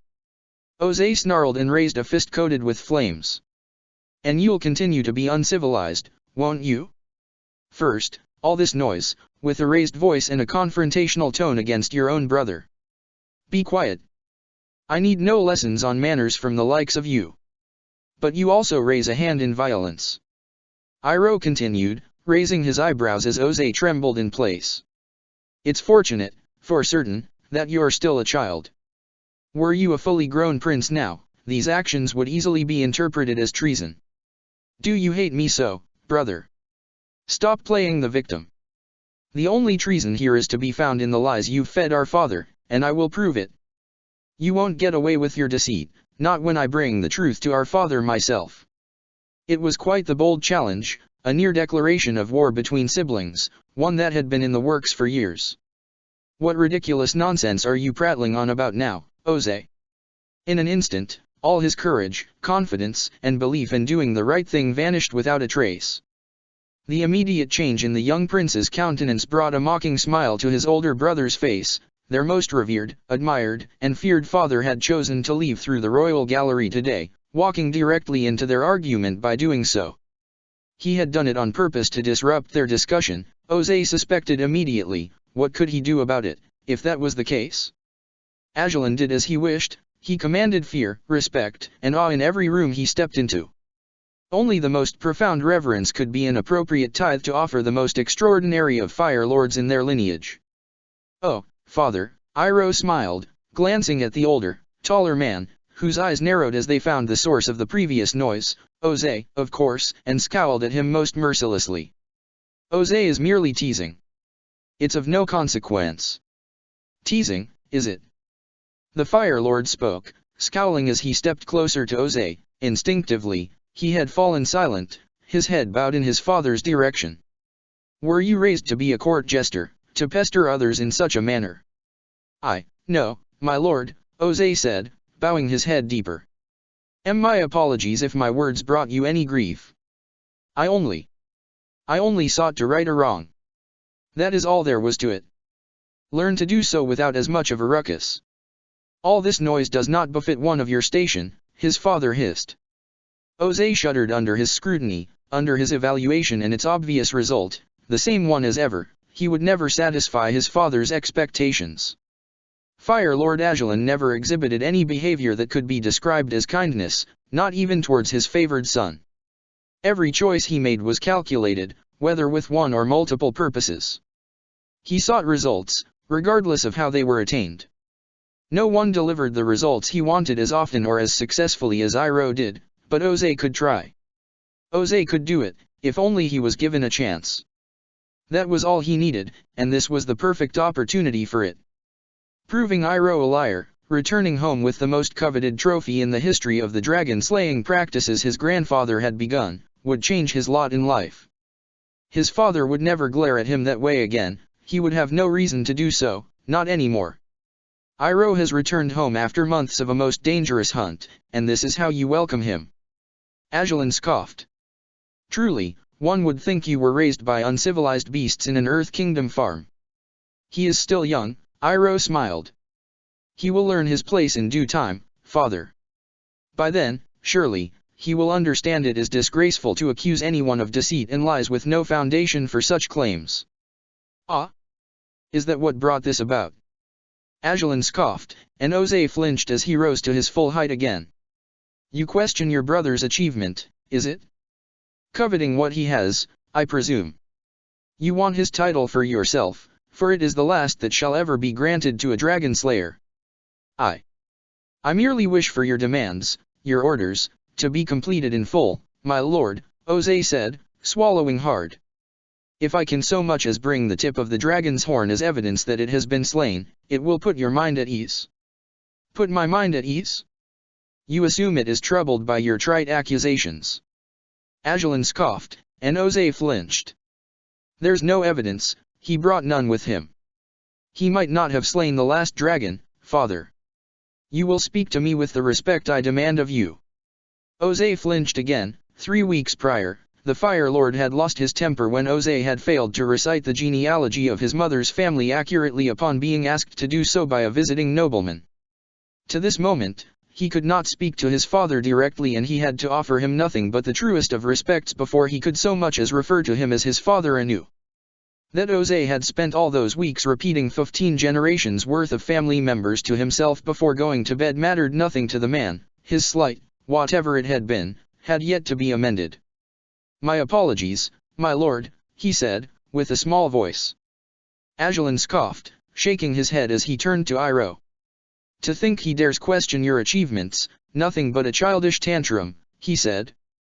The members of the hunting party offered their accounts of your slaughter of the beast, and he believes he has any right to dismiss it, merely because of his pathetic jealousy of you. Tell me, boy, do you truly expect that I, Fire Lord Agellan, could be tricked in such a foolhardy manner? That I could be fed false stories and swallow them whole, as though I were as unthinking and naive as you are?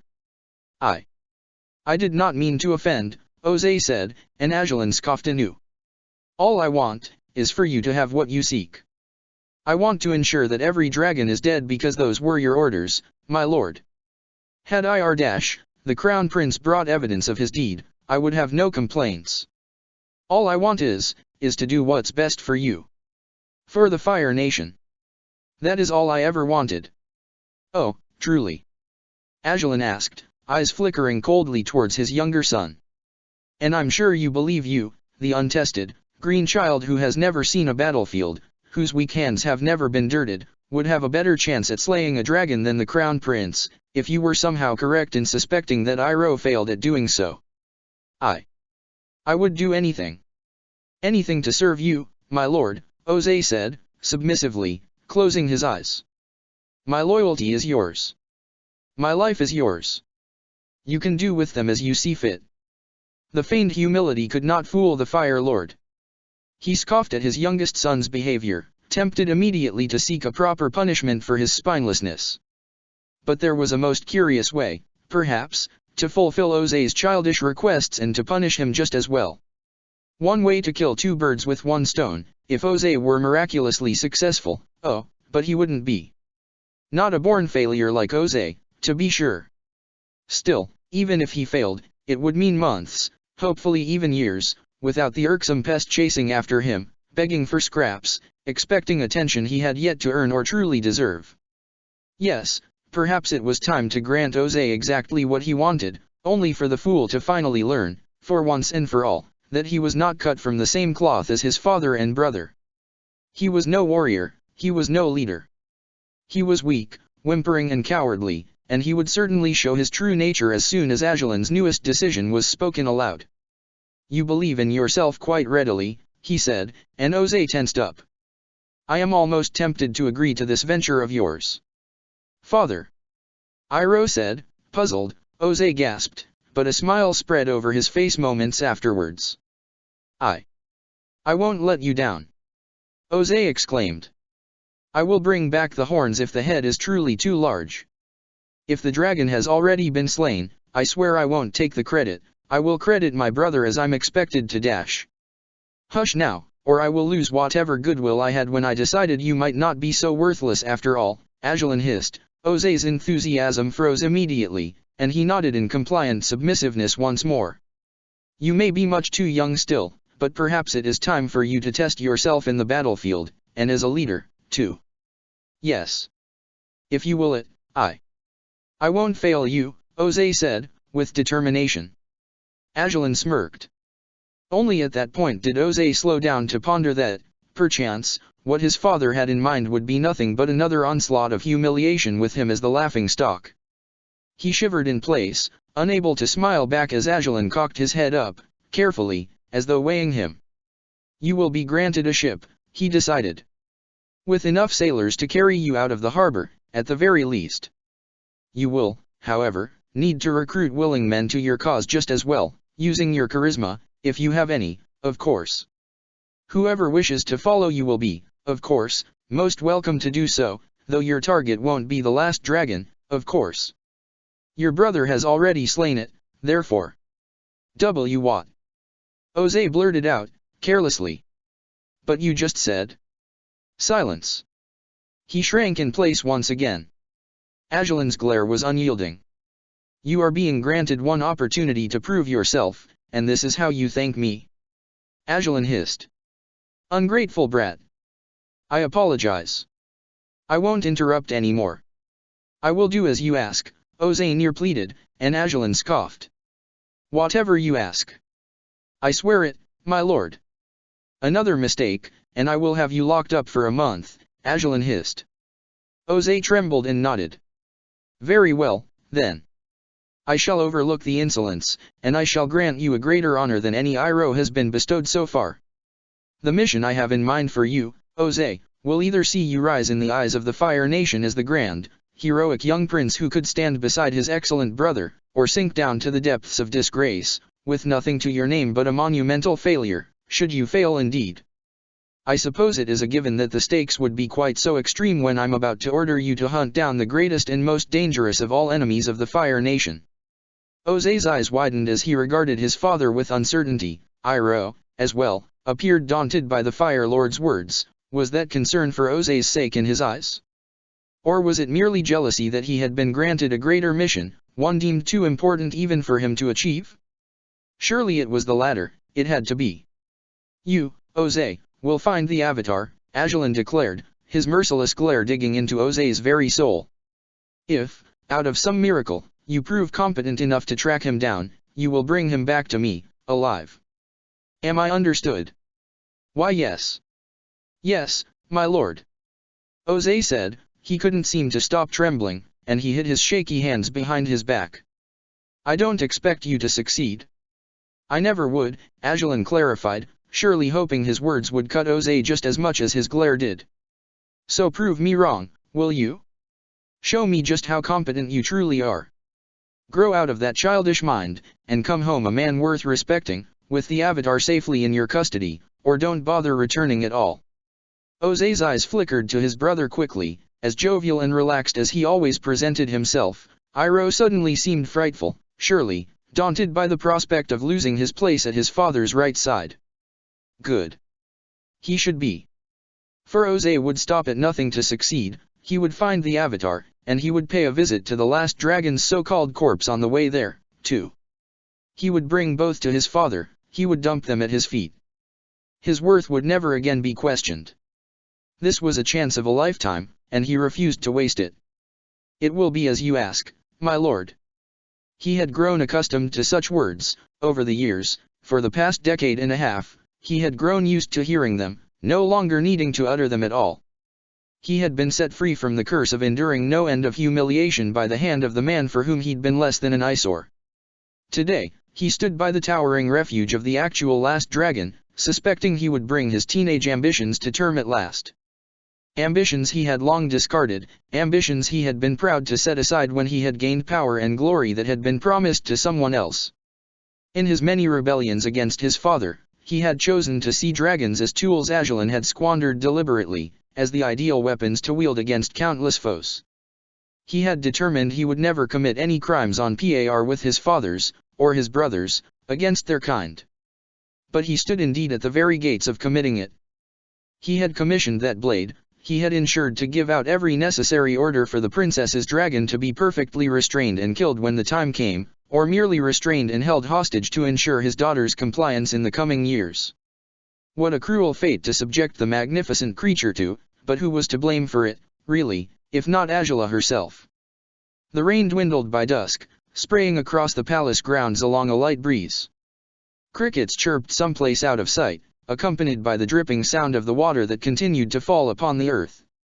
The sounds that had shaken the very foundations of the palace, the fierce, terrified roars of a restrained creature, had drifted into silence by now. Almost as though it was already done, as though he had already given the command. She still had a few more hours left. Perhaps half a day, he'd give her that much. He'd go from piece to piece of the pie show board if need be, until she surrendered, and while a part of him certainly regretted making the dragon his very first victim, he would rather it were the second, right after the demmed slave, but Angela had prevented that. He knew it was the only way to make her submit. The creature was her quick escape, the easy way out of every predicament. That would end tomorrow, one way or another. She would surrender indeed, or he would break her into giving up, instead. Everything would proceed according to his designs. There was no reason why it wouldn't, no way his daughter would ever outsmart him at this stage, not when she lacked resources, support, even physical strength. She couldn't defeat him anymore. If she tried, he would strike her down far more mercilessly still, but he didn't expect that would be necessary. Those weaknesses she had nurtured ever since that vile worm had filled her mind with pointless fantasies of love would be her undoing. Her willingness to protect whoever she foolishly had grown attached to would be easily exploited until she lost her will to fight, altogether. An approaching set of footsteps didn't convince him to draw his gaze away from the dragon's refuge just yet. He waited silently until the new arrival announced himself, and he immediately recognized the voice of the man who had been promoted recently into the role of captain of the 3rd Squad of Imperial Guards. "My lord, the princess has returned," Renkai said, solemnly. "She wishes to speak with you." "She has made her choice already?" Ozai asked, eyes narrowing. "It seems so, my lord. Whatever the choice might be, she would be punished. She would suffer for her misdeeds, without a doubt." A deadly blade remained suspended within the dragon's refuge, waiting to swing down upon the creature's neck. As much as he didn't wish to make use of it, Ozai was ready to give out the order that would end the life of his daughter's faithful dragon. If she had chosen a path without confrontation, though, if so, it would still mean she would suffer for it, and he would win. It would mean she had surrendered. Curses, how he looked forward to that moment, even if he doubted it had arrived just yet. She would still try to fight and he would defeat her, just as he had intended to defeat the very man after whom he had named her. "Take her to my throne room, then," Ozai declared, firmly. "The sooner I know what her choice has been, the sooner I can take action. I will convey your orders immediately." Perhaps this was the part where he should have smiled, where he should have rejoiced in the triumph he could nearly taste already, yet there was no enjoyment in the situation altogether. How could there be, when Angela had brought all this misery upon herself? He had never wanted to do this. It was by her choice, and her choice alone, that he had to punish her this harshly. This wouldn't have happened at all, none of it, if she had known any better, and she should have known better from the start. He had not raised that child to become the arrogant fool she had proven to be over the course of the last month. He scoffed and turned on his heels. The guard was already far down the corridor, no doubt on his way to collect Angela and take her to the throne room. Ozai would be there before she arrived. Long, powerful strides would carry him forward as his heart pounded furiously, anticipating eagerly the moment when he'd finally know which form of damnation Angela had chosen for herself. The flames sprung into existence with a flicker of his hand, a full barrier of orange, wild, merciless fire to daunt anyone who entered the room. His throne waited, and he could have taken his seat immediately, but he impulsively chose to linger on his feet instead, right before the most honored seat in all the Fire Nation. He waited. His eyes were set on the curtain at the other end of his throne room, and he waited. It wouldn't be long, he expected. Sooner or later he'd known what she had chosen. He'd give out the necessary commands and take action right away, regardless of Angela's likely pleas for mercy. 2 minutes passed since his arrival when the curtains rustled, and footsteps echoed down the royal gallery, reaching Ozai. He scowled prominently, his piercing eyes set on that curtain. 2 Imperial guards walked in, escorting Angela as 2 others held the curtain open.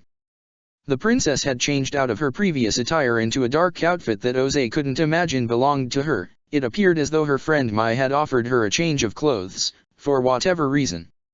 Yet even if her hair was better composed, and the new attire almost afforded her elegance, the princess didn't look good.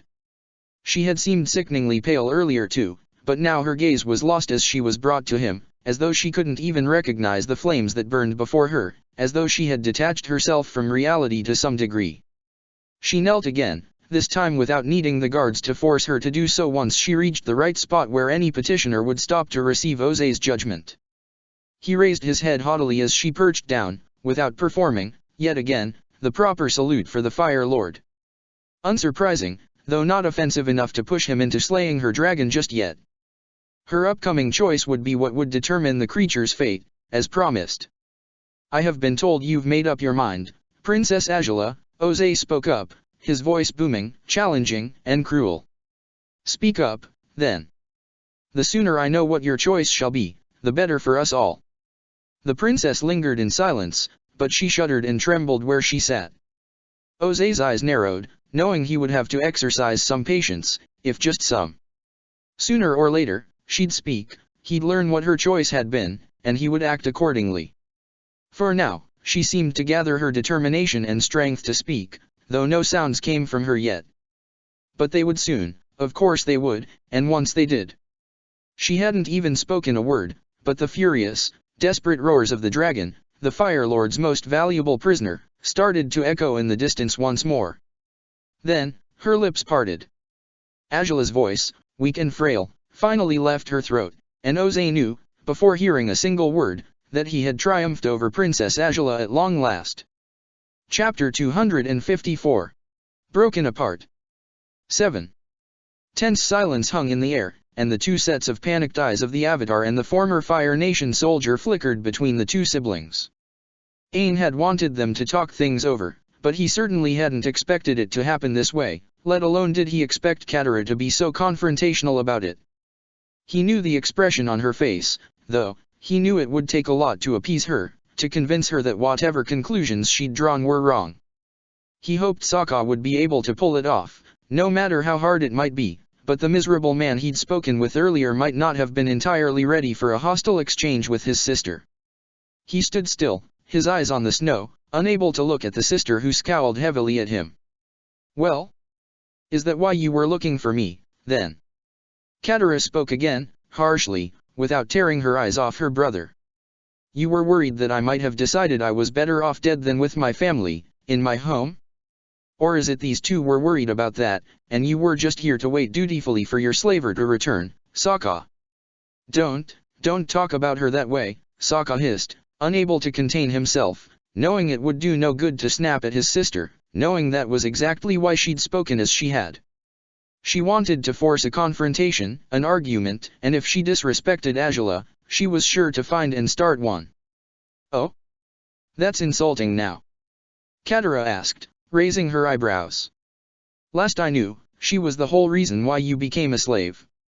Also the whole reason why you were proud and happy to be one, apparently.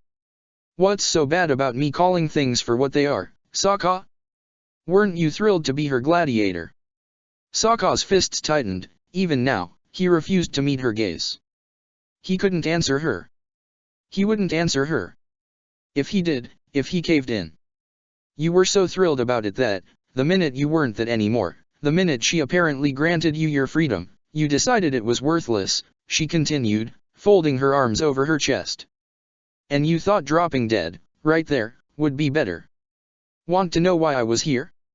Because, oh, I hoped she'd come back too, just so I could tell her to go to hell and leave you alone. Katara, stop it, Sokka said, finally raising his gaze at last to look at her, anger, masquerading pain. He knew those patterns by heart by now, and how easy it was to break them, to understand them, to see through them when the person who glared at him that way had been a golden-eyed woman, rather than the azure-eyed one who stood before him now. I know what you're doing, all right? And it will work if you keep this up. So please. Oh? What am I doing, then? She asked, scoffing, hands on her hips now. Other than repeating what we already know, what you've already confessed to. You're hurting, Katara, Sokka said, cuttingly enough that his sister seemed taken aback for it. You're upset because of how careless I was, because of how I acted, and you're lashing out right back at me because you're in pain. I'm not going to pretend I don't deserve it, Katara, but... No, Sokka, you don't deserve it. Katara roared, scowling heavily. But I am mad because the person who does isn't here to tell us exactly what she did to you, how she hurt you enough that I had to heal almost every inch of your body, and even now you keep on pretending that she's blameless and that it's all your fault. I refuse to believe you were a mere walk away from us, in your full capacity to reach the tribe, and you chose instead to lie there and die in the snow just because you missed her. It's stupid, it makes no sense, and you're just trying to protect her when she's the one who... That's what you've decided to believe? Seriously? Sokka said, and his previous, stern tone suddenly gained an edge of rage it had lacked so far. That everything's just a lie to protect her, to make her look better, because I'm an idiot in love with someone who's done nothing but hurt me. You expect me to believe otherwise, when she swore to me that she'd return you safe and sound? Katara asked. She could have seen you to the village herself if all this is true. You have no idea what we went through, not a damn clue, Sokka hissed, shaking his head and stepping away from Katara, letting his feet guide him towards the bay once again.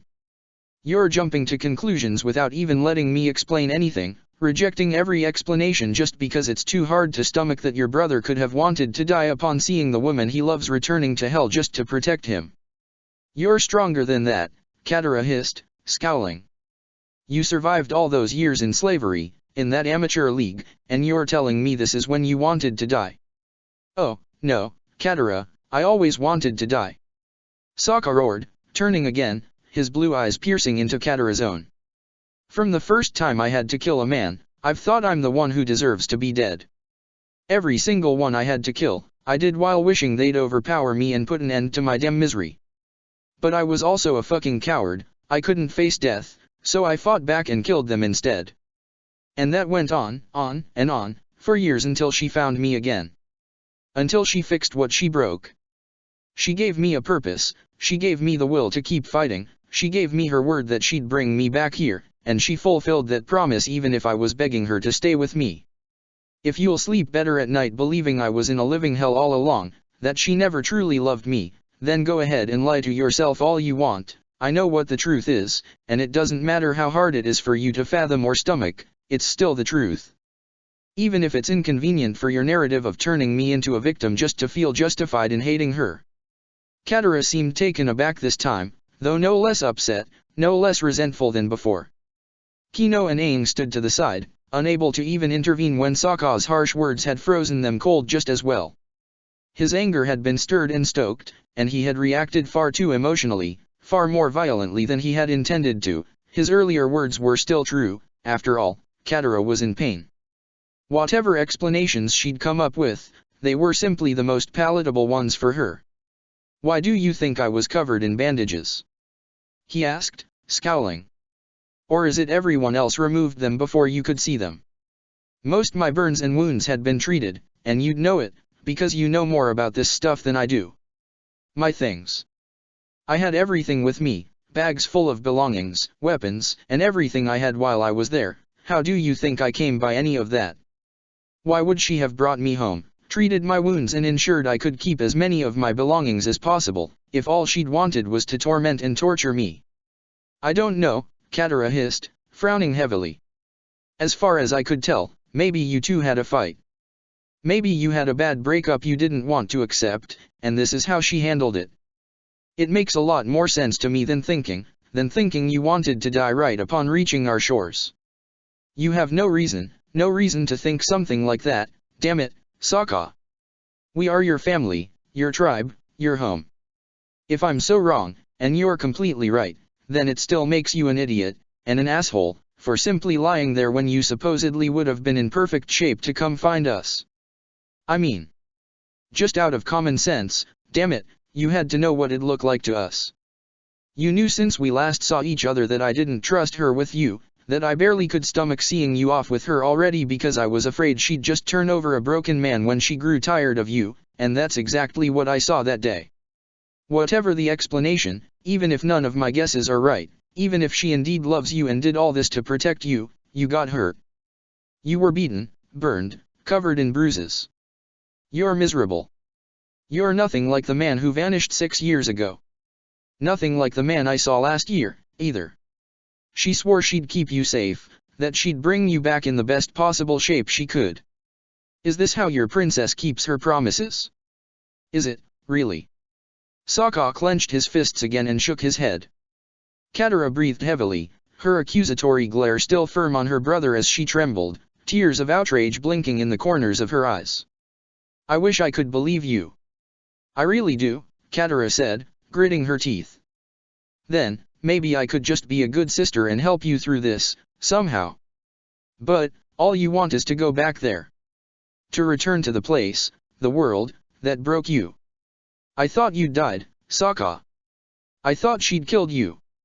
Then, when I heard she'd enslaved you, I hoped you'd escape, rebel, do something to fight back. And then I found out you were happy, somehow, that way. That this was the way you wanted to live your life now. It made no sense to me. It infuriated me. But I tried. I tried to accept it, because at least you were still alive. At least it meant my brother was still somewhere out there. And when my dim hopes to have you home again were finally fulfilled, it turns out this is the last place you wanted to be. I never said that, Sokka hissed, and Katara rolled her eyes. Be as pissed at me as you want to be, Katara. Like I said, I accept it. I deserve it. But don't pretend you understand when you haven't even heard half of it. When I've outright said the one thing I wish for, was that she'd chosen to stay here too. I never said I didn't want to be here, what I don't want is for her to go back there, damn it. And considering how much you hate the Fire Nation, how much we all hate that rotten bastard of a Fire Lord, you shouldn't have that much trouble understanding how I feel now. I feel exactly as you did when you first heard I might have died. Exactly as you did when you heard I'd been turned into a slave and was in the hands of the person you hated most. Katara's eyes seemed to soften, though the emotion behind them was unreadable right now. Her silence, however, compelled Sokka to believe, to hope, that he had broken through somehow, that she was finally willing to accept his explanations, if just to some degree. You've lived with Zuko for years now, Sokka said, gritting his teeth. You do know his own damn father gave him that burn. That he would have likely killed him, if he'd thought he could get away with it? Azula herself told me so. All that, to the child he didn't favor, whom he treated as a pest, something to get rid of. Do you seriously think that, upon being disappointed by the one he had all his expectations on, he'd hold back at all? That he'd do less harm, especially when she's rebelling, actively, against him? Zuko did say. Aang chimed in, softly. He said he'd be worse to her. But, well, I would like to think she'll be able to fight back. She's supposed to be an extraordinary bender, isn't she? That Sokka would shake his head, that a new kind of grief seemed to rack him again, gave the others pause immediately. They had seen her with their own eyes, bending blue and gold fire, they had heard Sokka's outlandish stories about her extraordinary power. Had it all been a lie, somehow? She probably can't beat him anymore, even if she tried, Sokka snarled, running a hand over his scalp, tightly yanking some of his long hair in the process, tugging it out of his wolf's tail. Before all this shit happened, we fought a possessed, hellish spear. And it's going to sound stupid and ridiculous too, of course, you'll think I'm making that up for my own benefit again, won't you? Why, you would have had to be there, to see that damn thing flying on its own, the fucking corruption that poured into the cut over her shoulder. She nearly died in my arms, and I could barely do a damn thing. A possessed spear? Aang asked, perplexed. You mean, a spirit took hold of it somehow? Azula destroyed it. Sokka said, gritting his teeth. Saved her people, saved all of us from getting cut and consumed by it. It sapped and corrupted chi. It corrupted hers, and she was getting better, but she wasn't fully healed yet when all this shit happened. The wound on her shoulder got worse, after whatever those bastards did to her. She must have fought back. The fucking general of the Imperial Guards hurt her right in front of me and I couldn't do a damn thing to. Sokka. Katara said, as softened as she was, her confusion only seemed to increase with every moment, every new bit of Sokka's rambling, passionate rant. I'm sorry, but I'm not understanding anything. Please slow down, can you? You fought a possessed spear, she was injured, her chi was corrupted. I've never heard of something like that, Aang admitted, though he shuddered at the implications of that phenomenon. Her life force was corrupted? She was dying. She even stopped feeling her inner fire, for a time, Sokka said, gritting his teeth and clenching his fists. It happened barely 2 months ago, maybe a little more, I don't even know anymore. But she was getting better, she was healing, and then this hell happened. We were careless. Reckless. We should have known better, but we'd beaten our biggest enemy in the league, and even if we thought we'd taken measures to keep everything safe, somehow, we were seen. Somehow. Seen. Kino repeated, gritting his teeth. Seen, kissing? Or, well. I don't even fucking know, Sokka said, covering his face with his hands. Don't know when he saw us, could have been at the start, at the end, or the middle, I have no idea. But the bastard just went to Oze and told him. And then Oze commanded a purity examination on Azula. I have no idea how it happened, but I swear I could kill every last one of the pieces of shit who had anything to do with it, any of the scumbags who dared hold her down to fulfill that fucking vile demand. The vague images, the hazy words Sokka had revealed until then, suddenly gained a much stronger meaning. As harsh as she had been so far, Katara found herself shrinking in place, utterly horrified. She had no idea what a purity examination truly entailed. There was no such practice in the Water Tribe.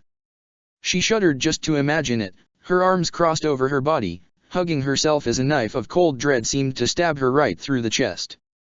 Then they came after me, Sokka snarled. I fought back, but I couldn't get them all. They reduced me, beat me to a pulp, and that fucking bastard, the general of the guards, as good as mocked me. One guard encouraged me to surrender because if I didn't, it'd only make everything worse for Azula. Same guy helped me later, got me food when I got dragged to prison.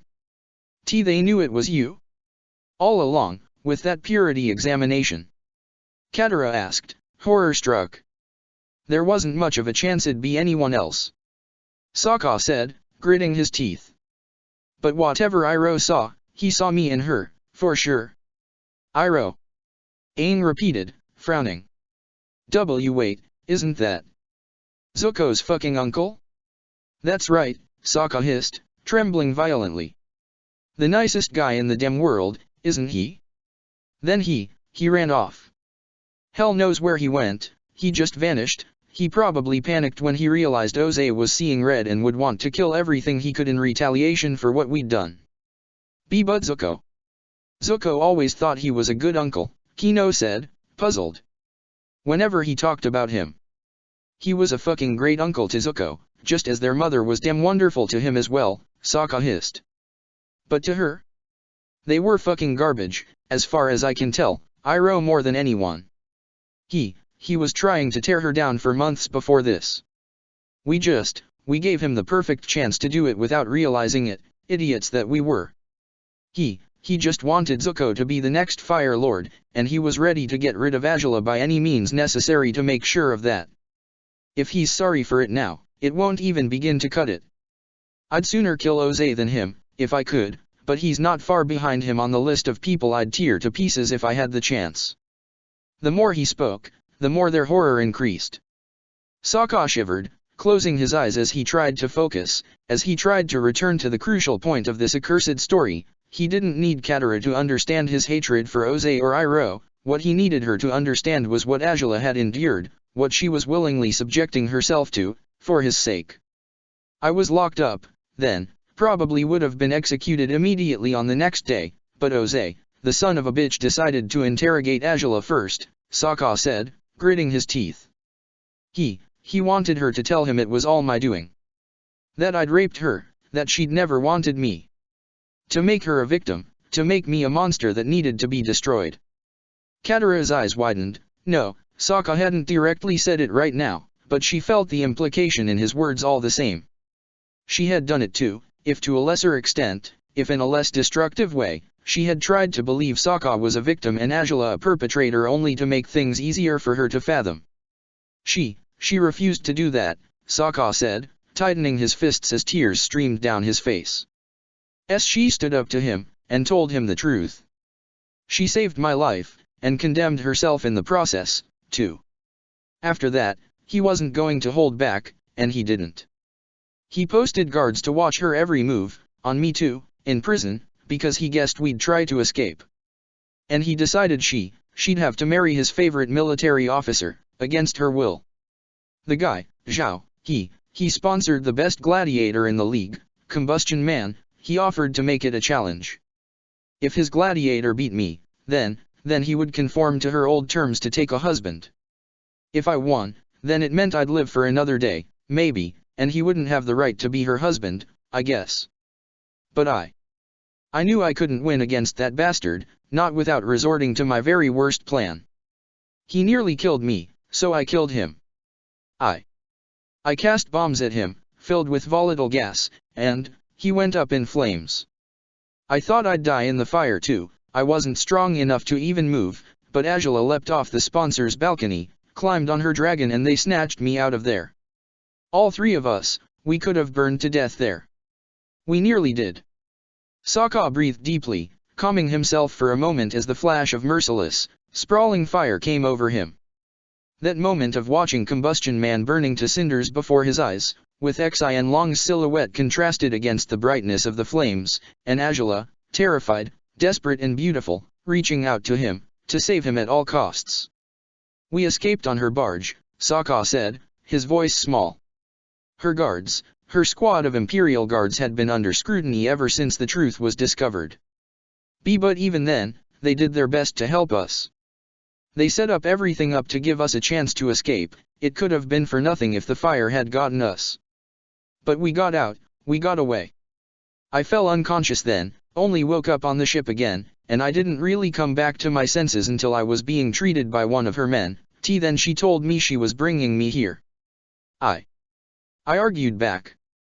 I told her to stay with me. She said she couldn't, for everyone's sake. She had to go back, to turn herself in, or her father would tear the pole to pieces looking for her. She was sure he would have done it even if we'd gone anywhere else, albeit to punish me for my supposed crime of loving his daughter, for getting away and not allowing him to execute me, too. I tried to convince her to change her mind, and I could have gotten her to do it if I'd known we could fight back here. If I'd known, that we could have had the Avatar on our side. Aang gasped. Katara's eyes flickered towards him, and she frowned at Sokka. Aang, he can't defeat the Fire Lord's forces alone, Katara said, hesitant. He wouldn't have to fight them alone, Sokka said, gritting his teeth. He won't. But he's probably going to send them anyway. Angela thought she could make him leave us alone somehow, but I have no idea how she planned to pull that off. He's going to send people here to kill me, to take down the whole tribe with me if they have a chance to. So, it was the right choice, sending me here, wasn't it? And returning, it's probably the right choice for her, isn't it? But I can't accept it. I tried, for the 10 days of our journey here, I did my best to make my peace with it, but right after she said goodbye, right here, after she'd climbed back on her barge, I panicked. I lost my mind because I couldn't let her go back to that hell, not without me, not when she's going to send her guards away too. She probably already has. She wants to face him, all of his worst, on her own, thinking she can shield us all by doing so. It could be worse if she didn't do this, I'm sure that's true, but I still can't accept it. She's sacrificing herself, returning to a fucking father who'll torture and torment her until he decides he's had his fill. And what if he never does? What if he doesn't ever stop? What if he kills her, damn it, and I can't do anything about it? Again, he yanked his hair as his biggest, worst fear rushed through him vertiginously.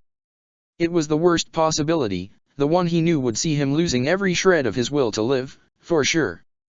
But there were countless horrible things Oze could still do, so many things he could do to hurt his daughter in ways Sokka didn't want to even imagine, for he'd definitely lose his mind if he pondered them. The man was a true monster, he knew no restraint, and even if he'd known any, he was choosing willfully not to abide by any reasonable limits, hung up on punishing his daughter for loving someone he hadn't approved of, for loving a man who had loved her back with every ounce of his heart, body, and soul. Whatever happens next, she's gone, Sokka said, gritting his teeth. I'm not supposed to see her again, not for years, or even decades, if I ever do. I love her. I'll always love her, and I'll never see her again. I'll never be able to help her. I won't have a chance to protect her anymore. She's out there, in her father's control, or about to be, and I'm here.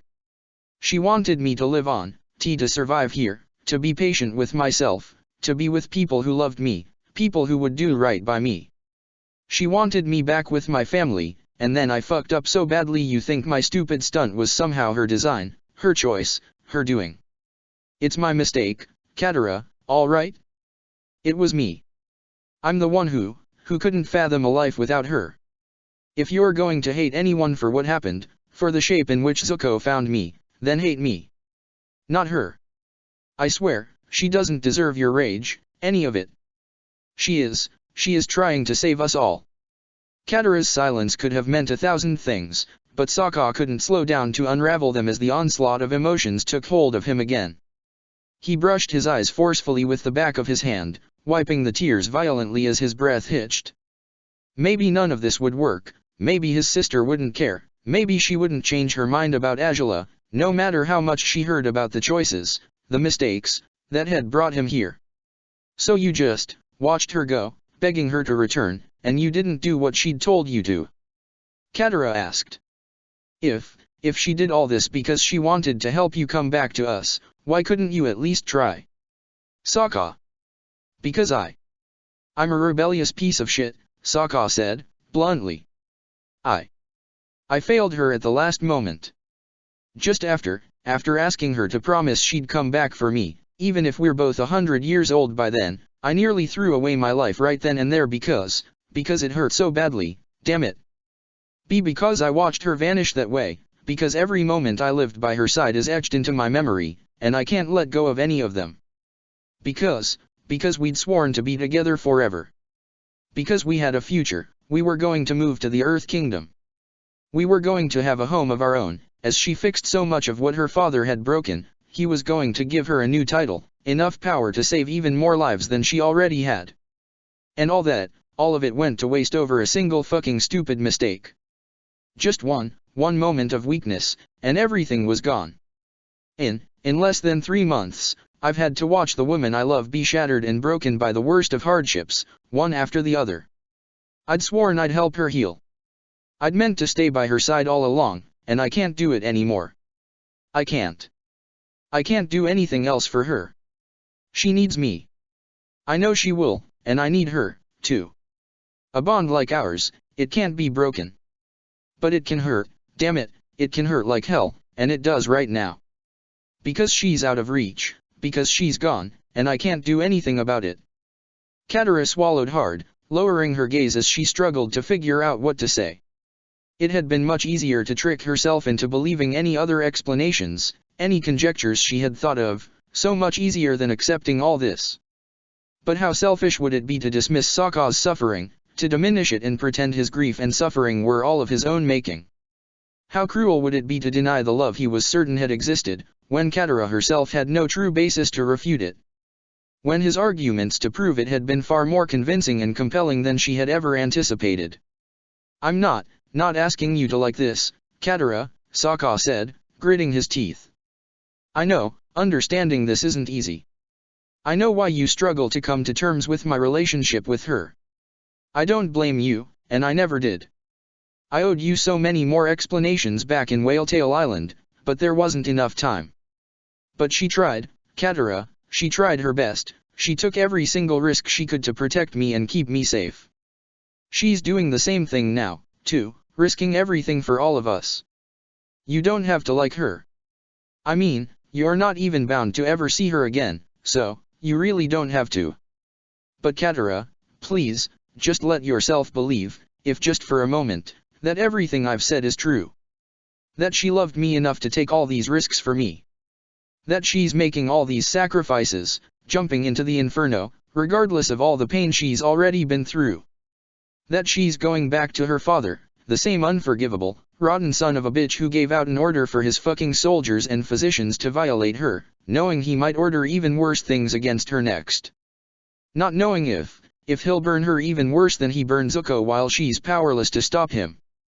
Not knowing just how far the bastard's willing to go just to make her break, but still walking back into that hell, head first, willingly, just to keep everyone else safe. Even people who might never thank her, people who might never even imagine how much pain she's put herself through for their sake. Katara's eyes filled with tears now, tears she didn't wish for. She didn't want to feel any empathy for that woman, for that princess. She had taken Sokka away, she had hurt him, tossed him in the amateur arena, kept him from his home for years. And then she had brought him back. She had given him back to his people.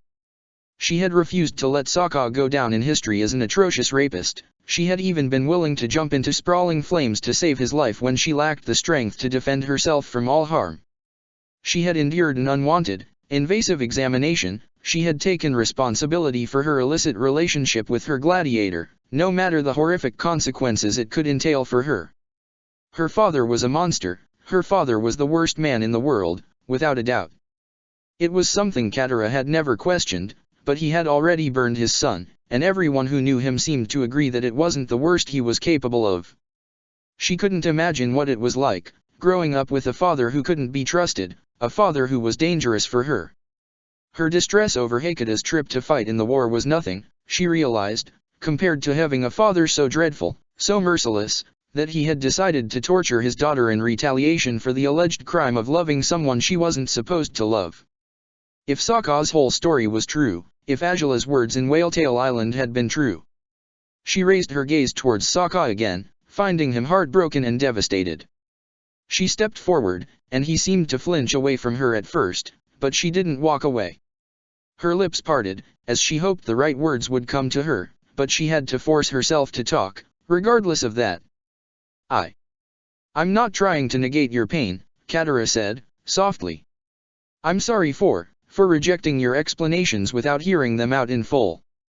I guess you're right, Sokka, I am hurt, because we love you. We love you just as you say she did, and you know that, don't you? Sokka gritted his teeth as more tears poured down his cheeks. Katara's hands dared reach for his arms slowly, trembling still. You're valuable, you matter to us. Just as you say you mattered to her. I have trouble believing all this, you know I do, and I'm sorry for that, but I'll try. If it's all true, Sokka, if all you said is true, then please, please, give us a chance. Give me time to accept this, to understand you better, if I can.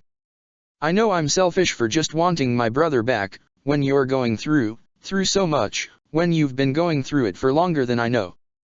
But, you're safe with us. You'll be safe, forever. For good.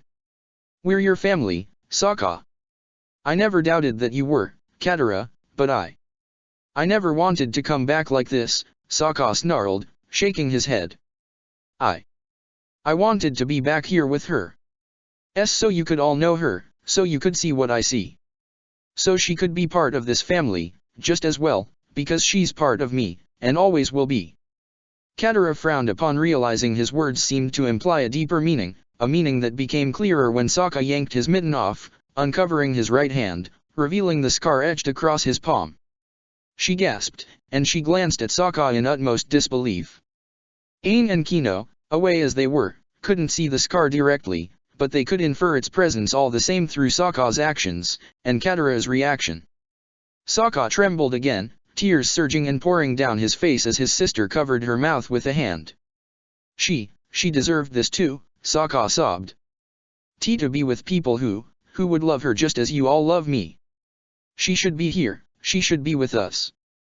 And every second that goes by, every moment that she's not, it's just another moment I feel I'm dying, and I can't help but think, that none of you deserve to deal with me when I'm like this. I wanted to come back as a proud, strong man. And not as this wreck, not as a heartbroken fool who can't ever stop regretting that his wife isn't with him anymore. Aang and Kino gasped, just as Katara's tear-filled eyes overflowed. She couldn't believe it, she couldn't, and yet it was there. Sokka wouldn't be so crazy as to cut his hand for some sort of joke. He knew what a marriage ceremony entailed, what it meant. He couldn't have done this on his own. Azula had to have done it with him. She had to sport a scar just like his, signaling the union between them, the everlasting bond that would always brand them as connected to each other, they had gotten married in secret, damn it, and by the water tribe right as well. Katara's chest heaved now as she shook her head. Sokka dropped his hand, not knowing what the actual meaning of his sister's gesture was, not knowing if he wanted to understand it, either. If she was rejecting his explanations again, oh, so be it. Let her believe whatever she wanted to believe. He was tired, he was too tired. If bearing his soul to her two best friends, wasn't enough yet, then maybe nothing ever would be. What did it matter, at this point? Even if she never understood him, it wouldn't make his pain, his truths, any less real than they were. I'm sorry. His sister's words could have caught him by surprise, their tone almost did, but he was far too distraught to react to them. Tears streamed down his face, dropping on the snow, just as they had that day. How many tears had he cried since the moment she had sailed away? How many times had he felt broken, forsaken, helpless, since he had first dreamt of the nefarious fate she could have found at Roan's hands? He was overwhelmed, he couldn't take it anymore. His heart's injuries were far deeper, and much more painful, than any of those that Katara had healed with her bending upon his return to the South Pole. She touched his forearms first, then his upper arms, and then he found himself wrapped in his sister's arms. His hands trembled as he raised them, touching her shoulders hesitantly at first, before his embrace gained strength and he clung to her, devastated, mortified, desperate. He was sorry too, he was sorry for 1,000 things, for all the grief he had put her through, for all the mistakes he'd made that she had been afflicted by. He was sorry he couldn't rejoice in his return, not the right way, not as everyone wanted him to. He was sorry for more things than he could ever explain. Aang seemed to watch them hopelessly, same as Kino, standing beside him, his fishing trip long forgotten by now. All of them had understood better, all of them had heard the truncated version of Sokka's story so far, and now they could see, far more clearly, how far Azula had gone to protect and save everyone either of them had ever cared for. Whether Sokka's relationship with Katara would ever be amended fully or not, Sokka didn't know, but that she'd embrace him willingly had to be a good sign towards that end. Was it, however, something he deserved? Was it fair for him to be accepted, cherished, loved by his people?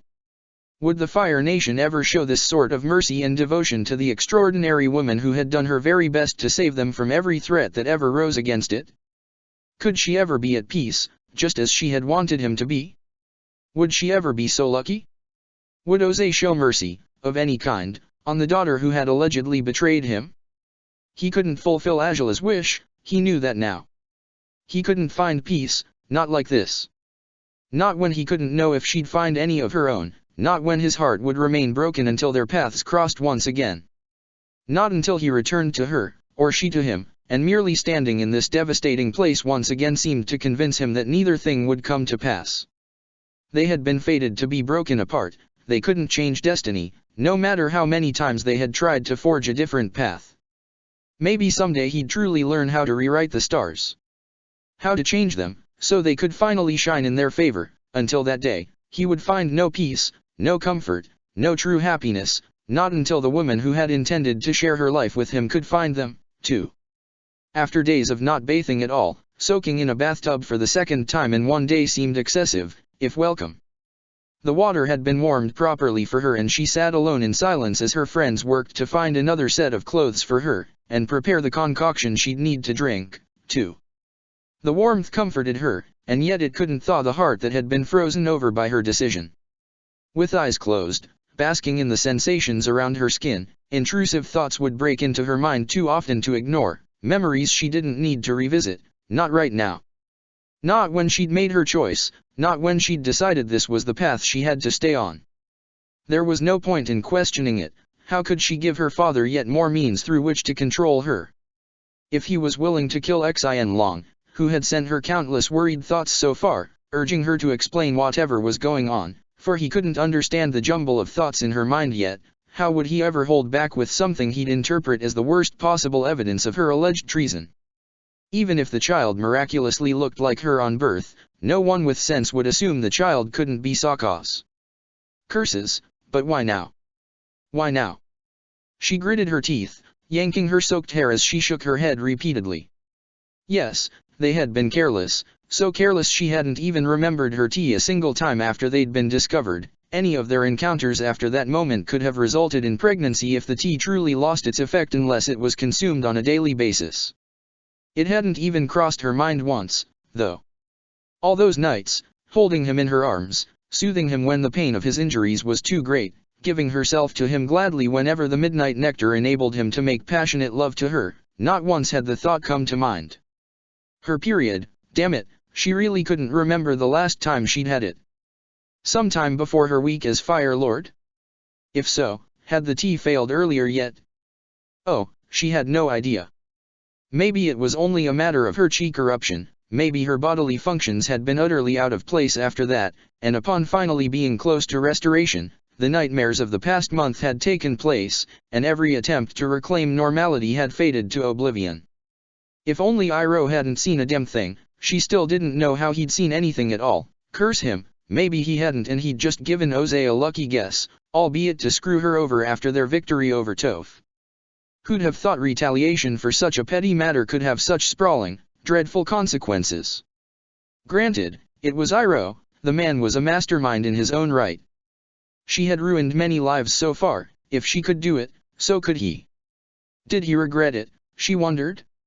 Would he ever regret it, if he knew what kind of hell he had subjected her to? Or would he think she had asked for it, would he think she deserved it? Iroh's personal involvement in her disgraces had very little importance now, though, while he had effectively inflicted this never-ending nightmare on her, it was Oze who constantly chose to make matters worse. It was Oze who would continue to torment her into an early grave, at this rate.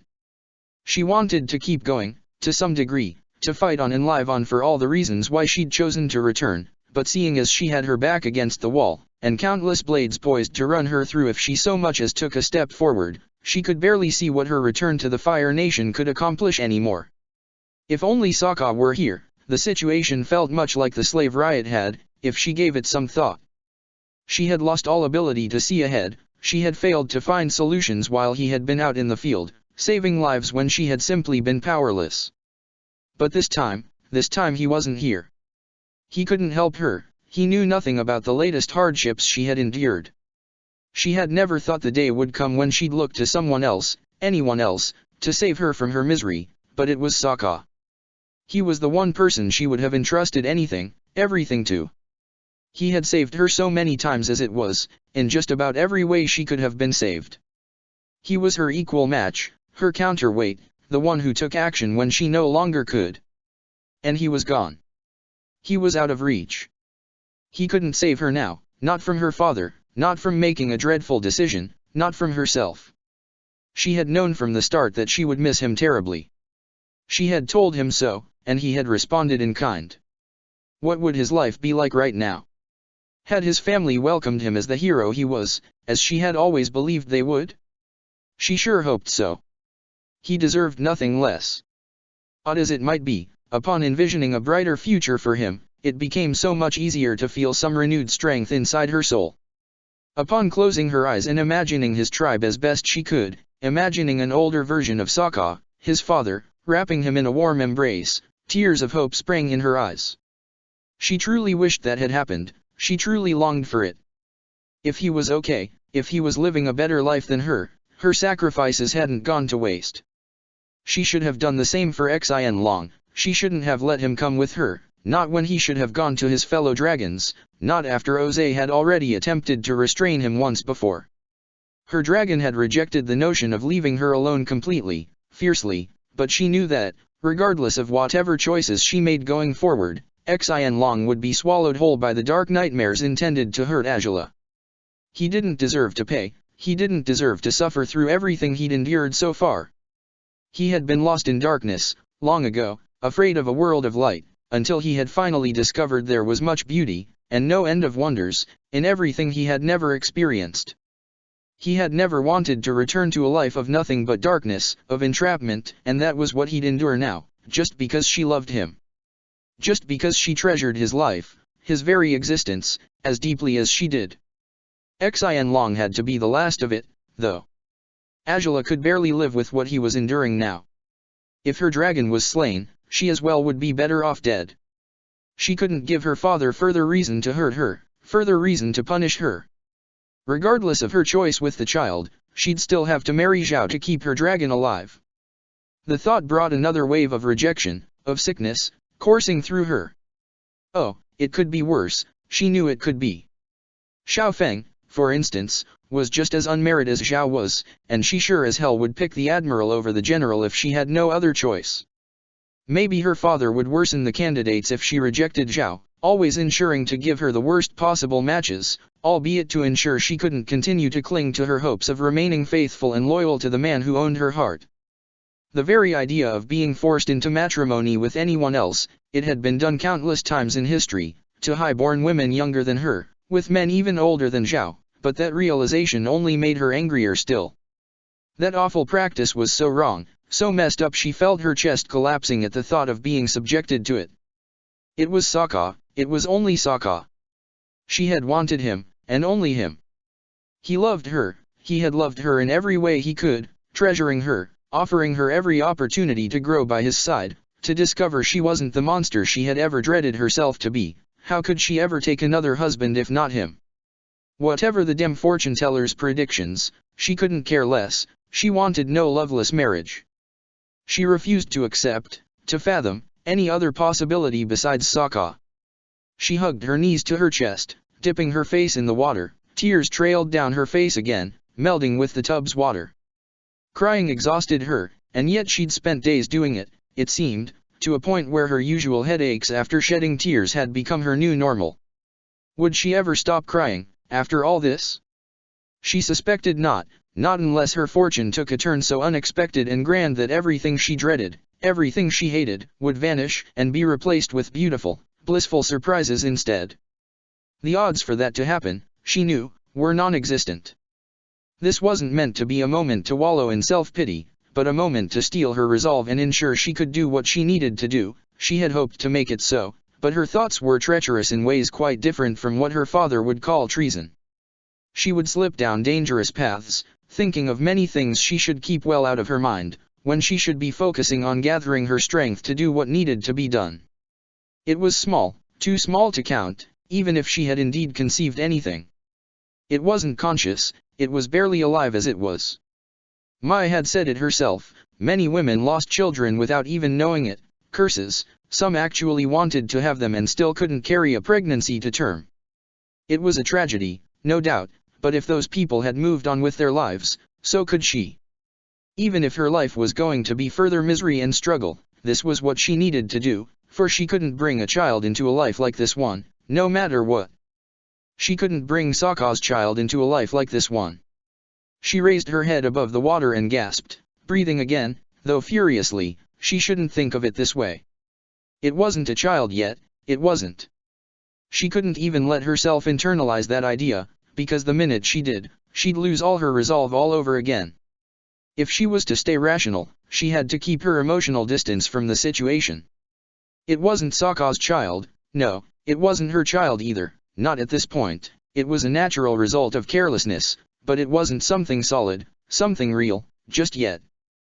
That was the only way to see this through. The only way. The water's warmth had faded by then, and she saw no sense in staying in the tub if it would be cold. Her soul felt cold enough as it was. She rose, climbed out and picked up the towel Mai had used on her rain-soaked head earlier, drying herself clumsily, hastily. She had to do this as quickly as possible, whether she liked it or not. That was part of the problem, without a doubt. She needed to act. She needed to put a stop to her ever-overthinking mind through action. Ty Lee had left a new set of clothes on a corner of the room. Dressing up in Mai's typical choice in apparel wouldn't have been Angela's first choice, usually, but today, the high-collared, broad-sleeved and dark-colored tunics seemed to suit her personal misery perfectly well. She moved slowly, systematically, putting on layer after layer until she was done. Then, she'd go to the kitchen and she'd do it. Whatever she had to swallow, she'd swallow it and then she'd be free to regret her choices and hate herself for them, much as she already did when it came to Sokka, to her guards, to Xin Long. She opened the indoors bathroom's door only to stop halfway through her motions. She heard voices by the kitchen. Ueda's voice. Was it time for his afternoon snack, maybe? Whatever it was, she hesitated to show herself in front of the child, or the servants, oh, curses, the child. He chatted animatedly, though she scarcely understood his words at first. The voice of a servant answered, but then he seemed to decide that, whatever he wanted, he needed someone of greater authority to grant it, and of course, he turned to his mother. "Mom, I'll eat my dinner later too, I will. You a day, please. I promised you could have some tomorrow and you will. Now, please, don't give Shui more trouble, will you? Stay put here and eat your fruit. No sweets. But move 'em." The kitchen door swung open. It was merely 2 doors away from the bathroom Angela had been led to earlier. Mai and Tai Li slid out of the kitchen, closing the door behind themselves, blocking out Yuadei's onslaught of pleading complaints. Mai sighed, shaking her head before glancing at the ajar bathroom door. "Hope she's still in there," she muttered to Tai Li, who swallowed hard but nodded. The 2 friends had known they'd have some trouble arranging proper privacy for Angela to drink the brew she'd requested. Once Mai had finished her work, cleaning up every shred of evidence and putting away the recipe safely, she had carried it upstairs and placed it in one of the vacant rooms in the house, the one Suki had stayed in back when Tai Li had first retrieved her.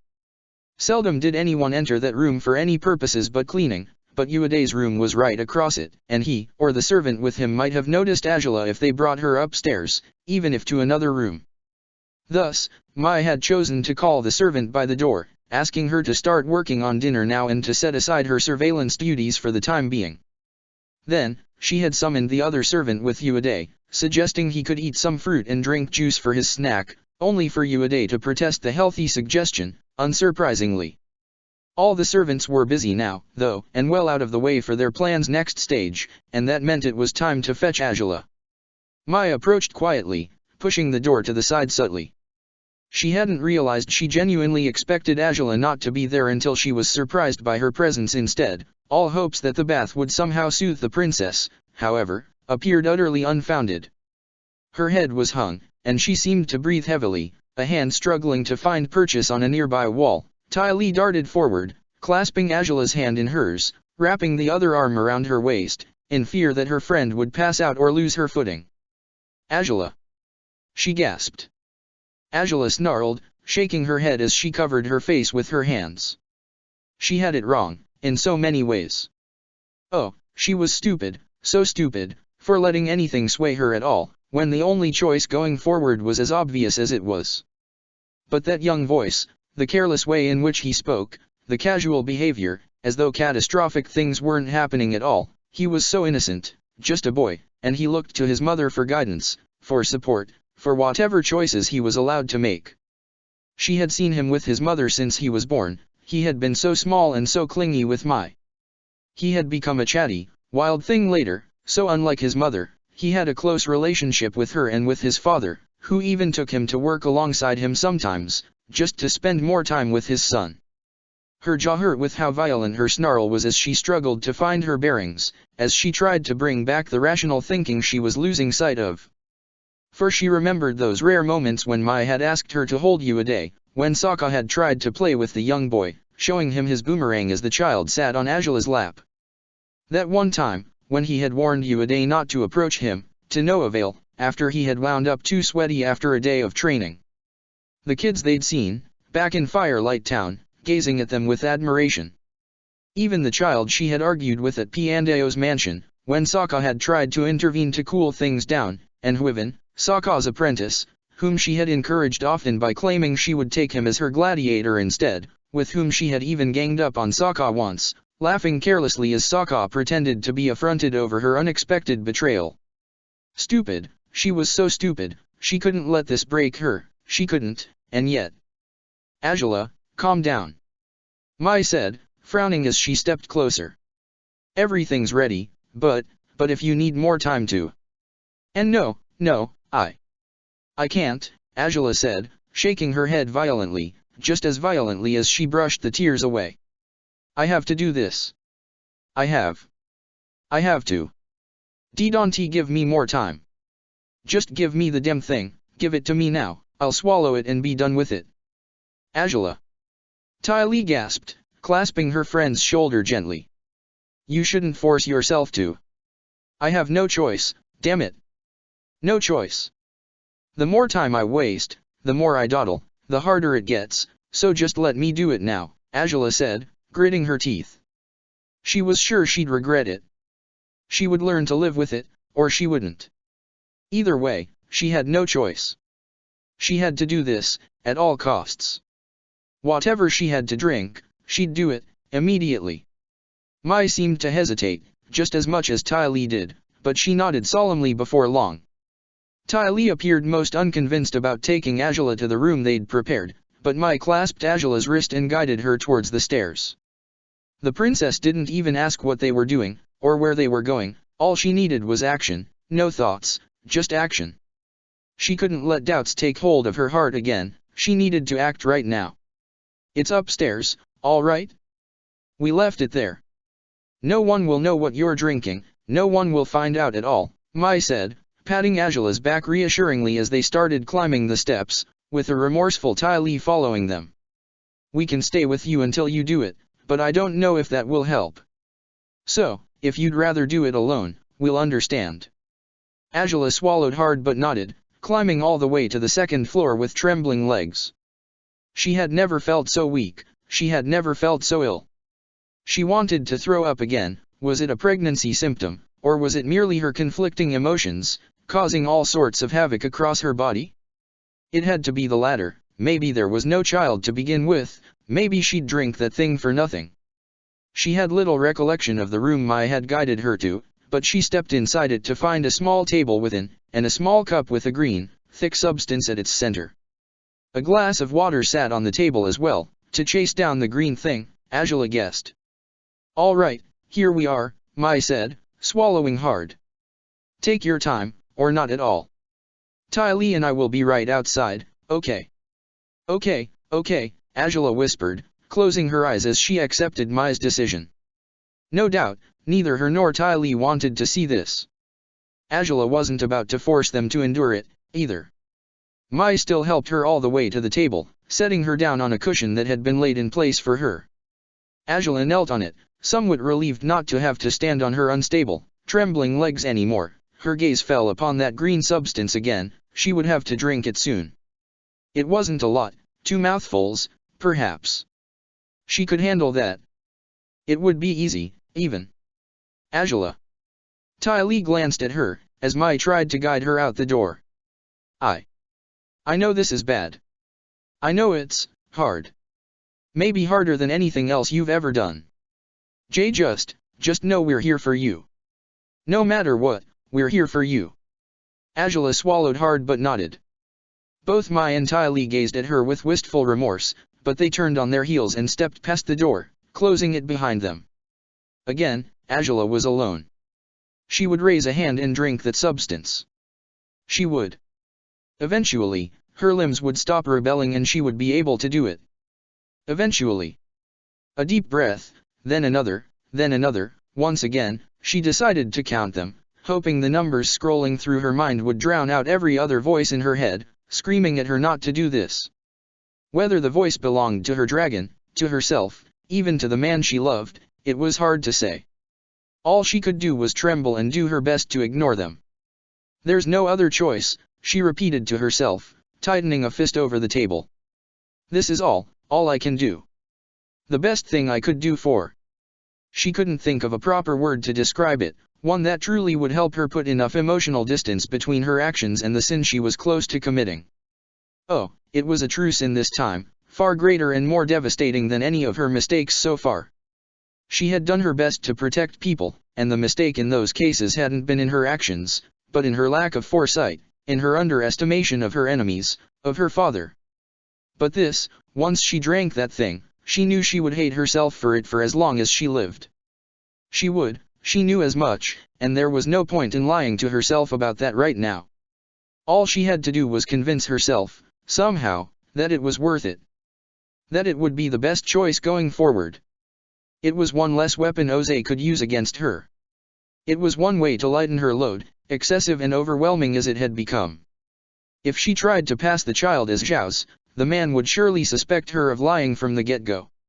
Even if she somehow got away with the deceit, she would only have a few moments with the child before having to send it away somehow, and who did she even trust to pull off such a dangerous mission? No one. She had no one to rely on for something so delicate, no one she could entrust her child to. She couldn't put Mai entirely at further risk. As things stood, there was no one else, no one who could hide her child safely from her father's reach. If someone came to mind eventually, what difference would it make? She wouldn't have much time with the child anyway, regardless of the situation. She would have no time to be a mother. A whimper broke past her lips as she covered her mouth with her hands. She wasn't ready, she had no idea how to be one. This was something she was supposed to learn with Sokka, something she would take her time to unravel and truly understand. Where she faltered, he'd fill in for her failings, and she'd do the same for him.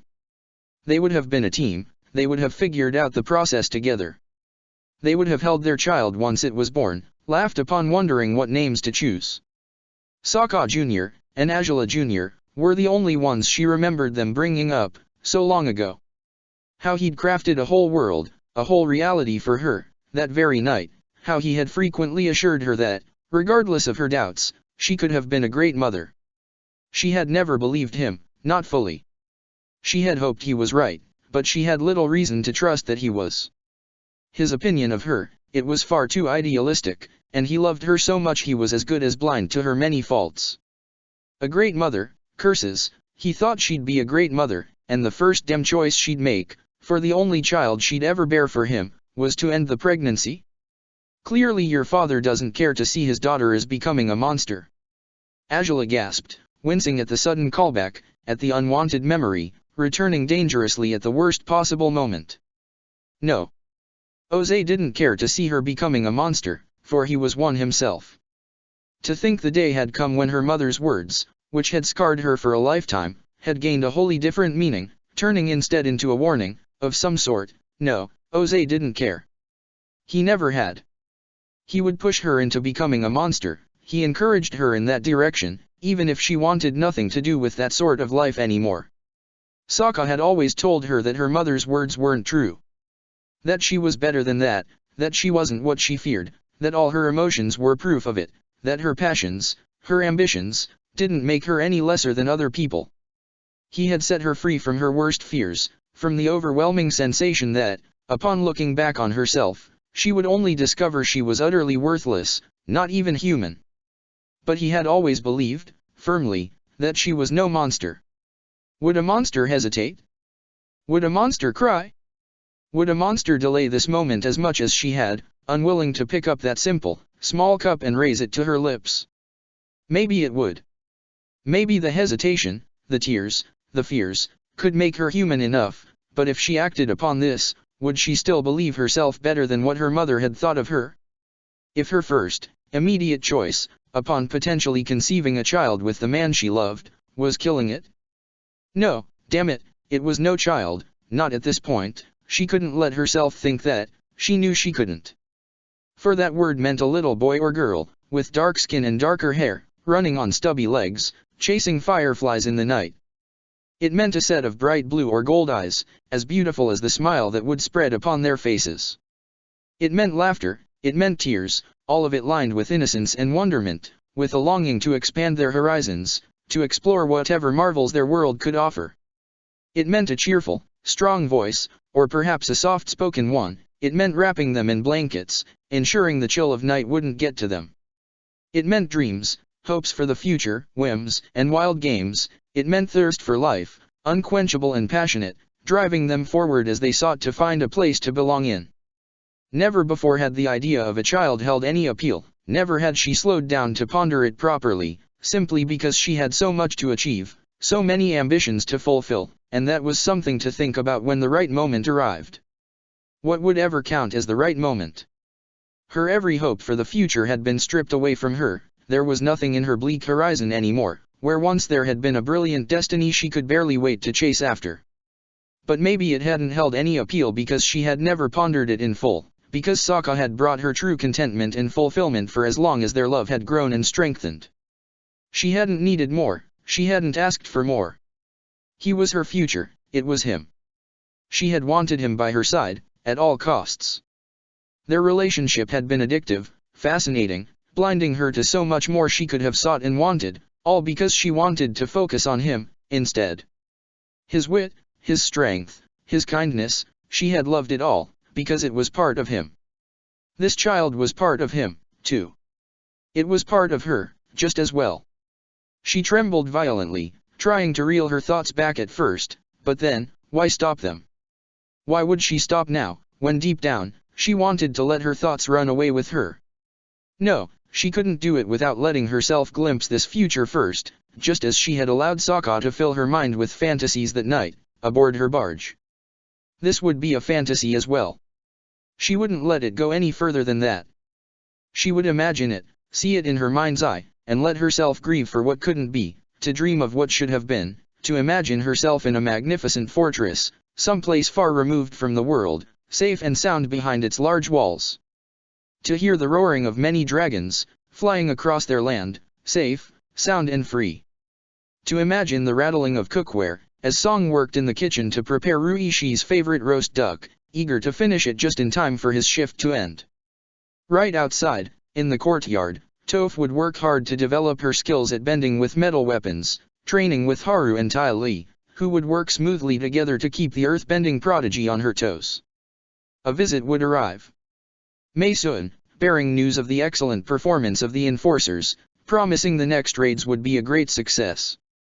Another glance through the corridors, and in yet another courtyard, her brother and his children, along with his wife, basking in the sun's warmth, in the blissful breeze. They would sit with Mai, Uade, and Ruonjian as well, enjoying a peaceful day together. Just then, from the next corridor she turned, would rush that very smiling child she had imagined moments ago, the child who had never known danger, unhappiness, or struggle. The child who gazed at her with the same trust and confidence with which Uade gazed at Mai, the child through whom Azula would become a mother. Just behind them, that tall, strong, proud man would smile at her as well, mirroring the grin on their child's face. He would step closer as she leaned down, and how light their child would be, so easy to hold, cheerful and beautiful when Azula wrapped her arms around that small body. The illusion in those eyes, the heartfelt affection that came naturally, that felt like an inevitable instinct for children, who longed for the love of their parents. That smile on the father's face spoke for itself. He had known she could do this. He had trusted her, all along. He had believed in her choices. He had granted her strength when she had faltered, he had brought her joy when she had known none of it. Together they had created that small child in her arms, in their arms, for he now enveloped them both in his embrace. They were a family, a family. It was one of their making, one they had chosen to build together. No matter the hardships, they were happy. It was how everything should be. The images faded from her mind, and Azula found she had cried on the table throughout all of it. Tears pooled over the wooden surface, as she shook violently with longing, wishing that sort of world, all those possibilities, could be brought into existence just by willing it. If only reality could go away, if only she could replace it, but she couldn't. She couldn't. She had made her choice. She had to abide by it. However difficult it was, she had to do it. "I'm sorry," she managed to mouth, as more tears poured down her cheeks. "I'm sorry." She reached for the cup, and the flashes of those moments returned, crossing her mind again, at first pleasantly, but soon, not so much. It was impossible. None of that could happen, none of that would ever happen, even if she kept the child, it wouldn't happen. There are girls in your future, and perhaps one boy, if I'm reading this correctly. Can you imagine that, though? For our daughter to be just like you, but of course, tiny-sized. With your beautiful hair and eyes. The idea of having that sort of life with you is beautiful to me. It hurt. Oh, it hurt so badly it was as though she was on the barge again, seeing Sokka for the last time, feeling her chest split open with loss and desperation. But just as that day, she needed to go on. She needed to go on. No flashes in her mind of whatever that child could grow up to be could change her decision anymore. She couldn't allow it. Curses, it was something to dream of, to imagine, to lose herself to in careless visions of an impossible future. It wasn't something to want, not the way her dim fickle heart suddenly seemed to. She had no idea of how to be a mother, she had no idea of how to be a mother. The cup touched her lips, Her trembling grip still managed to tilt it, and the substance would soon reach her mouth. She trembled, all of her. It would be easier, being a monster. It would be so much easier, once it was done. Suddenly, she grew aware of the weight in her pocket. The necklace. Sokka's necklace. The first source of relief she'd found upon returning to the Fire Nation. The first means of encouragement, to assure herself she could keep going, she could still go on. When the liquid touched her lips, she realized she didn't want it to be any easier. Even if it was for just an instant, even if it was for just a moment. Even if it was just for a brief period of her life, far briefer than the one she had shared with Sokka. He had asked her not to regret their love, she had told her father, directly, that she only regretted being caught. She couldn't regret the love that had brought her to this point. This was all she had left of Sokka anymore. It was him, and it was her. It was the two of them. She tilted the cup backwards, the liquid swayed in place, waiting for her to rebuild her resolve. The substance lingered on her lips, which hadn't opened at all, though they trembled violently as she struggled to unravel her instincts, her impulses, her rationale, her emotions, everything conflicted, everything clashed. Until nothing did. Until she found herself facing a certainty that brought her to tears again. She didn't want this. After struggling against her impulsive heart, finally she'd reached an answer, one she could no longer reject, an answer she clung to now, on that moment, as she tightened her grip on that cup. She couldn't do this. Moreover, she wouldn't do this. She raised her left hand to her mouth, wiping the substance off frantically. No more. No more regrets. No more choices she couldn't live with. She'd have something to live for if she didn't drink this damn concoction, and she'd sworn to Sokka that she'd return to him someday. That she'd live for him, for the hopes that they would find their way to each other once more. This, she realized, was but another way to fulfill that promise. She'd had enough. It was enough, this was all she had left of him, and she intended to protect it with every ounce of strength she had left, even if there wasn't much of it anymore. The liquid spilled as she raised the cup anew, but this time, her arm drew back as she flung it rashly, violently, towards the closed door. It shattered in 1,000 pieces, the green substance splattered on the wood, the noise of the breaking ceramic startling the house's occupants enough that someone screamed in surprise. The door swung open in a hurry. Mai and Ty Lee stood at the other side of the threshold, glancing inside with wide, confused eyes, and that confusion didn't fade when they spotted their friend, an arm still extended after having tossed that cup with as much strength as she could muster. She shivered where she sat, breathing heavily, a soft whimper leaving her lips with each intake of air. I can't. I can't. I can't. I won't. I can't. She mumbled, with a thread of a voice, glancing up at Mai and Ty Lee in hopelessness, yet in certainty, as well. She refused to drink that substance. Angela, goodness. Ty Lee sobbed, rushing to her friend's side to wrap her arms around her again as Mai inspected the damage, the shattered cup, the stained door. You didn't have to be so harsh about it, though, Mai said, though a small smile tugged at the corners of her lips. If the situation were any different, you'd owe me a mug after that. Despite everything, Angela let out a soft bark of laughter, one her friends replicated upon letting themselves laugh softly too. It was a moment of relief, for as much as they had understood Angela's previous decision, they had worried, deeply, that their friend would regret it as soon as it was done. It wasn't a simple, careless choice to make. In any other circumstances, this could have been something to rejoice in, something to celebrate, no matter how unprepared Angela might have felt for it.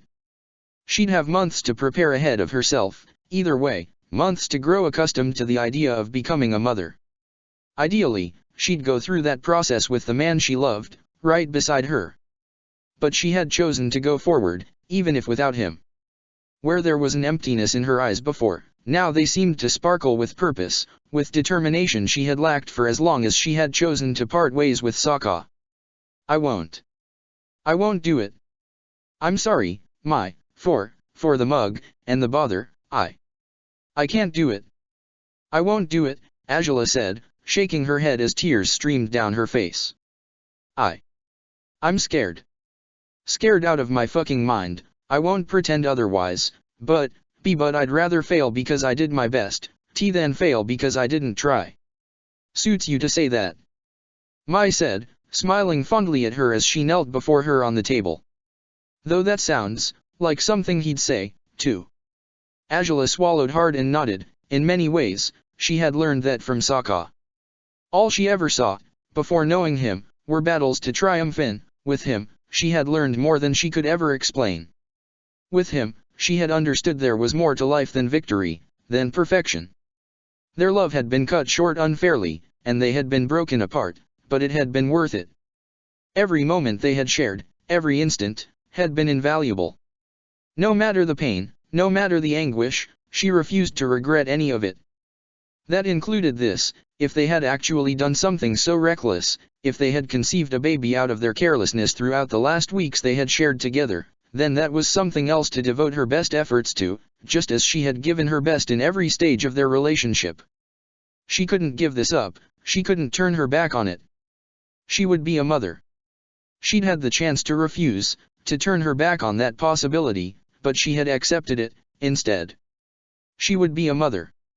She had no idea what challenges it would entail, but she found the determination to face them, despite everything. She would be a mother. A mother to their child. By her own conviction, by her own determination, by the strength the very thought of him evoked within her heart, she would become a mother, even if Sokka wasn't beside her through every step of this dangerous journey. She certainly would rather do this with him, but she would do it because her heart demanded it. Because that fantasy she'd let herself evoke might never become a reality, but maybe she could build a new dream, day by day, as she regained her center and strengthened her resolve to protect this child at all costs. This was her choice. Her true choice. This, and everything that came along with it. Angela said, the enthusiasm of her acceptance waning. Mai entirely glanced at her with uncertainty, recognizing the darker tone of her voice. If I'm keeping it, you'll have to figure out a plan to keep the baby safe once it's born. Ty Lee said, sniffing and wiping her eyes with her wristband. To keep it safe before it's born, too, Angela whispered, swallowing hard as she closed her eyes. You'll do it, then, Mai said, and her own relief suddenly was replaced by dread. You won't even ask for someone else? Angela, this is my path going forward, Angela said, closing her eyes. I've made my choice, and I know it's the right choice, this time. Only I'll have to do painful, terrible things to stand by it. I know I will. Maybe terrible enough to wish, again, that I were dead instead, but I'll try my best to endure it. I have to. Oh, the future was bleak all the same. She knew that nothing outside this house had changed, even if the rain seemed to weaken by now. Her father was what mattered, and he wouldn't set aside his threat on Xin Long just with her compliance. If she made any mistakes she'd sentence herself, and her child, to a deeper, worse nightmare than before, but she would be more careful, so much more careful than she had been throughout the last years. She knew better now, she could do better now. Deceit, dishonesty? She had grown acquainted quite well with both concepts throughout her younger years. It was time to put them into practice anew, to stop telling her father the truth, for it wouldn't matter to him whether it was the truth or not, he only wanted to hear whatever was most convenient for him, after all. This, Angela guessed, would be convenient, to a fault, it would be convenient.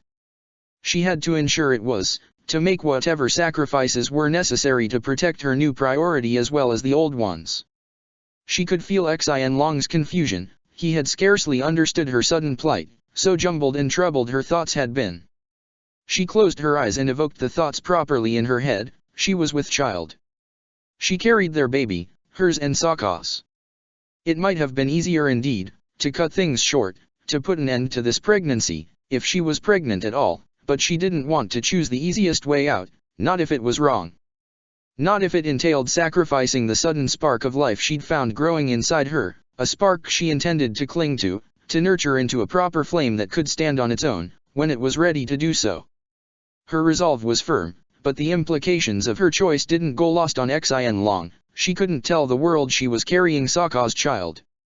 Which meant, he'll get what he wants, Angela said, softly, Tai Li clung to her again, and Mai gazed at her sympathetically. Angela's determination waned, only because sadness and misery seemed set on taking the wheel instead. There's nothing else to be done, there wouldn't be even if I'd drank that. So. Oh, Angela. Tai Li whimpered, her face pressed to Angela's right shoulder.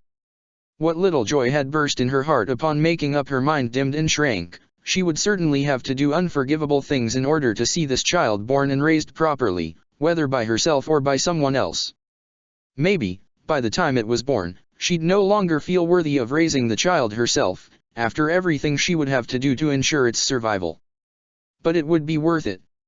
If their child could live, any price she had to pay would be worth it. Angela knelt before her father in his throne room. Now she endured his scrutiny and she readied herself to speak, even if her heart threatened to break for it. Soft as her voice was, weak as her body appeared, Angela managed to raise her head long enough to speak aloud, to announce her decision to the man who scowled prominently at her through his flames. I will marry Admiral Zhao. She wasn't sure how she'd managed to utter the damn sentence. She felt sick again, but she contained the reaction, knowing she had to, knowing it was necessary, that she wasn't doing this out of fear, that it would be for the best, going forward. Xin Long roared, desperate, in the distance. He didn't agree with this choice. She should have run away, she should have escaped, all else be damned, what would it matter if she couldn't set him free? This was wrong, she belonged with Sokka. He was her true mate, the man she loved, the one she had given her heart to. And that was precisely why she had to do this. For the man she truly loved, for the child they should have raised, together. Oze appeared perplexed, so much that his flames dimmed in strength. Angela raised her head, suspecting he would accuse her of foul play, of having an underlying motive to do this. Yes, of course she did have one. But he would surely anticipate sabotage, misconduct in the middle of the ceremony, or afterwards. There would be no such thing. He would believe, and trust, that he had broken her. It would be up to her to ensure that belief lasted for as long as possible. Furious roars drifted from the dragon's refuge and resounded across the palace, but both Angela and Oze ignored them. Only now did Angela perform the traditional salute to her father, in another gesture of submission. With her fist to her palm, she bowed profoundly, enough for her head to touch the floor, humiliated, humbled, and with no more fighting spirit left to resist and rebel. He had won. Oze had won. Angela lay before him, defeated, undone. He had been successful, triumphant, at reeling her in and ensuring her obedience entirely. This was the victory he had looked forward to ever since his plans to trap Angela and corner her through her dragon started taking shape. So why did his heart sink heavily when it should have been lightened, instead? Why did he feel the urge to reject her submissiveness, disturbed by the lack of rebelliousness that he had been so set on destroying until now? He had broken her, this was exactly what he'd intended to achieve, so why did his body shudder with shame, with a sudden, growing suspicion that the victory he had claimed was no such thing? He had finally reeled Angela back into control, but the grand achievement he had fought for felt like nothing of the sort now. It was as though, in overpowering his daughter, he had destroyed himself, too. He had won. He had won. What mattered was that he had won.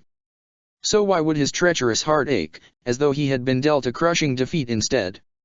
Chapter 255. Storytelling/Wedding. 1.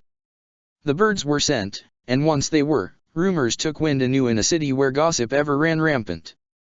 The latest bit of news, however, startled most who heard it. It all but confirmed most suspicions. The most popular interpretation of the latest events in the Fire Nation capital, Crown Princess Angela had offended her father in some manner, and he meant to punish and discipline her for her apparent transgressions. The specifics about her crime were the subject of speculation, both outlandish and reasonable, none of which could be confirmed, for next to no information had left the palace walls as of late. Only soldiers and guards ever seemed to set foot outside it anymore, so the birds that flew from the palace, sent across the land and oceans, came as a most unexpected surprise for every noble or military leader who received the confidential messages that became a lot less secretive soon afterwards. Some had found the message most perplexing, yet ultimately, irrelevant. Such was the case with Kashing. One of his personal servants had brought him the letter, and he had nearly scoffed at the invitation upon reading it. The two fools responsible for the destruction of my favorite pastime are to wed," he said. "Well, they deserve to make each other miserable forever, as far as I'm concerned." He tossed the invitation aside only to focus on another message from the palace, one of a much more personal nature too. His smirk widened upon reading its contents. Yes, his pastime had been destroyed, but his best business venture, it seemed, was finally ripe and ready to be restored to its former glory, and that mattered far more than the political drama that permeated the royal family. Others had been utterly amused by the letter. Instead, Hina roared with laughter, as her father finished reading the invitation's contents. The man would have demanded Hina offered the princess proper respect, but he wasn't sure anyone was supposed to do that anymore. He certainly had no reason to think the Fire Lord would take offense to slights against the princess at this point. "Oh, it's marvelous. Marvelous!" Hina cackled, wrapping an arm around Han's own as they ate. The foreigner flinched, most uneasy around Hina ever since she had come out of her shell fully after he had become her husband. She was far clingier, and much more demanding, than any woman he had known so far. Married to an old, cruel man like that, oh, it's exactly what she deserves, after everything she did to us, Han, dear. I'm not sure. I mean, it's a disgusting match anyway, Han said, grimacing. She's young enough to be his daughter. That's exactly why it's perfect, Hina decided, with a cruel smirk. If all those rumors about her and the Blue Wolf had any basis on reality, then this is just the right punishment for that wretched bitch. Hina, curses, don't speak of the crown princess that way. Her father finally seemed to lose his patience, and Hina rolled her eyes. She's not bound to be crown princess for very long after this, anyway, she said, dismissively. Cruelty still gleamed in her eyes as she glanced at her father again. Do you think we can all go? I'd just love to see the look on her face when her whole world falls to pieces. Well, no, we certainly can't all go, her father said, grimacing as his gaze flickered at Han. He pulled out a small note, one that had been slipped into the scroll bearing his invitation to the royal palace, on the assigned date of the wedding ceremony. I don't really know what's going on, but this was part of our invitation, too. When he showed them the note, Hina gasped in outrage and Han's eyes widened. The note demanded, expressly, that the northern savage would not be brought to the ceremony, unless they intended to face steep consequences for doing so. It's Admiral Zhao, Han decided, scowling.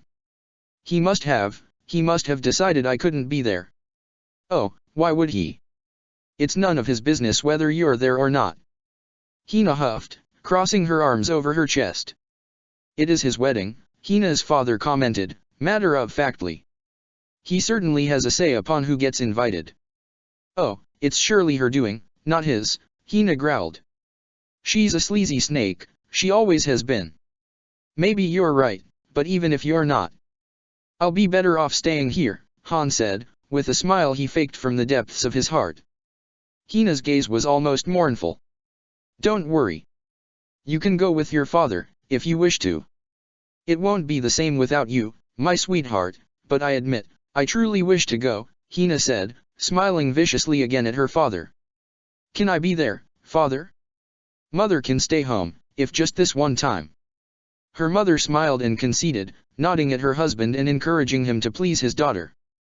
The man, exasperated with Hina's antics, could only sigh in hopeless submission while Hina grinned viciously, utterly unaware of the sneaky smirk that decorated her husband's face. Once he knew he would be out of her ever-watchful presence, if just for one night.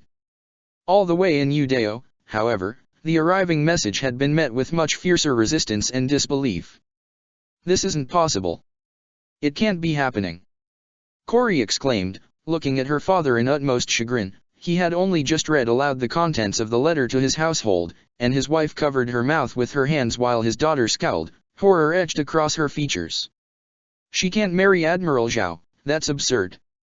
Sneers had been the one to receive the bird bearing the letter. He had handed it to the mayor, who then unfolded it quickly.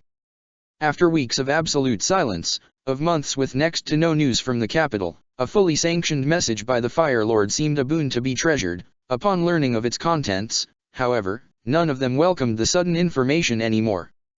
It only seemed to strengthen the widespread belief, the suspicion, that the princess had angered her father in some way, and Corey and Sneers had no trouble imagining why. It's surely a political arrangement, one she mustn't have wanted, without a doubt, the mayor said, grimacing as he shook his head. Not every arranged marriage is a catastrophe, though this one doesn't sound promising from the get-go. I suppose all we can do is hope for the best. She would have never wanted this. Corey bellowed, with absolute certainty. The princess. Corey, Sneers hissed, clasping her arm delicately, silencing her with his gesture. Corey's chest heaved as she shook her head. It wasn't true. It couldn't be happening, not to her, not to Angela. Corey's mother stepped forward, taking the letter in her hands to inspect it directly.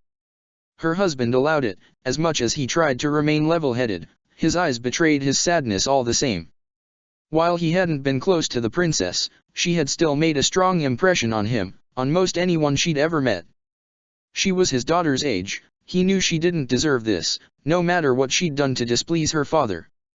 She can't be forced to marry that admiral. Corey said, shivering as she shook her head. It's not right, Dad.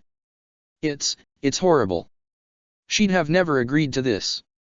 I do not know whether she did or not, none of us know what the circumstances are, Mayor Morishita said, with a sad sigh. Even if she didn't want this, though, it is the Fire Lord's will. If he demands it, it will be done. That's the way of the Fire Nation, Corey. Through all her years, Corey had loved her city, her community. She had seen Udeo as a wonderful place, one where most people could thrive safely, even if there was still some inequality that needed to be resolved. While she understood why many people of Earth Kingdom descent despised the Fire Lord, her belief in the nation's leadership had never been shaken, until now. No doubt, she had been far too sheltered, far too innocent, to truly think about what cruelties the man was capable of. Now, upon directly witnessing the downfall of the person she had admired most, all by the vengeful hand of her father, she couldn't possibly stomach retaining any loyalty to the wretched Fire Lord. If this was how he treated his own daughter. I think you should go with your father, Corey. Her mother's voice broke Corey's miserable thoughts. Both she and Sneers turned their attention to the older, plump woman, who gazed at her husband with heartfelt eyes. I know you usually take me to these sorts of events, whenever you are invited. Her mother said to her husband. But it may be for the best if you take her this time, love. The princess is her friend, the example she followed for all these years. I don't know if there's much, if anything, that can be done for the princess anymore, but perhaps seeing a friendly face, the face of our Corey, may help her endure these hardships, just as much as it may help our daughter to see her friend once more. Sneers tensed up, a hand still on Corey's arm, but he glanced at her wistfully, his deep brown eyes meeting hers. Corey gritted her teeth, knowing Sneers would be better off staying here if she traveled to the capital with her father, far better off than taking any unwanted risks by showing himself in the city where the Gladiator League had both been born and killed within the space of a decade. The League's abrupt end left countless gladiators and sponsors bereft of a source of income, of a possibility to escalate in society, and a large number of the population at a loss for means of entertainment. At first, everyone had waited for the Fire Lord to retract his statement. Weeks later, it had become clear he never would. Slowly, gladiators had begun falling to the wayside, tossed from their homes, discarded in many of the worst cases. In others, they had merely been repurposed. Sneers had feared briefly that the mayor and his wife might want him gone too, as he served no particular purpose in their house anymore, but he had known Corey would stand by him, unwilling to let anyone take him from her side. Fortunately, however, neither of her parents had given any sign of wanting him gone so far. No one knew what fate awaited gladiators any longer, but clearly, Sneers would have no place in the midst of the first royal wedding in many decades. It would be risky to bring him, far too risky. Do you wish to go? Mayor Morishita asked his daughter, who tore her gaze away from her lover to meet her father's eyes. If this is too painful, too difficult. I do wish to, Corey decided, frowning. I'll do it. Whatever I can do for her, if I can do anything at all. I'll do it for sure. If Mom doesn't mind. I will go. Sneers nodded, releasing her from his grip. He would be lonely without her, he always was, but Corey had to do this. She would find no peace until she could see the princess for herself, until she could try to offer her wholehearted support and loyalty to help her hero and friend face all the misfortunes had befallen her. Across the Earth Kingdom continent, the same message had elicited a similar reaction in the governor of Ba Sing Se. Tien sat on the floor of his dojo, where he frequently practiced with weapons, to polish his combat skills as best he could. It was where Jin had found him, where she had delivered the first message to arrive from the Fire Nation Royal Palace with the Fire Lord's seal in over a month. They'd heard more than enough rumors about the strange happenings in the Fire Nation capital regardless, for word about trouble in the Fire Lord's closest circles had spread quickly through the largest city of the world. After reading that letter, though, Tien almost wished they still remained in the dark about everything. He set aside his weapons, forgetting all his training gear, offering the dummies respite after an hour of slashing at them with a sharp spear. Whatever blows he had landed upon them were mere nudges compared to the devastating impact of the letter's contents. I was right. I had to be right, Tien said, shaking his head as he dropped the paper carelessly on the tatami. Jin, beside him, sighed and took his hand in hers. The Fire Lord, he would never force this on her for no reason, let alone so suddenly. He had a reason, and that reason's surely her bond with her gladiator. It could be anything else, Tien. Maybe she didn't really. Jin said, but Tien glanced at her meaningfully. The Gladiator League was abolished, abruptly, without any notice. A month later, the princess is to wed someone in the Fire Lord's closest circles. He said, skeptically. You saw what I saw, Jin, those two, they had a meaningful bond. They had a relationship. I can tell. I know you can. I know you'd recognize clandestine lovers more easily than most, dear, but... Jin said, breathing deeply and shaking her head. It's too much, isn't it? If she's being punished by marrying someone else. The Fire Lord would never accept her relationship with a man from the Southern Water Tribe, Tien said, sadly. As much as the world has moved forward in some ways, it hasn't in enough of them. He would always seem lesser in his eyes. He would bring no political alliances the Fire Lord would want to craft. He would be said to dilute the alleged purity of the fire-bending lineage of the royal family. And if you're right, she loved him despite all that, Jin said, frowning. She loved him, simply. He was inconvenient for her in every political sense, I suspect, and it wouldn't have stopped her anyway. The heart wants what the heart wants, Tien said, shaking his head and clutching his hair now. And now she faces the consequences for it. Jin sighed, wrapping her arms around Tien and pressing her face to his shoulder. Whenever intense, emotional events struck her husband, he would lose himself easily to his pain, much more easily whenever it came to matters related to the Fire Nation's royal family. You're thinking about him, aren't you? She asked, softly. Tien sighed, tightening his grip on his own hair strands. He'd be furious, he whispered. He'd have liked the Gladiator, I think. Lu Ten, he was always intrigued by what he didn't understand. He would have found him fascinating, unpredictable as he was. He would have supported them, I don't doubt it. He loved his cousins, but he had a special soft spot for the princess. And now you worry about her, as though she were your cousin too. In his stead. Jin said, softly, caressing Tien's forearm, ushering him to ease up his grip on his disorderly brown locks. He huffed, shaking his head. It shouldn't be me. It should have been him, I'm the one who should have. Hush. We both know it should have been neither of you. Don't say that, Jin whispered, hugging him warmly. Tien's eyes were filled with tears. Not for the first time, he allowed himself to think Lu Ten should be the one in the arms of a woman as wonderful as Jin. Lu Ten should have lived and carried the Fire Nation forward into a different future. If he had lived, surely the princess wouldn't undergo the struggles and anguish she was facing right now. Lu Ten would have protected Angela. If she had ever taken a husband, he would have seen to it that she did it for love and not for political reasons. I don't want to watch her marrying Zhao, Tien hissed, gritting his teeth. It feels sick. Twisted. I know, but you're expected there. Even so, Jin said, grimacing. I'll go with you, dear. I'll help you with whatever you may need, Tien. I know you will, Tien said, reaching up to take her hands in his. I don't want to see her taking him for her husband, but I do want to see her. I'm afraid for her. I can't imagine her ever agreeing to this of her own volition. I really can't. I feel like I'm supposed to watch over her the way Lu Ten would, if he only could. He will watch over her through you, Tian. I know he will, Jin said, with utmost certainty. Tian breathed deeply, letting her words sink in, letting them soothe his troubled heart. Oh, if he was so appalled, so disgusted, he barely wanted to imagine how Angela felt. Thinking of her as a child was a mistake, he knew. She was a grown woman by now, and yet the idea of treating her as marriage material felt utterly wrong. Zhao was almost 20 years older than Tian himself. How could he ever stomach marrying someone he'd known since she was a child? Why hadn't he fought back, protested against the notion, demanded for a more suitable match was given to the princess instead? She was forced to marry someone she most likely, most certainly, didn't love.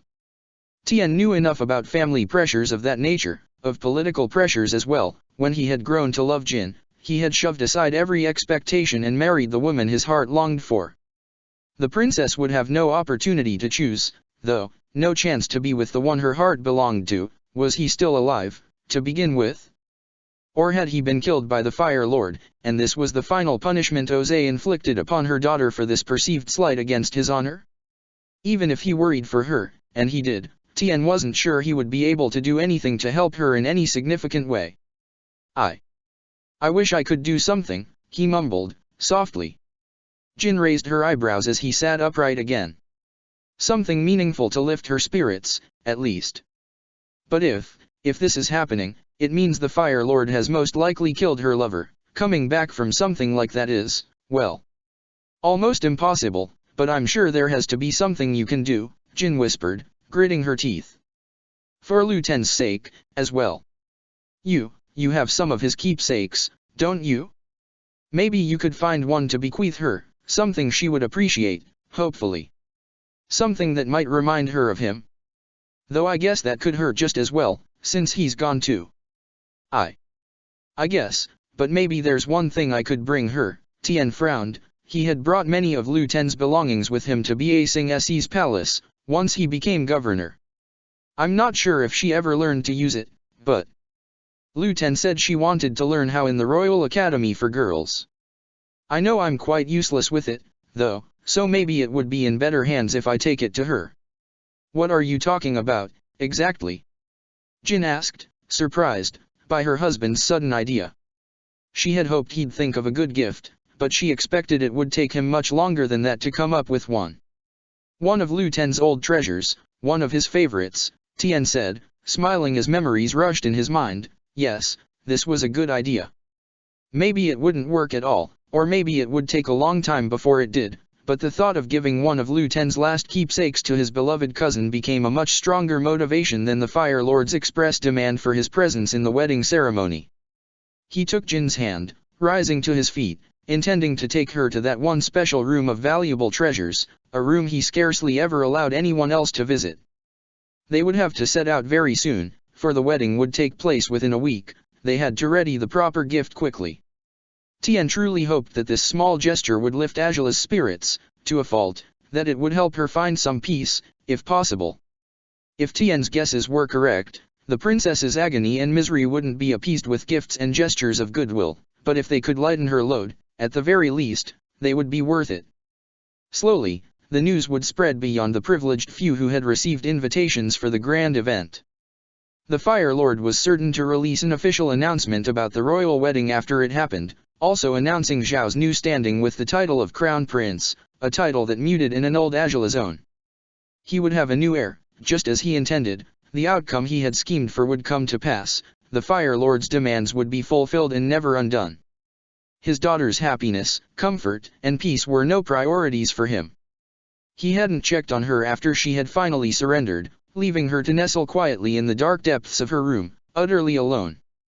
No servants had entered her quarters to bring her food, or make her bed, or change her basin's water. Bereft of all the courtesies she had indulged in since childhood, Angela could have been furious, frustrated to see her dismal treatment had scarcely changed after accepting her father's demands. Instead, she merely lounged in bed, finding her stomach wouldn't twist and turn so easily now that she rested on a static bed, without the rocking motions of her barge, or occasional turbulences in the airships. 10 hours had passed since she had last thrown up. That had to be a record. She should climb out of the bed, go find food in the kitchens, perhaps. She knew she should. Her stomach had eased up, settled, somewhat, and she wondered if it would take a turn for the worse if she ate something now. Maybe it would. Maybe her body simply rejected motherhood that powerfully. Might really be a monster, mother. She spoke to nothingness, shifting in bed, her eyes closed. Even if my heart wants it, my body's pretty adamant about not letting me do this, isn't it? She released a slow, deep breath, wondering if anyone would check on her at all. Maybe no one would, and if they didn't, maybe she'd be dead by the time the wedding ceremony arrived. That would certainly be a fun surprise for her father and his council, wouldn't it? Xin Long didn't need to growl at her in her mind this time, though. She knew to reject her thoughts, her whimsical suicidal ideas, just as fast as they turned up in her head. She had to live on, to fight on, both for her beloved dragon and for this child inside her.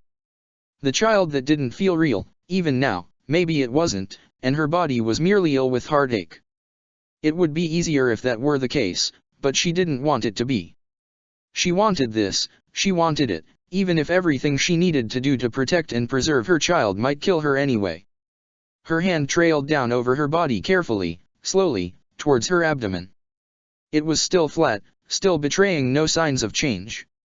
A sudden knock on her door caused her to pull her hand back quickly. Immediately alert, Angela crawled up on the bed with difficulty until she sat up against the pillow, scowling at the new gold and red door with utmost distrust. She didn't answer at all at first, forcing whoever was out there to knock thrice before they finally revealed their identity upon calling for her. "Your breakfast is getting cold." She snapped her tongue before rolling her eyes. Ugh, it was him again, always him. Couldn't her father send any other of his goons to torment her? Though, no, that was probably a bad idea, come to think of it. He might choose to send Xiaofeng instead, if she complained. Renkai would have to suffice. "That's the first I hear of any breakfast for me," Angela responded, raising her voice as best she could, weakened as it was. "I expected to be starved to death in here." She scowled immediately when, without waiting for permission, Renkai turned the doorknob and opened his way into the princess's room. He carried a tray of food in his free hand. All its small dishes looked utterly unappetizing to Angela at the moment. "I was asked to bring it to you," Renkai revealed, as he crossed the threshold. "Did I say you could enter my room?" Angela said, her voice strained as he came closer. "I'm afraid I was under orders to do so." "Do excuse my intrusion," Renkai said, bowing his head towards her. "Then you're not here just to check whether I'm dead or alive?" Angela asked, and Renkai shook his head, disregarding the sarcastic, yet affronted, expression on the princess's face. "The Fire Lord has asked that you are taken to the temple. He demands the head sage begins preparing you for your impending nuptials." Impending nuptials, utter bullshit. If she had ever heard any before, she was married already, her right hand bore the proof of it. If she was to marry anyone at all, it was Sokka. She should marry him 1,000 times over, as they had long joked they would. Her furrowed brow now was accompanied by a flare of sadness, unintentional, self-inflicted. Curse her foolishness, she knew what she had to do. Even if it hurt her, even if it killed her inside, she couldn't be saved at this point. It was up to her to save others, to save the powerless dragon that depended on her, as well as the small child that nestled inside her, if it truly did. That being said, Renkai continued, and Angela raised her irritable glare towards him. "You certainly should eat first. Are you afraid the food is laced with any unwanted substances?" "Why would it be?" Angela asked, curtly. Renkai shrugged. "It was one guess," he said. "You will be too weak for the walk to the temple if you don't eat. And you must fulfill the Fire Lord's orders, at all costs," Angela hissed, rolling her eyes. "Much as you fulfilled the general's orders to spy on me, I expect. I answer to figures of authority. Isn't that what a guard of my standing ought to do?" he asked, simply. "Will you eat, or would you prefer that I carry you to the temple instead?" Lay a single hand on me and you'll face a worse hell than Combustion Man did, Angela hissed. Renkai, unsurprisingly, wasn't deterred. I certainly would prefer not to endure that, so, if you'd like to spare yourself the effort of burning me alive, and myself from the agony of dying under your flames, please, eat. Angela rolled her eyes before relenting with a curt grunt. Whatever his intent might be, Renkai certainly didn't seem to wish for unnecessary confrontations. Indifferent as he appeared to everything, he was, much like Zhao, a better option than most other alternatives, Angela knew, no matter if she'd rather have Ruishi by her side instead of him.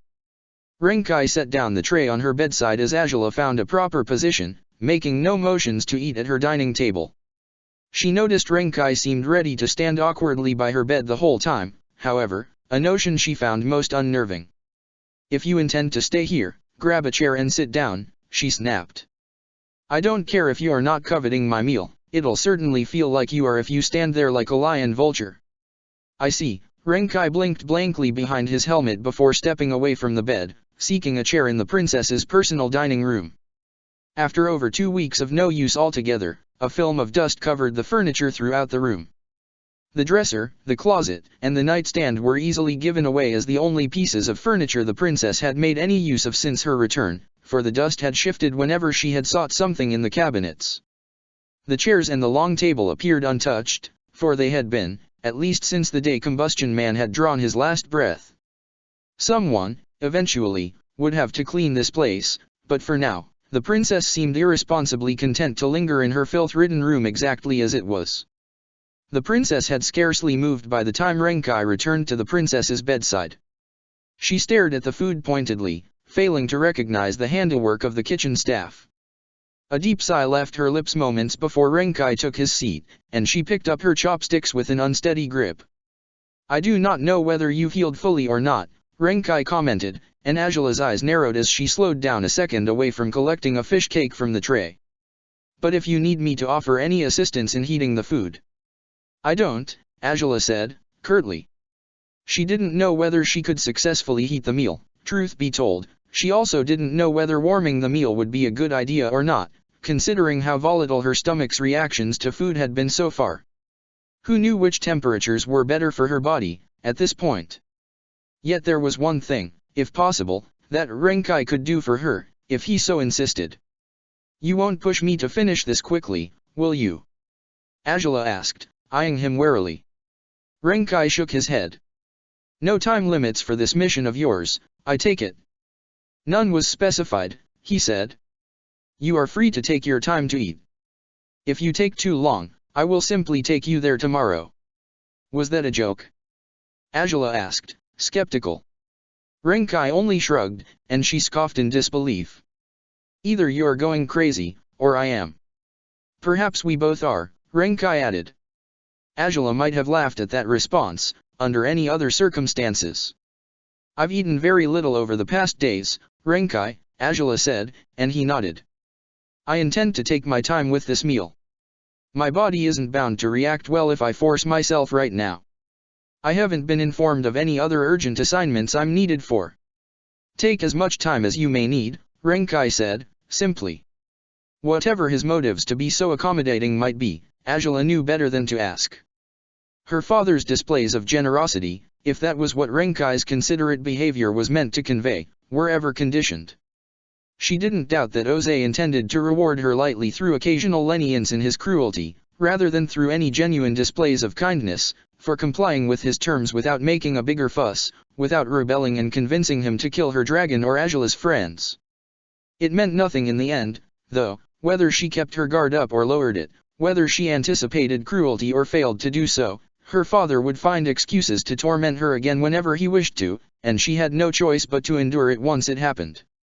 She ate slowly, chewing for much longer than she usually did, hoping that this pace would help her body assimilate at least a few more nutrients before she threw them up, or, rather, if she threw them up. She wanted to believe she would eventually be able to ingest a meal without suffering through that visceral, uncontrollable reaction. The smoother she made the process for herself, the better. Whatever Renkai might make of her eating pace, he kept it to himself. Angela wondered if he had fallen asleep in place, sitting where he was, with that helmet blocking his face from view. Someone else had worn a similar helmet when he had snuck into her room, long ago. Someone else would sit beside her this way when she convalesced, both when she caught that cold and when her chi had been corrupted.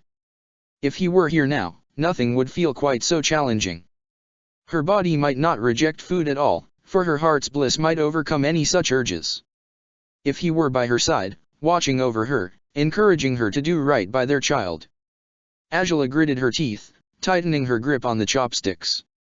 Such thoughts ever broke her heart further, yet they were memories of a time now past, of a beautiful yesterday she hardly wanted to let go of.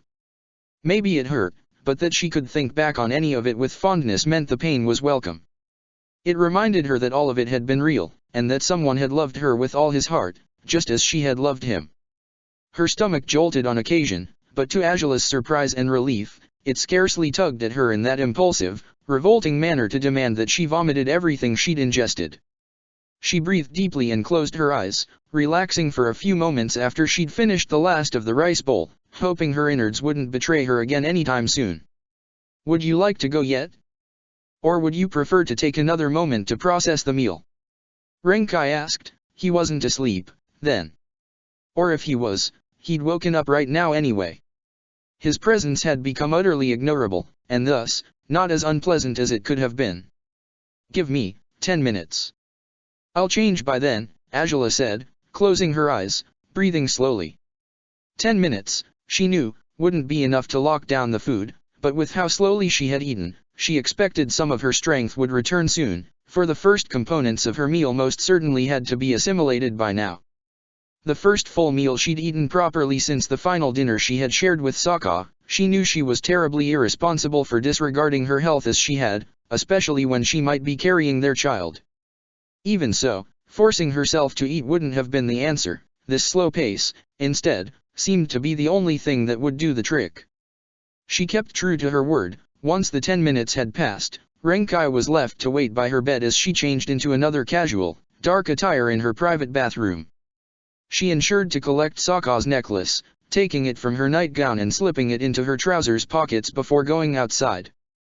Renkai remained rigid, statuesque, in the middle of her room, and he nodded positively in her direction before guiding her outside without another word. Angela as good as dragged her feet through the long corridors. Renkai started at the traditional marching pace of the guards until he realized the princess had lagged behind. He stopped and waited for her once, then he moved far more slowly, even if he continued to lead the way. Angela's eyes shifted towards him with uncertainty. Why hadn't he growled at her to hurry up, the way Xiaofeng surely would? She frowned at his back, skeptical of his motives, of his apparent consideration towards her. She couldn't trust any of his compassion, any of his kindness. She had the keen feeling that it would backfire on her at any moment, that the man behind the mask would prove to be a monster in the end, much as her father had, but just as it was with Oze, she would be powerless to stop Renkai if he proved to be a worse person than she already suspected him of being. She had never trusted him. He had always been the general's spy. Right now, he might be her father's direct spy instead. She could never trust him. 20 minutes after setting out from her room, they stepped out into the sun of the palace's courtyard. Angela flinched away from the brightness, longing for the shroud of her darkened room again, but she continued onwards behind Renkai, their feet angled towards the direct entrance to the temple, right outside the palace. Renkai slowed to a halt just as they were a few steps away from the long stairs, and Angela scowled before glancing around herself. Were they being watched, by any chance? What was the Imperial Guard captain's problem now? Perhaps, we would do best to enter the temple through the lake's path, Renkai suggested, suddenly. Angela raised an eyebrow. It would be less challenging for you. You're not fully healed yet, and you've barely eaten until today. The nicer you are, Renkai, the creepier this gets. Forget it, Angela said, walking past him, towards the stairs. Renkai followed quickly, expressing no opinion regarding Angela's quick rejection of his concerns. Don't you know my father wants me punished? I'm not supposed to be granted any leniency whatsoever. It would defeat the purpose entirely. I was given no such orders. Renkai said, and Angela huffed, stopping at the very first step. You weren't given any orders to be generous and kind either, I wager, she said, cuttingly. Want to risk triggering the Fire Lord's wrath, do you? Spare yourself the unnecessary courtesies if you don't want him to unleash it upon you. I don't need kindness, I don't deserve it, and I won't thank you for it anyway. Her words gave Renkai pause. Azula only turned again and powered onwards, climbing the long stairs to the temple without displaying any hesitation. She would tire faster, she knew. She might lose her footing if she grew lightheaded at some points in the climb. She had to take it easy, rising step by step until she reached the top. After a while, she began hearing Renkai's footsteps behind herself. He didn't stride past her, and Azula rolled her eyes because of it. What was he playing at? Nobody, she was sure, had asked him to watch over her. He didn't need to linger back in case she passed out or lost her footing. If either thing happened, and she found herself in his arms once she came back to her senses, she'd surely shove him off immediately. She didn't want him, or any of her father's men, to offer her even a supportive hand at any point in time. She didn't want generosity or kindness, none of it. She refused to let him touch her, and that filled her with enough motivation to continue climbing the stairs firmly, no matter how strained her body might be. She had to keep going, to reach the top of those stairs, at all costs. Her head might be spinning, her breath might be short, but she would do it. After a few necessary pauses, and about 10 minutes of starting her slow climb, she finally reached the temple's entrance. The torches that lined it, the lanterns that lit the beautiful building, had once sported her own fire. Azula scowled at the sight of them, aglow with orange blazes. Her hand tightened into a fist as she panted at the top of the stairs. Once she regained her breath, she powered through and marched into the temple's main building. Renkai sped past her by then, without a single word. Azula eyed him with suspicion as he strode towards the nearest sage apprentice, a man younger than Azula, who gasped upon sighting her in their sacred building. Renkai requested for the head sage, and the apprentice immediately agreed to bring him, scrambling quickly down the corridors as other, older sages stepped out of their meditation chambers, or stopped in the middle of their strolls through the temple. They gazed at Azula as though she were a mirage. The princess resisted the urge to shout at them, to tell them to return to their business immediately. It wasn't her place to give orders anymore. It wasn't her place to push away anything that caused her discomfort. It was, yet again, another punishment she had to endure, whether one her father deliberately intended to put her through or not. The wait for the head sage allowed her to breathe, though, to calm her overexerted body and regain a slower breathing rhythm. Renkai waited beside her in utter silence. Had he taken offense to the last words she'd spoken to him? She wasn't sure she should regret it, if he did, until at last, an older sage stepped out into the open, his higher rank apparent by the adornments of his mitre. Princess! The head sage gasped, rushing towards her at haste, pulling up his flowing robes so he could walk faster. Oh, Princess, we had no warning you'd visit us today. The Fire Lord requested for the princess to visit the temple, Renkai explained, bluntly, startling the head sage with his quick intervention. You are to begin preparing her for her impending nuptials. Oh, yes. I see, the head sage said, his voice darker as he eyed Renkai with undisguised distaste upon hearing those words. Well, as you may know, this is a rather personal process of preparation, Captain. As long as it's done, I will be fine with waiting outside, Renkai said, simply. The head sage crooked a suspicious eyebrow but nodded. Very well, then. If this is how it is, please, follow me, he said. His gaze switched towards Azula once again, to find that what little relief he had identified in her golden gaze now switched to apprehension. The last time he had seen her, the princess had been well on her way to recovering her strength. Now, it seemed as though the process had been set back for several months. It was imperative to perform a cheer-eating on her, but he would only do it once the guard was out of the way. Azula held her silence the whole time. She followed the head sage dutifully, though, keeping her head lightly bowed as her feet carried her through corridors she had traversed long ago.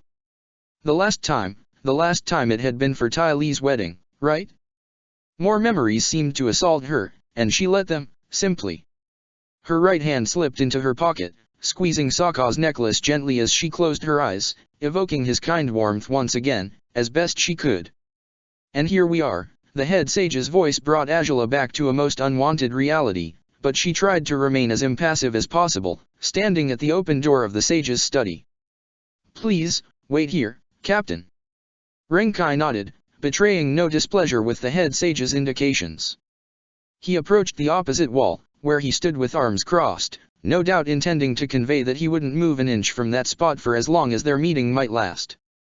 Angela shot him one more warning glare before entering the study, and the head sage closed the door after he followed her inside. "Oh, Princess, goodness, I'm so relieved to see you in one piece," he said, gazing at her in heartbroken wonderment. The rumors, the horrible stories that started to spread all over the city.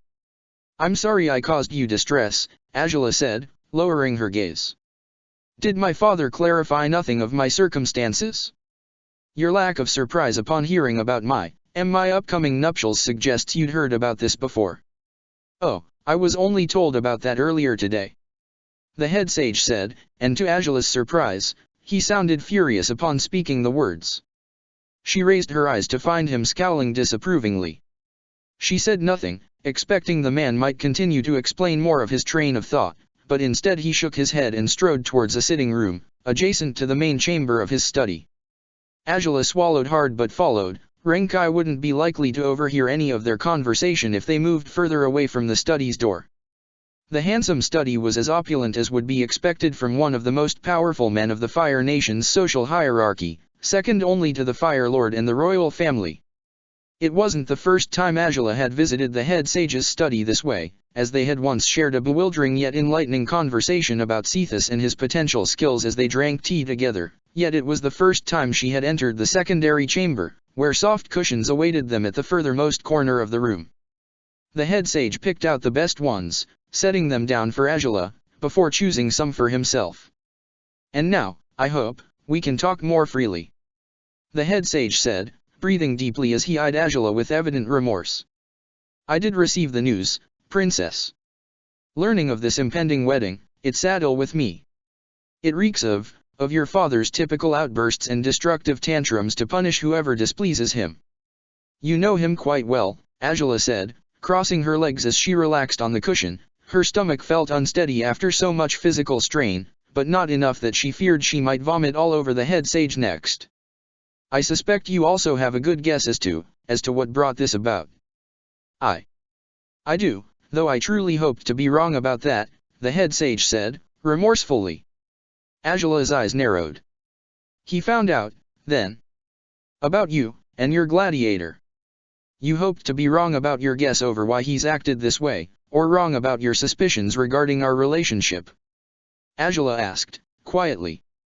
"The first thing, Princess, the first thing," the head sage sighed, shaking his head. Despite herself, Angela's frown gained a tinge of genuine curiosity, confusion, perhaps even a shred of trust, even if she should know better than to trust anyone by now.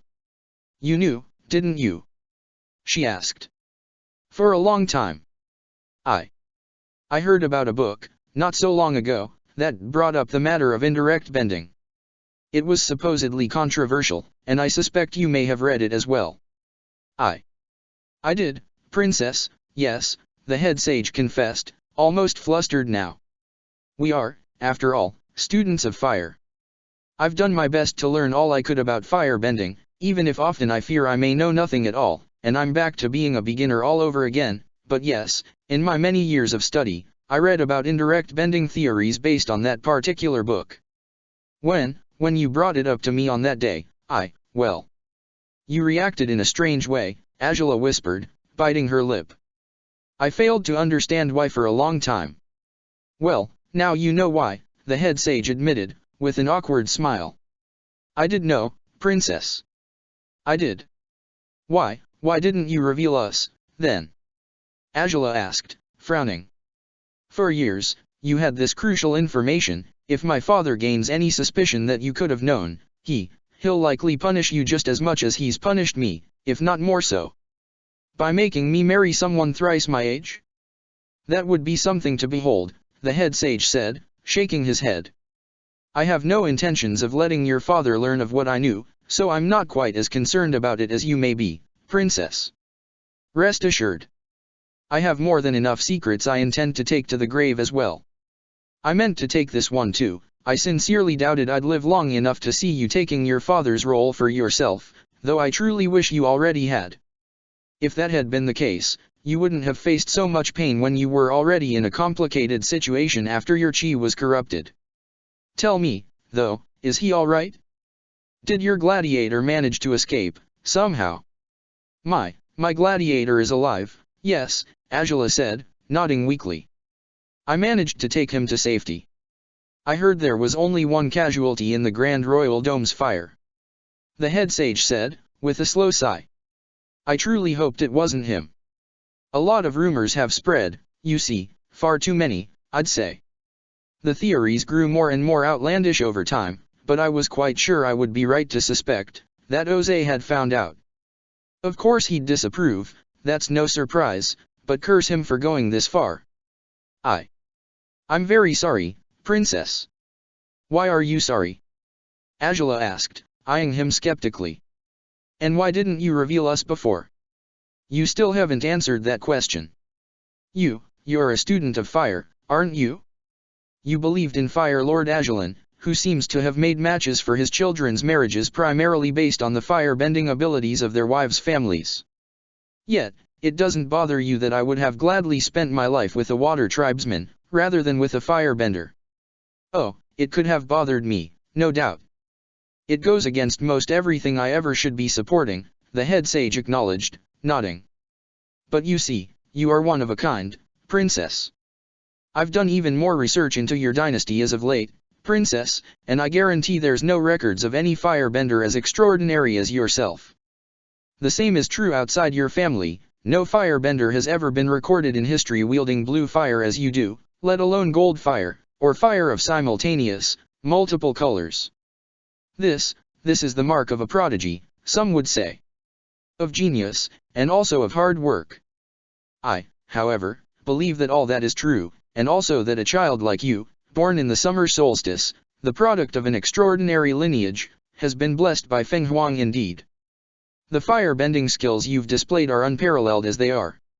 I don't know if Feng Huang has a great destiny in mind for you or not, Princess, but I can't see how my opinions, or my beliefs, should outdo the choices of Feng Huang. Perhaps it is too simplistic to see the world this way, but someone who has saved this nation as many times as you have, even putting yourself in harm's way to ensure your people are spared, cannot possibly be on the wrong track. My father certainly disagrees, Angela whispered, and the head sage scoffed. He's free to do so if he pleases, it won't mean he's correct, no matter how loudly he shouts his unwanted opinions, he said. I've thought of it, Princess, of how that man reacts in the face of danger, of how you've reacted in it, too, where he would hide in secret underground bunkers, distant from his people, offering no personal support to his armed forces. You have fought directly, leading by example, inspiring your men to follow you into battle. Had he been in the city when that wretched bloodlust spear struck, I have no doubts he would have sooner sated its thirst by immolating all the necessary citizens to keep the blade away from himself, rather than attempting to destroy it before it could take the lives of his people. Bold accusations, Angela said, though she couldn't help but agree with the head sage, who shrugged carelessly. If the truth is bold, it's no less the truth for it, he declared. Despite herself, Angela smiled weakly, in agreement. In any case, I know Fire Lord Agellan carried out carnage and destruction into the rest of the world. I followed blindly back then, believing in his cause. Once Jose took over, he only seemed to taint his father's legacy. I reflected on the matter frequently. Why would I find the actions of one Fire Lord utterly appalling and not the other, when they were essentially the same? Believe it or not, I was profoundly conflicted in my convictions, until you came along. Until I understood your bond with your gladiator, until I heard of your achievements, until I saw your fire for myself. You were breaking away from their legacy, and how could it be wrong to do so when you were discovering new, fascinating flames, aspects of fire uncharted and extraordinary without advocating for any carnage altogether? Consider me a fool if you will, for being so dazed by your accomplishments, but I'd sooner be a witness to the new wonders you can weave in our world than continue supporting a madman's quest to condemn us all. Angela breathed deeply as she raised her gaze to meet the head sage's. He seemed sincere, he had ever been antagonistic towards her father, so none of his claims were inconsistent with what she knew of him. Yet, if only I could make that happen still, I certainly would, Angela whispered, remorsefully. As it is, I'm afraid my time of weaving wonders, as you've put it, is long past me. I can see why you'd feel that way right now. I can't blame you in the least for feeling disheartened after the latest developments, the head sage said, compassionately. No one has given this nation as much as you have while in the role of crown prince, and this is how your father rewards you. It's appalling, to say the least. But what your father has done to you, princess, does not define your true worth, let alone does it say anything about your potential. The years through which you proved to be the greatest crown princess this nation ever knew did not pass us by in vain. Countless people would gladly support you. They would do best not to, Angela said, scowling. If my father gains any reason to suspect anyone supports me at all, he already has done as he pleased to hurt those who dared challenge him, the head sage said, startling Angela. Those who protested over his choices with the Gladiator League, first of all. He had the domestic forces patrolling every street, quelling any signs of unrest. The immediate, natural reaction to this form of oppression is fear, no doubt. The follow-up, however, is rebellion. Even those who wouldn't have chosen you above your father before would be sure to do so now, after being threatened by the Fire Lord's soldiers whenever they dared speak their minds. Angela gritted her teeth as those words sank unpleasantly inside her chest. She didn't need this, she would be better off with no support, altogether. Her father would destroy anyone who dared speak in her favor, whether they antagonized him directly or simply attempted to offer her any relief. He wanted her alone, and at this point, Angela preferred it that way. The less attachments she had, the less people Jose would be able to hurt if he wanted to force Angela to bend to his will. Do you know any of those people? She asked, softly. The head sage nodded. A few, yes, many have come to the temple to pray for your sake since the unfortunate incident that endangered your life, the head sage answered. Then, if any of them convey the slightest interest in rebelling for my sake, please, dissuade them from it, Angela whispered, startling the head sage. But you said it yourself, my father would immolate thousands to save himself, I have no doubts of it now. He knows I have no intentions of risking any lives but my own, and he's taking advantage of this to corner me. It's the main reason why I've acquiesced to his demands. There's nothing I can do to guarantee anyone's safety if they attempt anything that could displease my father. I'm powerless right now. I don't want them to become pawns my father will take advantage of to torment me further. If he gains strong enough reasons to suspect you are helping me, he'll do away with you as well. He can certainly try. He will. Don't underestimate him, Angela said, gazing at the head sage intensely. Don't make the same mistake I did. I assumed I was untouchable. I thought, even if he found out the truth, that he would never go as far as he has to punish me, because I was too valuable, as his only heir. Now he expects he can force me to bear another heir to the royal family so he can discard me for good. As you can see, nobody is indispensable. If he could do this to his own flesh and blood, don't assume he wouldn't try to get rid of you if you cause him too much trouble. Then, you think we should do nothing? The head sage asked, puzzled. I'm not saying anyone had a strong idea on how to rebel, truthfully. I certainly didn't, but I expected you to offer ideas on that front yourself. Surely there must be something we can do. There's a few things you can do for me, none of which will contribute much in putting an end to this nightmare, I'm afraid, Angela said, shaking her head. For now, though, can I ask you to read my chi? Of course, princess. Right away, the head sage said, nodding promptly.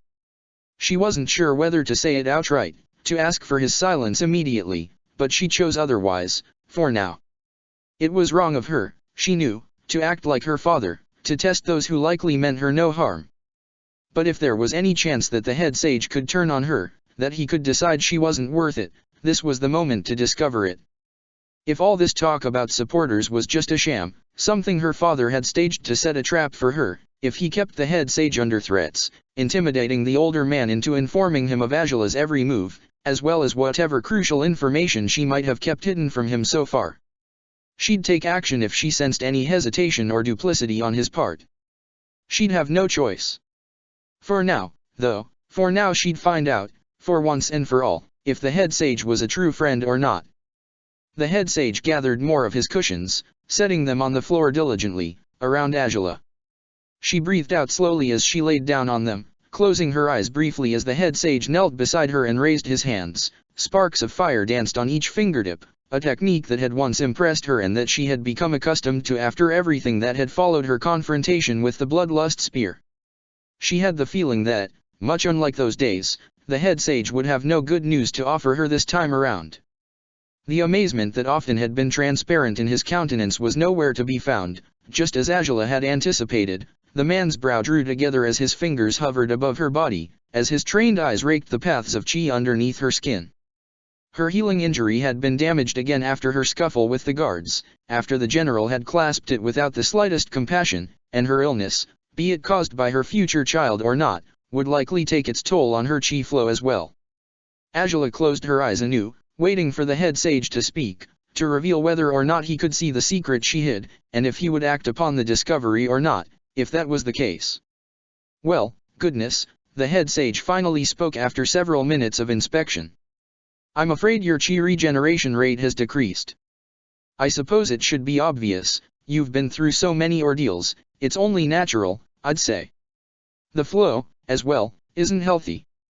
There are many conflicts, areas that seem to have a much lower concentration of energy than adequate.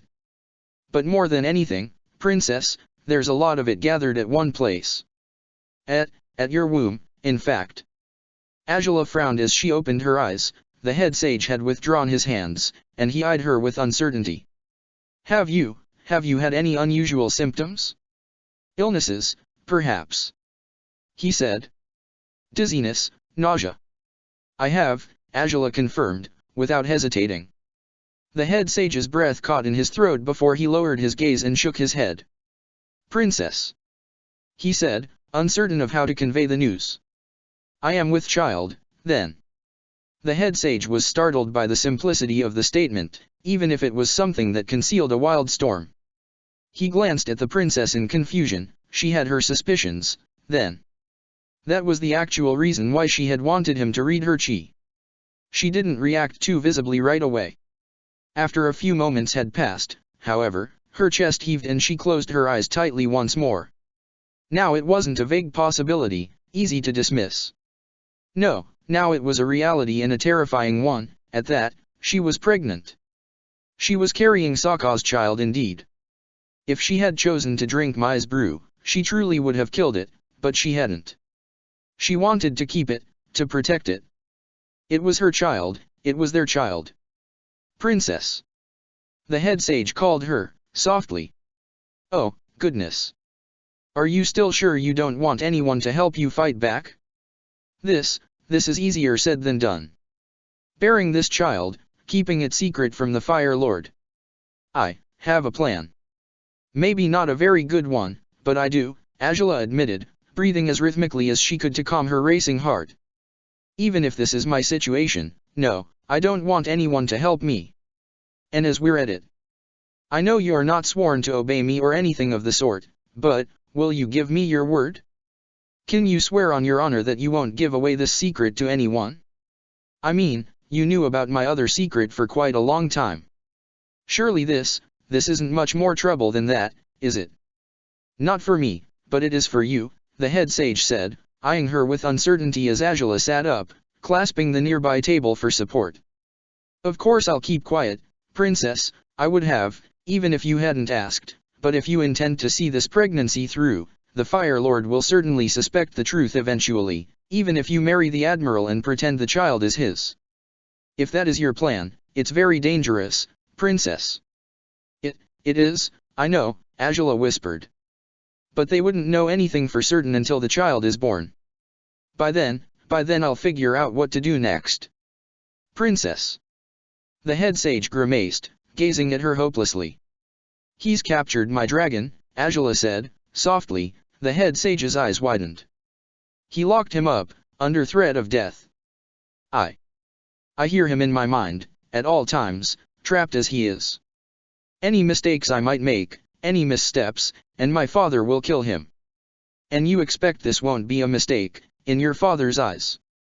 The head sage asked, with uncertainty. For 9, or maybe 8 months, I suppose, it won't be, Angela said, swallowing hard. I'll see to that. By then, I'll have found a way to help Xin Long, and I'll figure out a way to save the child as well. And you're sure about this? The head sage asked, frowning warily. I can't help but offer my full support for whatever endeavor you have in mind, Princess, even if you don't intend to make use of my assistance. Perhaps you just want to keep your loved ones safe. In that case, I fear that as long as your father holds absolute power in this nation, they never will be. Still, if you don't want to risk any more danger reaching them, I understand why you choose not to fight back, at least not openly. But perhaps I can be of use to you beyond helping you arrange any sort of rebellion, if you don't wish for that. How? Angela asked, frowning with uncertainty. The head sage breathed deeply. Once the marriage is done, I can help you preserve the truth for as long as you're pregnant, he said. If you can keep a fair distance from Admiral Zhao after your wedding night, for about a month, he should not notice your symptoms easily. He may chalk it down to your sorrow over everything you've lost, if he does. By what I can tell, the child cannot be that far along, going by the Kai's flow, so within a month after the wedding, the pregnancy will still be at its earliest stages, and you will be able to pretend that it's only a month old. I can help you with this. You would be the one to check whether or not I'm with child. Officially? Angela asked, understanding dawning on his eyes. The head sage nodded promptly. I can be. If you claim you suspect it may be another problem with the corruption of your chi, the lie will be easier to believe, the head sage said. You wouldn't need for a physician to inspect you in this case, it should be fine if I do it, since I've been the one to read your chi ever since you took that injury. Even if the Fire Lord doubts my word, and demands that a physician inspects you, I'll be damned, no matter how knowledgeable a physician may be, there's no way to determine how far along you are without a chi reading. And no one in the Fire Nation is as qualified or experienced at offering one than myself. I see, Angela whispered, lowering her gaze. This way, it will be easier to keep my father and the Admiral at bay. It will further ensure they can't act on their suspicions until the child is born. Exactly, said the head sage, breathing deeply as he gazed at her with hopeful eyes. I'd do much more than this, as well, gladly, for your sake, Princess. But if I cannot do more, if any further action may endanger your dragon, your friends, I ask at least to assist you in this way. You don't need to face the Fire Lord's wrath by yourself, not while I'm still around, at least. His words rang inside her heart, stirring more memories she didn't want to evoke anymore. The pain was still too fresh, the pain of promises forsaken, of hopes for a future much kinder than any she would likely face. How easy it had been to believe she'd never be alone again back when her whole life, her whole world, had been so much simpler. When he had stood beside her, stalwart and true, willing to endure any hardships for her sake, without him, she was back to square one.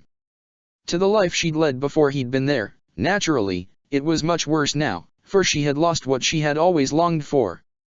Agreeing to the head sage's offer to aid her terrified her, for, if their deception were discovered, the old man sitting before her would pay for it with his life. She, of course, would pay for it with the lives of those she loved, her dragon, her friends, her child, perhaps even before it was born, if she failed to deceive her father. She gritted her teeth and breathed deeply, attempting to smother her knee-jerk reaction to reject him. She needed help. The head sage wasn't untouchable, nobody was, but the more she talked with him, the more she doubted he could be a double agent. She had witnessed his hostility towards Oze, animosity the Fire Lord shared and reciprocated openly. As ill-advised as it might be, her determination to brave this struggle all by herself faltered far more easily than she expected it to. I ask that you're careful. That you keep quiet, that you don't cross my father in any way that might alarm him, Angela whispered, quietly. Perhaps, by the time the child is born, you may yet play another part in helping me keep it safe. Of course. Anything you need, Princess, the head sage determined, with a heartfelt smile. Then, I thank you for your diligence. I did intend to face everything, or most of it, on my own, so I appreciate your help. Angela admitted. Though. The head sage raised his eyebrows, and Angela breathed deeply. The guard who accompanied me, Renkai, he was part of the third squad of the Imperial Guards, Angela explained. The squad the general of the guards assembled after my father agreed to promote all my former guards to Imperial status. He was the only member of the squad who hadn't served me directly until then. My guards, when all this blew over, they chose to protect me. I heard rumors of rebellions within the palace, yes, the head sage nodded. Of conflict amidst the Imperial Guards indeed. I suppose they aided you in the weeks you were absent. They helped me, yes. But Renkai wasn't one of them, Angela said, gritting her teeth. He was always General Xiaofeng's spy among my men. I have no doubts that's why he was assigned to their group. My former captain, Ruishi. I suspect he determined Renkai wasn't trustworthy and that's why he didn't ask for his help when everything came crashing down. I'd think it means he's still the general's man. And that only makes his recent behavior even more confusing. What did he do? If I may ask. The head sage inquired, puzzled. He's been considerate. Kind, perhaps. Even if this had started before this debacle, I'd find it suspicious, Angela frowned. He's been patient with me. Even when I taunt him, when I threaten him, he doesn't react adversely. He's the first person who has ensured I eat something since I parted ways with everyone at sea. When I was brought back, I rushed out to my dragon's refuge once he was captured, and I was soaked by the rain. Renkai showed up suddenly with an umbrella, and he accompanied me to my room so I could change into dry clothes. He always says he's under my father's orders whenever he shows up around me, it makes enough sense that he would be. But I'm sure my father didn't ask him to be kind and compassionate to me, if anything I'm sure he'd likely demand that he's crueler because I deserve nothing less. I outright told Renkai as much, just before we came here, and he didn't act any differently after I did. I don't know if he simply feels sorry for me, but I don't see why he should, for starters. He and we never had a good relationship. The head sage stroked his beard, his brow furrowed. You suspect this could be a trap, perhaps? To catch you unawares once you grow used to his companionship? Perhaps he wants to lower your guard and discover whether you hide any secret plans to fight back against the Fire Lord. Perhaps. But seeing as I don't, he will go back to the general, or to my father, empty-handed for certain, Angela said, shrugging. If the plan is simply for him to double-cross me once I grow used to him, as you put it, it's quite a waste of time, as far as I can tell. I don't intend to befriend him, no matter if he tries to be a reliable, helpful guard. If Ruishi didn't trust him. Do you know for a fact that he didn't? The head sage asked, raising an eyebrow. Angela stiffened, unsure of why that question sat so ill with her. I mean, did the former Captain Ruishi tell you, directly, that Captain Renkai could not be trusted? Well, no, Angela admitted. But he wasn't in my direct service before. He owed me no particular loyalty, we had no personal relationship of any sort. If he had formed any lasting bonds with my other guards, shouldn't he resent me for causing their departure? He wasn't involved in the plans to help me escape, and he had no reason to be either. True, but did Captain Ruishi know you would be returning here? The head sage asked, and Angela nodded. Then that means he would have had the chance, I'd think, to warn you to keep Captain Renkai at bay if he thought it was necessary. I suppose he could have been preoccupied with other matters, but if he had any suspicions that Captain Renkai could represent a danger to you, it would be most unlike any royal or imperial guards not to bring this potential threat to your attention before you jumped headfirst into its den. So, you think Renkai might not be dangerous, then? Angela asked, raising her eyebrows. That perhaps his kindness is no act? It doesn't make it any less risky of him to act this way if he's not under my father's orders to do so, if anything, it makes it even worse, if my father ever finds out. I advise you to ensure he never does, said the head sage, with a shrug. I wouldn't expect you, of all people, to give away dangerous information like this to your father anyway, but if there's a chance that Captain Renkai isn't merely attempting to spy on you, a chance that he, as well, has found the Fire Lord's actions disproportionate to your so-called crimes. I'd say he could be an even more valuable ally than myself, but only after you ascertain he's trustworthy. Handle yourself with caution, Princess. I could be entirely wrong, just as well, but keep in mind that you have allies, countless, silent allies, who would support you without question. You've brought change to this nation, far more of it than countless Fire Lords that preceded you. You have touched more lives than you can possibly imagine. Who knows? You may have touched Renkai's as well, in ways you're unaware of. Azula frowned, unsure of how to feel about the head sage's guesses. Everything was conjecture, she knew. There was no point in trusting Renkai at all, not unless he made any genuine displays of loyalty towards her. Come to think of it. I have asked much of you as it is, Azula whispered.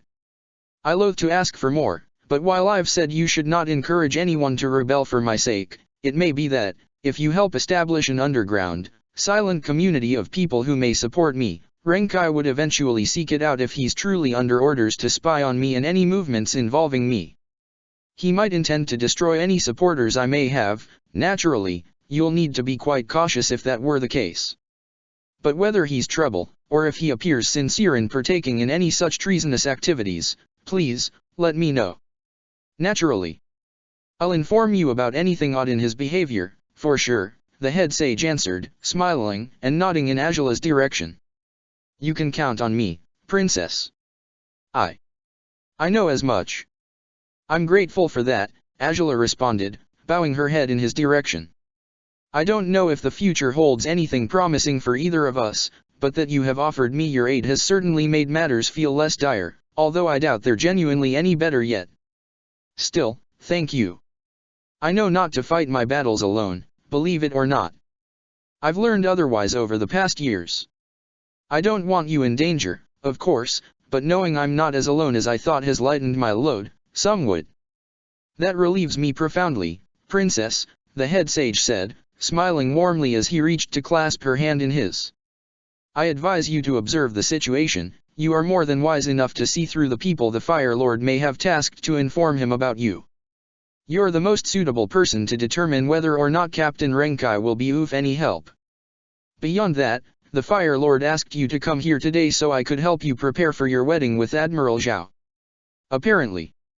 Not sure what preparation I may need beyond knowing I have to endure it, no matter how much I may reject it in my heart, Azula said, shrugging. I know what the rites entail, I know what to expect, and I know he's not the man I should ever share these rites with.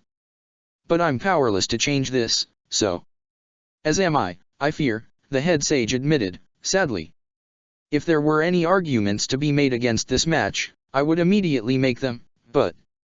He'd find someone worse, Azula said, shaking her head.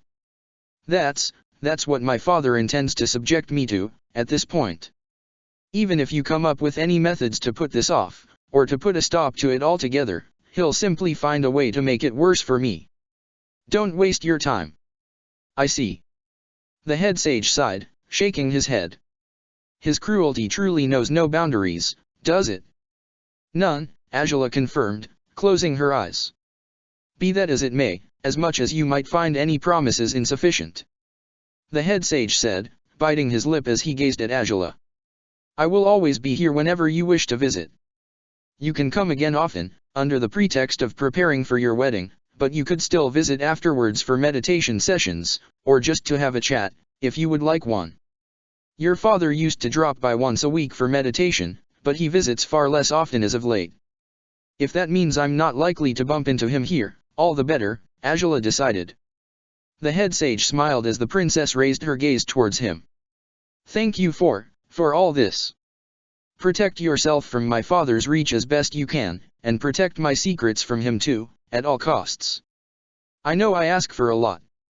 You most certainly don't, the head sage said, firmly.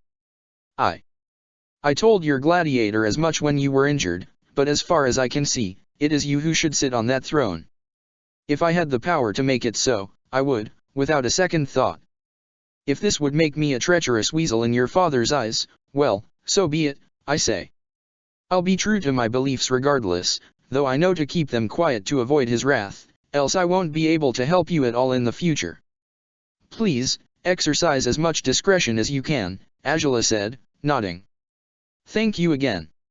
I will likely visit you anew. I will await each of such occasions, then, said the head sage, grinning back as Angela withdrew her hand and pushed herself up to her feet. It shouldn't have surprised her to learn people were willing to defy her father in subtle ways for her sake. Mai entirely intended to do so, no matter if the former was forced to feed Oze whatever information the Fire Lord would demand of her. Now, the head sage intended to do the same thing, and apparently, some people trusted and believed in her, even now. Whether she deserved that trust and faith remained to be seen. Perhaps if they learned of her love for her gladiator, many would withdraw their support immediately. Yet the head sage hadn't done that. The head sage had known the truth for well over 2 years and he had kept quiet all along. Was it too wishful of her to hope that others might prove similar to the old man who now opened his study's door courteously for her? Was it even wishful to hope that the head sage would be able to stay true to his many promises? Oze didn't trust him in the least. Angela knew she would ensure not to visit the man too often, otherwise Oze would grow convinced that she was plotting something with him. But knowing the option was there, knowing someone influential in the Fire Nation would choose her over her father helped slightly.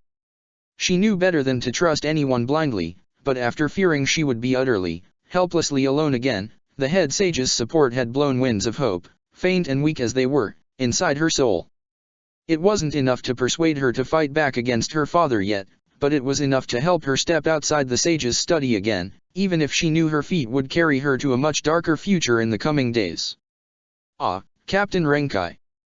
You waited indeed, the head sage said, smiling at the guard, who lingered in his position at the opposite wall of the corridor. Angela breathed deeply at the sight of him. He couldn't have heard any of what they'd spoken about. They had kept their voices low the whole time. The door was thick and heavy. He gave away no sign of disapproval, but he was a spy, wasn't he? He always had been one. Even if the head sage was right, and there was a chance Renkai might mean her no harm, she wouldn't trust him. If you have finished your meeting, I shall escort you back to the palace, Princess, Renkai said, simply. Angela's eyes narrowed, but she nodded in his direction. Please do, she said, before glancing one more time at the head sage. Thank you for your guidance. If I can't visit again before then, I suppose I'll see you on the day of the ceremony.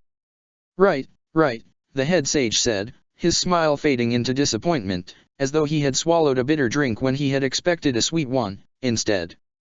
Perhaps it hadn't fully dawned on him until then that he would have no choice but to perform the dreaded ceremony himself.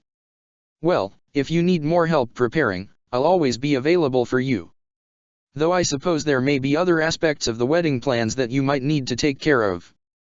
Angela shrugged half-heartedly. She barely cared for any preparations, as things stood. This marriage would be empty, a political matter with no true substance to its name. It would be no partnership, no unbreakable, invaluable bond. Whatever vows she was forced to say aloud, she wouldn't speak them from the heart, much as she doubted Zhao would. She could marry the man while dressed in rags, after a week without bathing, lacking even a single smidge of makeup on her face. For all she cared, she only endured this because she had no choice. Because the guise of this union, which wouldn't be one in anything but name, would be the only thing that would protect her child from her father's wrath until it was born. Well, be that as it may, I look forward to seeing you again, as always, Princess. Take care of yourself on your way home, the head sage said, kindly. Angela nodded gracefully in his direction before turning towards Renkai. Shall we? She asked, with a faint voice that revealed just how unwilling she was to return to her voluntary, solitary confinement in her room. As before, Renkai simply agreed. He guided her through the temple's corridors, and this time he walked first on the long stairs, prepared to cushion Angela's fall with his body if she ever slipped. Perhaps he was simply doing his job, but his behavior was no less unnerving for it. Angela couldn't shake the feeling that her father had put him up to this, even though he already had recruited another spy to suit his needs while Angela hadn't been in the Fire Nation. Said spy knelt before him at that very moment in the Fire Nation's throne room. Flickering flames sparkled before her eyes, but Mai attempted to focus on the situation at hand rather than the blatant threat represented by the Fire Lord's bending. "Well?" Ozai asked, frowning. "What did you learn from my daughter when she visited you?" "A few things," Mai admitted, head bowed towards the Fire Lord. "One of them is that she's genuinely terrified for her dragon's fate. It seems to be the best way to force her to comply with any of your orders. Ty Lee happened to visit me on that very day, and the two of us tried to play the concerned friends so she would suspect nothing.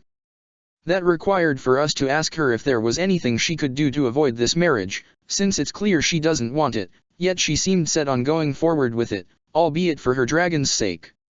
I've certainly never seen her so scared before. You know how to put on a proper act, then." "As I expected from you," Ozai said, frowning. "Then you believe this is a sufficient threat for her to cower and rethink her choices?" "It was a sufficient threat to throw off her balance entirely, I believe," Mai said. "She seemed to think we could have been harmed, me and Ty Lee. It didn't matter how many times we reassured her that we were fine, she was paranoid. Almost unhinged in her fear. She isn't quite well, if I may say so. I insisted she had to eat, and she refused for a time but eventually complied. I'm afraid she is quite miserable now, unsurprisingly, considering she must believe she lost everything, but I think you may need to assign some servants to see to her needs if you hope she'll be as healthy as can be for the wedding. Otherwise, well. Do you expect she would ever do something quite as foolish as taking her own life?" Ozai asked, his furrowing brow deepening. "I don't believe the idea has truly crossed her mind so far," Mai lied, as earnestly as possible. "But I also don't believe you should let matters escalate to that extreme. You need her alive, after all." "I do," Ozai hissed, shaking his head. "To think she could be as weak-minded as to discard her life over that fool, and as I've brought him up, what did she say of her journey? Surely you were wise enough to ask of his whereabouts now that she has turned herself in willfully."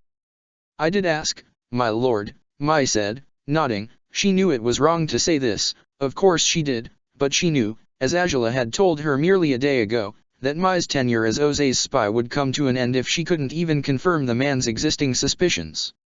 It wasn't right to offer this information to a tyrant hell-bent on destruction, but she knew, as did Angela, that he would wage war upon the Water Tribe anyway, even if she didn't do so. "He was taken to the South Pole, just as you suspected. The guards apparently aren't with him, though Angela admits she doesn't know if they perhaps chose to return south to him, once she parted ways with them. Still, they steered her barge until they were near Whaletail Island's waters and then escaped through a hot air balloon and an emergency skiff. The likeliest locations where they might have taken refuge are either Whaletail Island, the South Pole or the Air Nomad Islands nearby. If your forces haven't begun a search yet, it seems those are the places where the princess expects they could be found. She might be wrong, but it is what she has told us." "I see." Ozai intertwined his hands over his lap as he glared down at Mai. "You don't seem to trust her words all that much, or do you?" "Regarding her guards?" "No," Mai admitted. "She said she deliberately chose not to ask them where they'd go. Her guesses might be correct, but they also might be an attempt to misdirect anyone from the guard's true hiding place. I'm not sure whether those locations are the very places she doesn't want anyone to look into, or the places she wants soldiers to focus on, while her guards escape elsewhere without anyone else's notice." "Then I'll have to hope you can gain more information on the subject soon," Ozai said, starkly, and Mai swallowed hard but nodded. "As you wish," she said. "The next time Angela visits me, I will endeavor to discover what her intentions were." "Good of you to do so," Ozai hissed. "Anything else worth mentioning?" "Well, going by how she acted, I don't believe she has recovered fully from her chi corruption," Mai continued. "She didn't want to retell her experiences in full. I don't doubt she's still disturbed by the purity examination, but whether because she fought back or for whatever reason, it seems the healing process of the wounds on her shoulder has been set back after everything that happened. She usually prefers her left hand. When I offered her a rice bowl, she held the chopsticks with her right instead. I don't know if performing another health inspection would be wise. She seems to hold a serious resentment towards your head physician." "She will have to endure that resentment, then," Ozai hissed. "She picked her poison," as good as drowned in it, she'd better have the decency to face the consequences of her actions. I suppose that is so, Mai said, her insides twitching with discomfort, with displeasure, on her friend's behalf. Yet she couldn't let it show, not now, not ever. But as you wished for any other information I've gathered from her visit, I thought to share this as well. You may do with it as you see fit. And I intend to, Jose declared, bluntly, proudly. This is all, then. You're certain you acquired no noteworthy information other than this? I'm afraid the princess spent most of our encounter in tears, Mai said, swallowing hard. All she cared to explain were the events that led to this outcome, but she broke down crying so many times she couldn't seem to share any other information. Still, if there's anything in particular you'd like me to investigate, I'll gladly do so on future opportunities. I already have said so, haven't I? Jose scowled. Discover if she hopes to fool me with her innocent act. If she, perchance, intends to fight back in any capacity. Seek to unravel, as well, if she has read through you and the Lady Tai Li, if she has gained any suspicion regarding your potential work as my spy. But most importantly, find out what she intends. Discover if she has hatched a plan for the wedding, an attempt to sabotage it somehow. If I know that girl, I know she will seek to escape that day.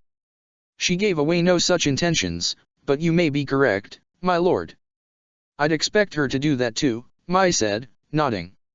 If I have a chance to discover if she does have any such plans in mind, I will endeavor to discourage her from acting on them, and I will report to you about it, immediately.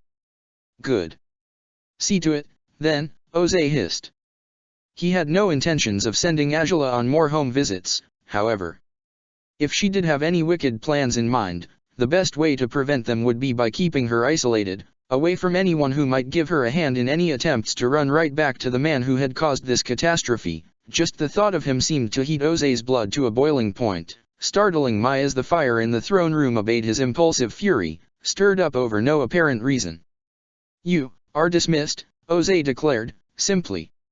Mai rose to her feet and bowed her head as respectfully as possible as she uttered the appropriate phrase to bid the Fire Lord farewell.